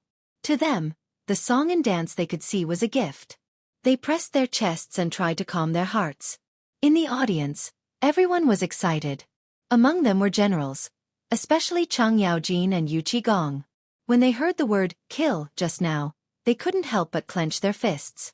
They thought of their brothers who had fought with them. Those people had died on the battlefield. As for Li Shimin, his eyes were actually moist. As the emperor, the former king of Qin, he understood the meaning of this song and dance the best. Back then, when he led the army to attack Lu Wuzhou, the whole army performed this song and dance that night. At that time, the torches lit up the night as if it was daytime. The whole army was cheering because the king of Qin defeated Lu Wuzhou. The next day, Li Shimin led the army to defeat Lu Wuzhou with the help of the high morale of the song. This song and dance could be said to have accompanied him for his whole life and won countless victories. Later, after the world was unified, Li Shimin ordered people to recompile the song and fill in the lyrics. That was how the song came to be today. This song and dance could be said to be the cornerstone of his success, and also a symbol of the prosperity of the Tang dynasty. Everyone was excited and looked at the scene on the field. On the stage, The rhythm of the song and dance became faster and faster, presenting a perfect auditory feast. Yuan Hong began to change the king of Qin's flag. Everyone followed the order and changed to the next formation, the right side. The 12 teams immediately stood opposite each other, pulled out their Tang swords, held them in the air, and roared. With everyone's performance, the field was once again set off a climax. The people on the sidelines looked at this scene as if they were watching their children enlist in the army. Yes, most of them were parents, and the soldiers of the Tang dynasty were their children. Some died on the battlefield, and some were still serving in the army. At this moment, they seemed to be infected by the passion on the field and shouted together. Roar! Roar! In the audience, Li Shimin looked at the crowd of people and clenched his fists tightly. He didn't expect that Feng Zi's performance of Qin Wang breaking the array would attract such a big response. Even the emotions of the people were stirred up. Following the performance on the stage, the Qin Wang breaking the battle formation music finally reached the final battle formation. Yuan Hong raised the Qin King banner and waved it in the air. Everyone quickly raised the spears in their hands and pointed them at the sky. He pulled out the Tang saber from his waist and waved it forward while roaring. By the law, the head of state will punish the traitors. Singing songs to break through the array, we enjoy the peaceful people together. Four seas royal wind, millennium virtue clear water. He was not even wearing his military uniform. Today he had succeeded. Lord Shanghai Chongli, the subject is loyal to you. Look, after the revolution, it will be the autumn of peace. The roars of the 3,000 people shook the heavens and the earth, as if a gale was blowing. When the commoners heard this roar, their eyes instantly turned red. The commoner at the front seemed to be infected. He suddenly stood up, clenched his fists and roared. Look, after the revolution, it will be the autumn of peace. With the first, there would be a second. The commoners couldn't help but stand up together and clap with the students. Look, after the revolution, it will be the autumn of peace. The officials in the audience couldn't help it anymore. They were all hot-blooded men, especially Chang Yaojin, Yu Qigong, and the others. They were all generals who fought on the battlefield and killed countless people. This battle song was like praising their achievements. How could they not be excited? Look, after the revolution, it will be the autumn of peace. They also roared. They weren't showing off their hard work in front of Li Shimin, but they felt the same way. They were also generals who fought on the battlefield, not emotionless machines. At this moment, the entire basketball court was filled with deafening roars. No one sat down. Everyone stood up spontaneously and sang this battle song for the Tang dynasty. Even Yu Shernan, Ouyang Xiao, and the others stood up shakily. Although they didn't like Li Shimin very much, they were still the people of the Tang dynasty. They couldn't fall behind at this moment. Look, after the revolution, it will be the autumn of peace. Everyone roared excitedly. The basketball court was stirred up again at this moment. The roars spread out again and again. The people at the foot of the mountain who hadn't gone up yet. The people at the foot of the mountain were a little confused, but the grand atmosphere also affected them. The crowd also spontaneously roared. Soon, the entire Shao Mountain was filled with roars that shook the sky. After about 15 minutes, the voices gradually quieted down. Everyone's mood was not so high. They used their palms to calm their restless hearts. They slowly sat down and waited for the next part of the basketball court. Zhang Feng walked out of the crowd. He slowly walked to the basketball court and picked up the microphone. Everyone, the opening ceremony is over. What do you think? As soon as he said that, the audience became excited again and cheered. President Zhang is a genius. He actually interpreted the music of the King of Qin breaking the enemy's front with a new feeling. Chapter 1761. That's right. President Zhang is more than just a genius. The vast ocean's laughter that he played at the Mid-Autumn Festival was heavenly. If I can listen to it again today, I, Zhang Hua, will have no regrets in my life. This sentence didn't mean much, but it attracted the attention of the surrounding people. That's right. President Zhang can play the vast ocean's laughter. The vast ocean's laughter. Immediately, the cheers caused a response. Everyone in the audience cheered non-stop. Many of them had heard Zhang Feng play the vast ocean's laughter at the Mid-Autumn Festival Gala. It wasn't an exaggeration to say that the music was heavenly. Every time they thought about it, they couldn't help but feel excited. Today, They had watched the Emperor of Qin breaking the array. If they could listen to the vast ocean's laughter as well, they wouldn't have lived in vain. The vast ocean's laughter. The vast ocean's laughter. Even the officials in the audience cheered excitedly. Among them, the civil officials were the loudest. They boasted that they were from noble and prestigious families. Since young they were attached to this kind of music. Or rather, they worshipped it. It was a passion in their bones. Of course, there were also some generals. Although they were rough and only knew how to fight and kill every day, this didn't stop them from appreciating the heavenly music. The craziest were the students of White Deer College. To them, Zhang Feng was their teacher, their second parent. Without Zhang Feng, some of them wouldn't know where to suffer. Without Zhang Feng, would they have such a good life? Without Zhang Feng, would they have a bright future? At this moment, their teacher was being chased by millions. As students and disciples, they had to be at the forefront. The students stood up spontaneously, clenched their fists, and shouted in unison. The vast ocean's laughter. The vast ocean's laughter. The vast ocean's laughter. At this moment, the atmosphere in the basketball court was pushed to an unprecedented climax. When the people saw the students stand up, they couldn't control their restless hearts. They stood up one after another and waved their fists in respect to Zhang Feng. Even the officials in the audience were affected. They clenched their fists and shouted loudly. On the stage, Zhang Feng's eyes were red as he looked at the audience with excitement. He didn't expect that his words would cause such a huge reaction. This was everyone's affirmation of their results. This was the trust that everyone had in his character. It was also everyone's appreciation of his work. At this moment, how could he disappoint everyone? He resolutely walked to the front of the band, picked up a flute, and then walked to Jianghu with a smile. At this moment, there was no need for too many words. Just a look and a smile was enough for the other party to understand. Jianghu blushed and nodded at Zhang Feng. Her feelings were self-evident. Ding! The sound of the zither rang out. Yu Yang was tactful. With the sound of Jingshu's guzheng, the crowd's shouts gradually stopped. They quietly looked at the beautiful couple on the stage, their minds already filled with endless thoughts. Some had even closed their eyes, preparing to listen to this peerless sound. Zhang Feng was very satisfied with the performance of the people on the stage. He put the flute to his mouth, closed his eyes, and slowly blew into it with a smile. Woo! The clear sound of the flute slowly spread out. It was as if a lonely swordsman was walking in the desert. The zither and zither chimed together. The sound was sometimes low and sometimes euphemistic. The sonorous music was intoxicating. Everyone spontaneously closed their eyes and carefully enjoyed the beautiful ensemble. At this moment, the audience was strangely quiet. It was as if everyone could hear the sound of their heartbeats and breathing. Even the usually carefree Chang Yaojin and Yu Qigong put away their restless hearts. This was because they felt that Feng Zi's laughter seemed to be able to defeat the hostility in their hearts and purify their souls. At first, Chang Yaojin and Yu Qigong thought that it was an illusion.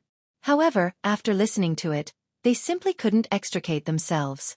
The zither string seemed to be able to pluck at one's heart, and the flute seemed to be able to blow away the evil thoughts in one's heart. The lingering sound was beautiful and moving. On the side, Li Shimin was even more immersed. He had specially trained a group of musicians in the palace, and they were considered first-class experts. However, after hearing Feng Zi's laughter today, he realized that there was always someone better. Those guys couldn't even compare to a single finger of Feng Zi's. No, I must get Feng Zi's score today and listen to it every day in the palace. Listening to this kind of heavenly sound should prolong one's life. Everyone had different thoughts. Sitting in the first row, Yu Shernan, Ouyang Xiao, and the others didn't think so much. They were all literary experts and were praised by the world as great scholars. Usually, there were countless diners in their house and countless dances and music to their ears. However, after hearing Feng Zi's laughter today, they couldn't help but be intoxicated. At this moment, they felt as if they had been doused with a pot of strong wine, and their bodies were filled with enthusiasm. Feng Zi's laughter was the sword of this life. With Feng Zi's laughter, who could rival him? On the stage, the sound of the zither and flute gradually stopped. Only then did everyone slowly open their eyes and reluctantly pull themselves back from their reverie. They were somewhat unsatisfied. After all, this kind of heavenly sound was very difficult to hear. Chapter 1762. They had finally heard it today, but it was about to end again. Everyone looked at the beautiful woman on the stage with hope in their eyes.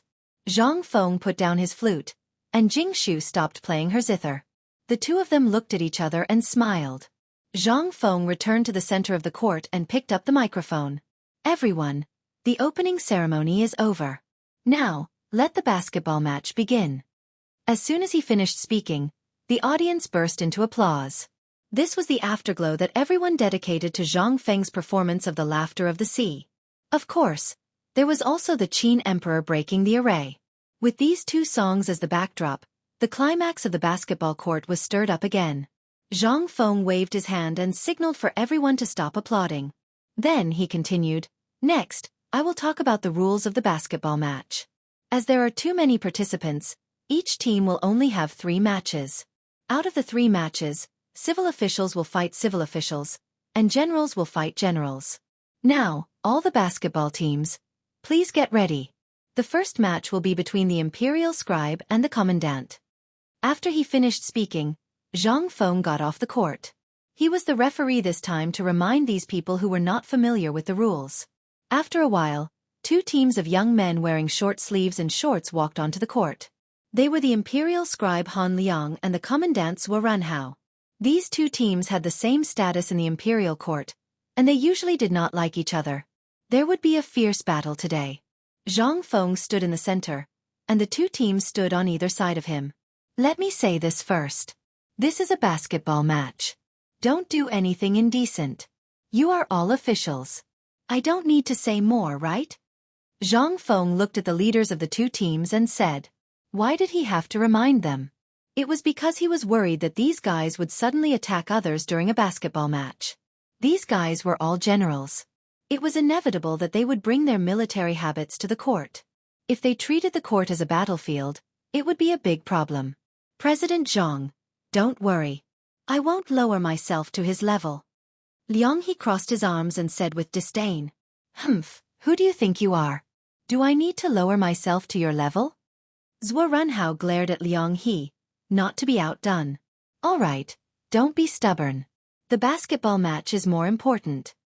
Zhang Feng waved his hand impatiently, signaling the 2 to get ready. After that, he tossed the basketball in his hand high into the air and turned around to stand at the edge of the court. Liang He and Zhuo Runhao jumped up high at the same time. The 2 of them were about the same height. However, Liang He's skills were better, and he managed to get the ball into his team's hands. When Na Cheng thought of this, Zhuo Zihao immediately lost his cool and wanted to turn around to snatch the ball. Liang He had sharp eyes and tripped Zhuo Zihao, causing him to fall to the ground. You motherfucker dare to throw Lao Tzu. Zhuo Zihao crawled on the ground, glaring at Liang He with bloodshot eyes. That's your own bad luck. It's not Lao Tzu's fault. Liang He sneered. After saying that, he turned around and ran to the basket. He jumped high and shot a backhand shot. Zhuo Zihao wanted to cry but had no tears. He stood up and went to find Zhang Feng. Referee, that guy Liang He kicked me just now and made me fall. I want to file a complaint against him. Zhang Feng glanced at Liang He and realized that he was smiling at him. If he kicked you, you can kick him back. I'll let it go this time. It's just the beginning. Don't disappoint the audience. Zhang Feng said calmly. This situation was not easy to judge. The other party did not foul, so it was not easy to punish him. Okay, I know. Zhuo Runhao sneered, turned around and ran away. After that, the 2 teams started to fight. It was either you punching me or kicking me. The habits of the military were brought over by these guys. However, this caused the audience to be extremely enthusiastic. They clapped their hands and some even cheered loudly for their favorite team.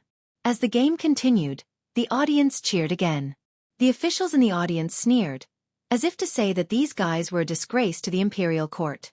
In the end, the Grand Scribe defeated the military officer and won the championship. Zhuo Runhao could only leave. Zhang Feng returned to the court and raised the microphone. The match between the Grand Scribe and the military officer was very exciting. Although there was a small accident, it was not bad. Next, let's welcome the Imperial College and the Hongwen Guan team. After that, the Imperial College and the Hongwen Guan team walked onto the court. This time, the team was led by two young men. Lu Hongwen and Ouyang Kai were too old and could not withstand such high-intensity exercise. The Imperial College team was led by Bai Fei, the son of a high official. The Hongwen Guan team was led by Ho Chiuping, the nephew of a concubine. Both of them were very powerful. Of course, this referred to their background. Zhang Feng called the two teams to his side and started to warn them. You saw the Grand Scribe and the military officers team just now. You are all scholars, so I don't need to say more, right? President Zhang. Don't worry. We are scholars, so we will not do anything vulgar. Bai Fei smiled and then looked at Ho Chiuping. What do you think, Brother Ho? Seeing that the other party had said so, Ho Chiuping naturally agreed. Of course, President Zhang, don't worry. Zhang Feng glanced at the two of them.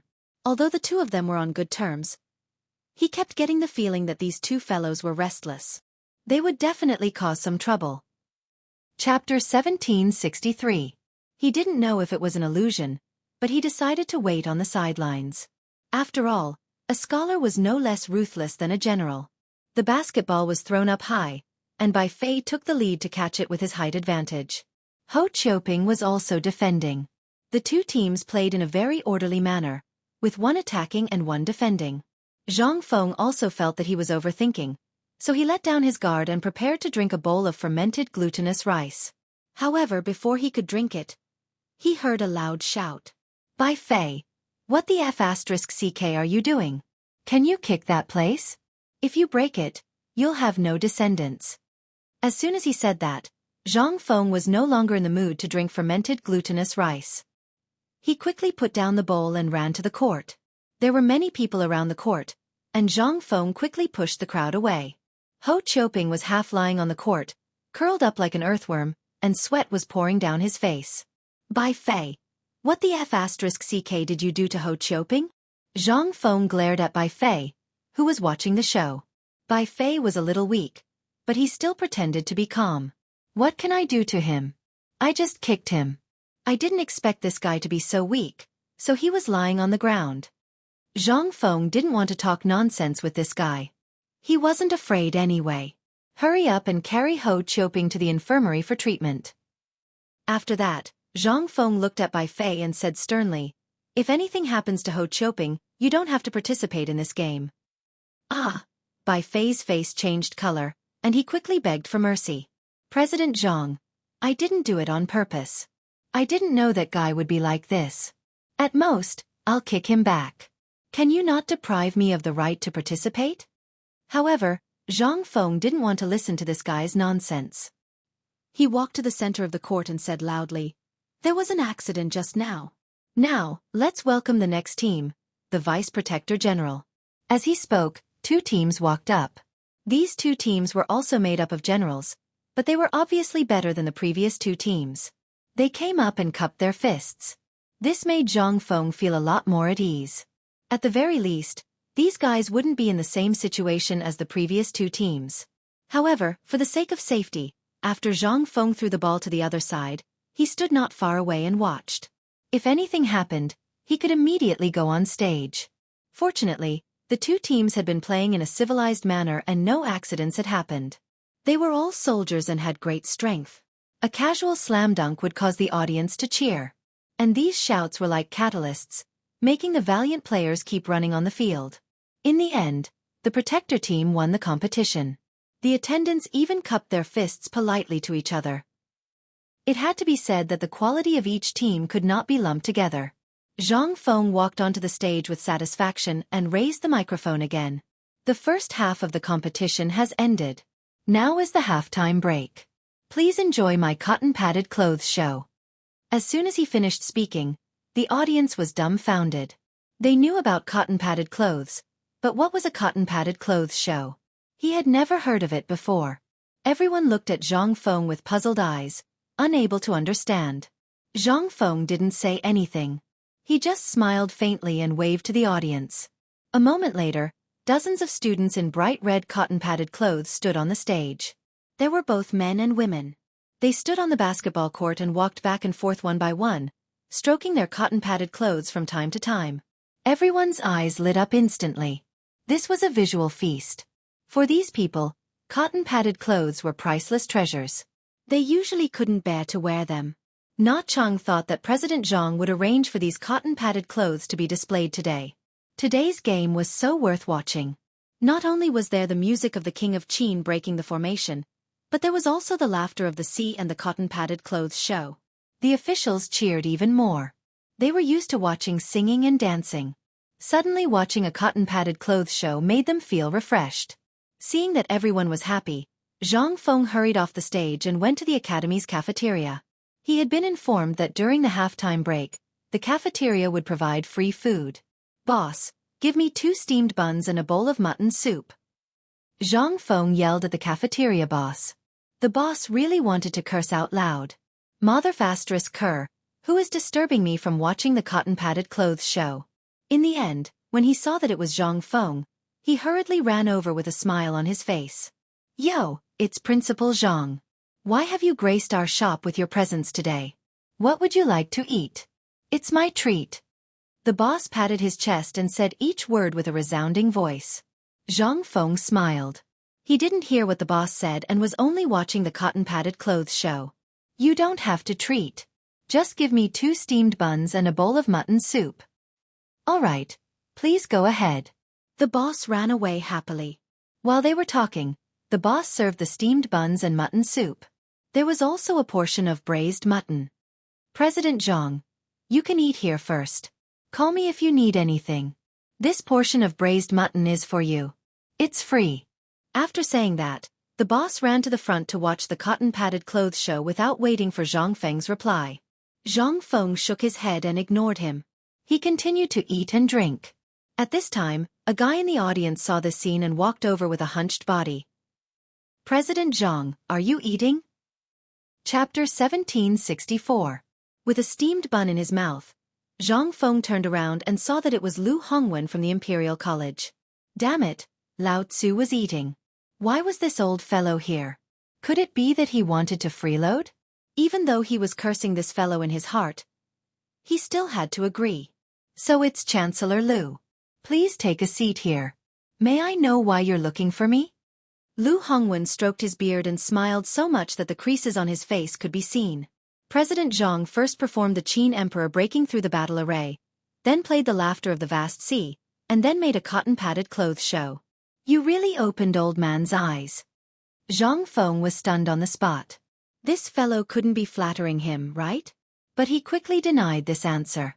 Because Lu Hongwen didn't answer directly. There must be something important.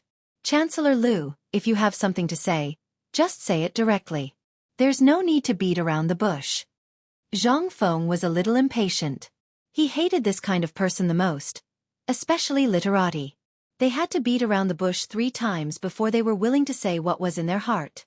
It was better to just say it directly. President Zhang is really a straightforward person. Then old man will just say it directly. One word. Business. Lu Hongwen laughed and then said seriously, "President Zhang, old man wants to work with you. You see, with old man's fame and status, plus your strength and wisdom, once we work together, we'll make a lot of money." Work together? Business? Zhang Feng was a little dumbfounded.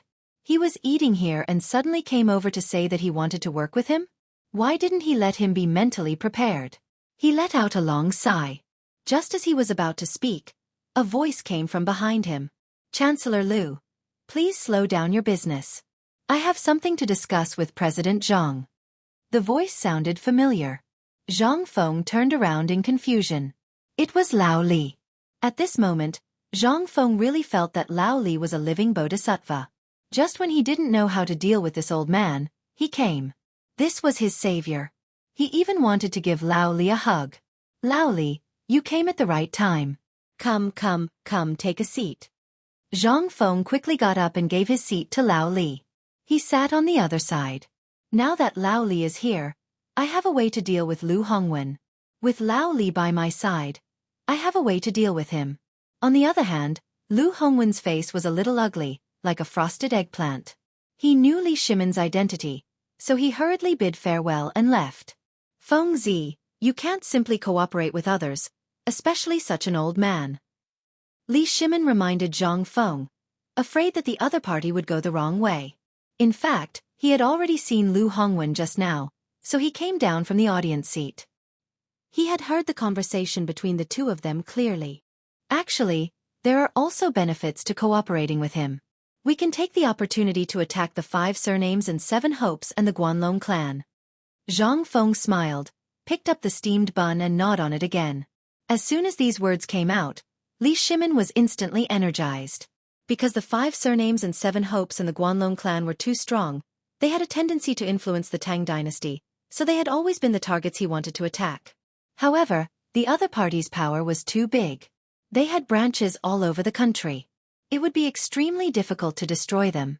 Now Feng Zi said that he could attack them. How could this not make him happy? Feng Zi, what did you mean just now? Li Shimin hurriedly asked. Zhang Feng smiled and did not answer. Instead, he said to the boss beside him, "Boss, give me another bowl of mutton soup." Just now, he had been chatting with the old guy Lu Hongwen, so the mutton soup was cold. When the boss heard that it was President Zhang, he moved quickly and quickly changed a bowl of hot soup for Zhang Feng. Ah! Zhang Feng took a sip of the mutton soup, then looked at Li Shimin and said slowly, "Let me ask you, what do the 5 surnames and 7 hopes and the Guanlong clan rely on? In other words, why are they so powerful?" Li Shimin frowned slightly. After thinking for a while, he blurted out, "Scholars' money." That's right. After Zhang Feng had eaten his fill, he took out a cigarette from his waist and put it in his mouth. Most of the scholars in the world come from the 5 surnames, 7 hopes and 7 hopes, and the officials chosen by the imperial court must be knowledgeable people. Therefore, most of the officials in the imperial court are people from the 5 surnames, 7 hopes and 7 hopes. These students from the clans who are officials in the imperial court also recommend students from their own clans. This is why the 5 surnames, 7 hopes and 7 hopes occupy the imperial court. After saying that, he took out a lighter, lit the cigarette, and took a deep breath. Then, he took out a cigarette and handed it to Li Shimin. However, Li Shimin was not in the mood to take the cigarette. He frowned and thought about Zhang Feng's words. Zhang Feng was right. In the past, 60 to 70% of the officials in the imperial court were people from the 5 surnames, 7 hopes and 7 hopes and 7 hopes. Why did officials have to be knowledgeable people? Books were so expensive that poor people could not afford them at all. Only people from the clans could afford them. This caused the officials in the imperial court to be people from the clans. This was something that could not be helped. The imperial court could not use illiterate men. However, in recent years, the number of officials from the clans in the imperial court had decreased. He knew that this was because of Zhang Feng. After graduating from White Deer College, one could enter the imperial court and become an official. Chapter 1765. White Deer College had very few people from the clans. Even if there were, they were in the minority.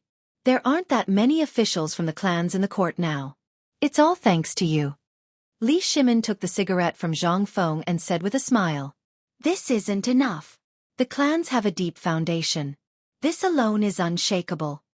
Zhang Feng took a deep breath and looked at Li Shimin. The scholars can be suppressed for now.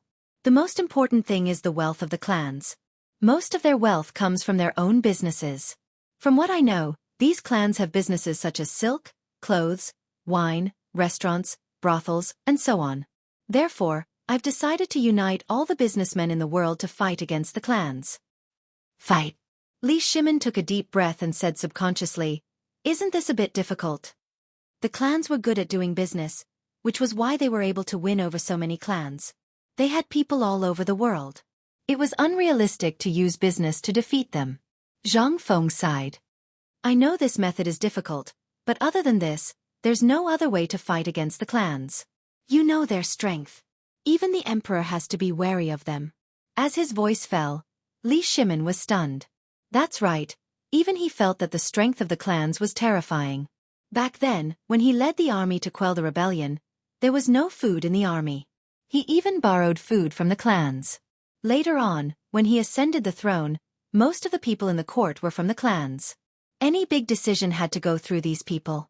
Although a portion of these people had been eliminated, there were still some left in the court. That's right. Even the emperor has to be wary of the strength of the 5 surnames, 7 hopes and clans. However, I believe you can do it. Li Shimin gave Zhang Feng a look of trust. Of course I can do it. Do I need you to tell me that? Zhang Feng smiled and took a deep breath. Then he stood up. Let's go. The cotton-padded clothes show is about to end. It's your turn to perform in the second half. Li Shimin nodded, stood up, and walked toward the audience. When Zhang Feng returned to the stage, the cotton-padded clothes show had already ended. He picked up the microphone and shouted again, "The cotton-padded clothes show is over. The second half has begun. Let us welcome the next team." After that, Chang Yaojin and Yu Qigong led their team members over. Neither of them was willing to submit to the other. They crossed their arms in front of their chests and glared at each other. Even their teammates had fierce looks on their faces. Old Cheng, old you two are familiar with the rules, so I won't say much about them. I just hope that you two play well and don't fight on the court. Zhang Feng glanced at the two of them and said seriously. He knew that the two of them were like old urchins. He was quite old, and his temperament was like that of a child. Don't worry, Big Black and I won't cause trouble for you. Cheng Yaojin was all smiles. As he spoke, he even put his arm around Yu Qigong's shoulder, causing the latter to look at him with disdain. That's good. Get ready to start. After that, Zhang Feng threw the basketball up high and walked off the court. Although the two of them were usually unreliable, he believed that they would not screw up in a situation like this. Sure enough, the two of them performed well on the court, going back and forth. At the beginning, Chang Yaojin beat Yu Qigong with a dunk. Although the latter's team members were all soldiers, they were not as slick as Chang Yaojin's team members. They were always taken advantage of. Seeing that his team was at a disadvantage, Yu Qigong immediately yelled at his team members. Not only was it effective, but they were all soldiers. The blood in their hearts was instantly stimulated, and they slammed Chang Yaojin several times in a row. A moment later, Yu Qigong won the game with an absolute advantage. However, Chang Yaojin seemed to be a little unconvinced. As soon as he got off the court, he asked Yu Qigong to play another game after the game. Zhang Feng did not care so much about them. He directly walked onto the court and raised the microphone. Let's welcome the next team. The team that walked onto the court was Li Shimin's army of women. The other team was a team of wealthy businessmen from Chang'an City. There was no other way. The officials of the imperial court did not dare to play against Li Shimin's army of women. If they won, it would be disrespectful to the emperor. If they lost, they had to lose in a dignified manner. It was too difficult. At this moment, a wealthy businessman from Chang'an City stood up. This made the officials very happy, and they immediately pushed the businessman up. Zhang Feng glanced at the two teams and said slowly, "The game comes first, friendship comes second." Lao Li's team was made up of women. Naturally, he had to tell the other side first. It was to avoid unnecessary trouble. After that, he threw the basketball up and stood on the sidelines, paying close attention to every movement on the court. Although the army of women led by Xiao Zi was all women, they were not weak at all. They got a rebound on the court. In the end, the wealthy businessmen's team basically did not touch the ball except for offense and defense. The entire court was dominated by the army of women. This scene caused Li Shimin, who was in the audience, to repeatedly praise. The result was without a doubt. The army of women took the first place with an absolute advantage. Zhang Feng walked onto the court again and said loudly, "After many rounds of games, there are now only 4 teams left. The Grand Historians team, the Protectors team, the Army's team, and the Army of Women. Now, the finals will be held. The Grand Historians team will fight against the Protectors team, and the Army's team will fight against the Army of Women.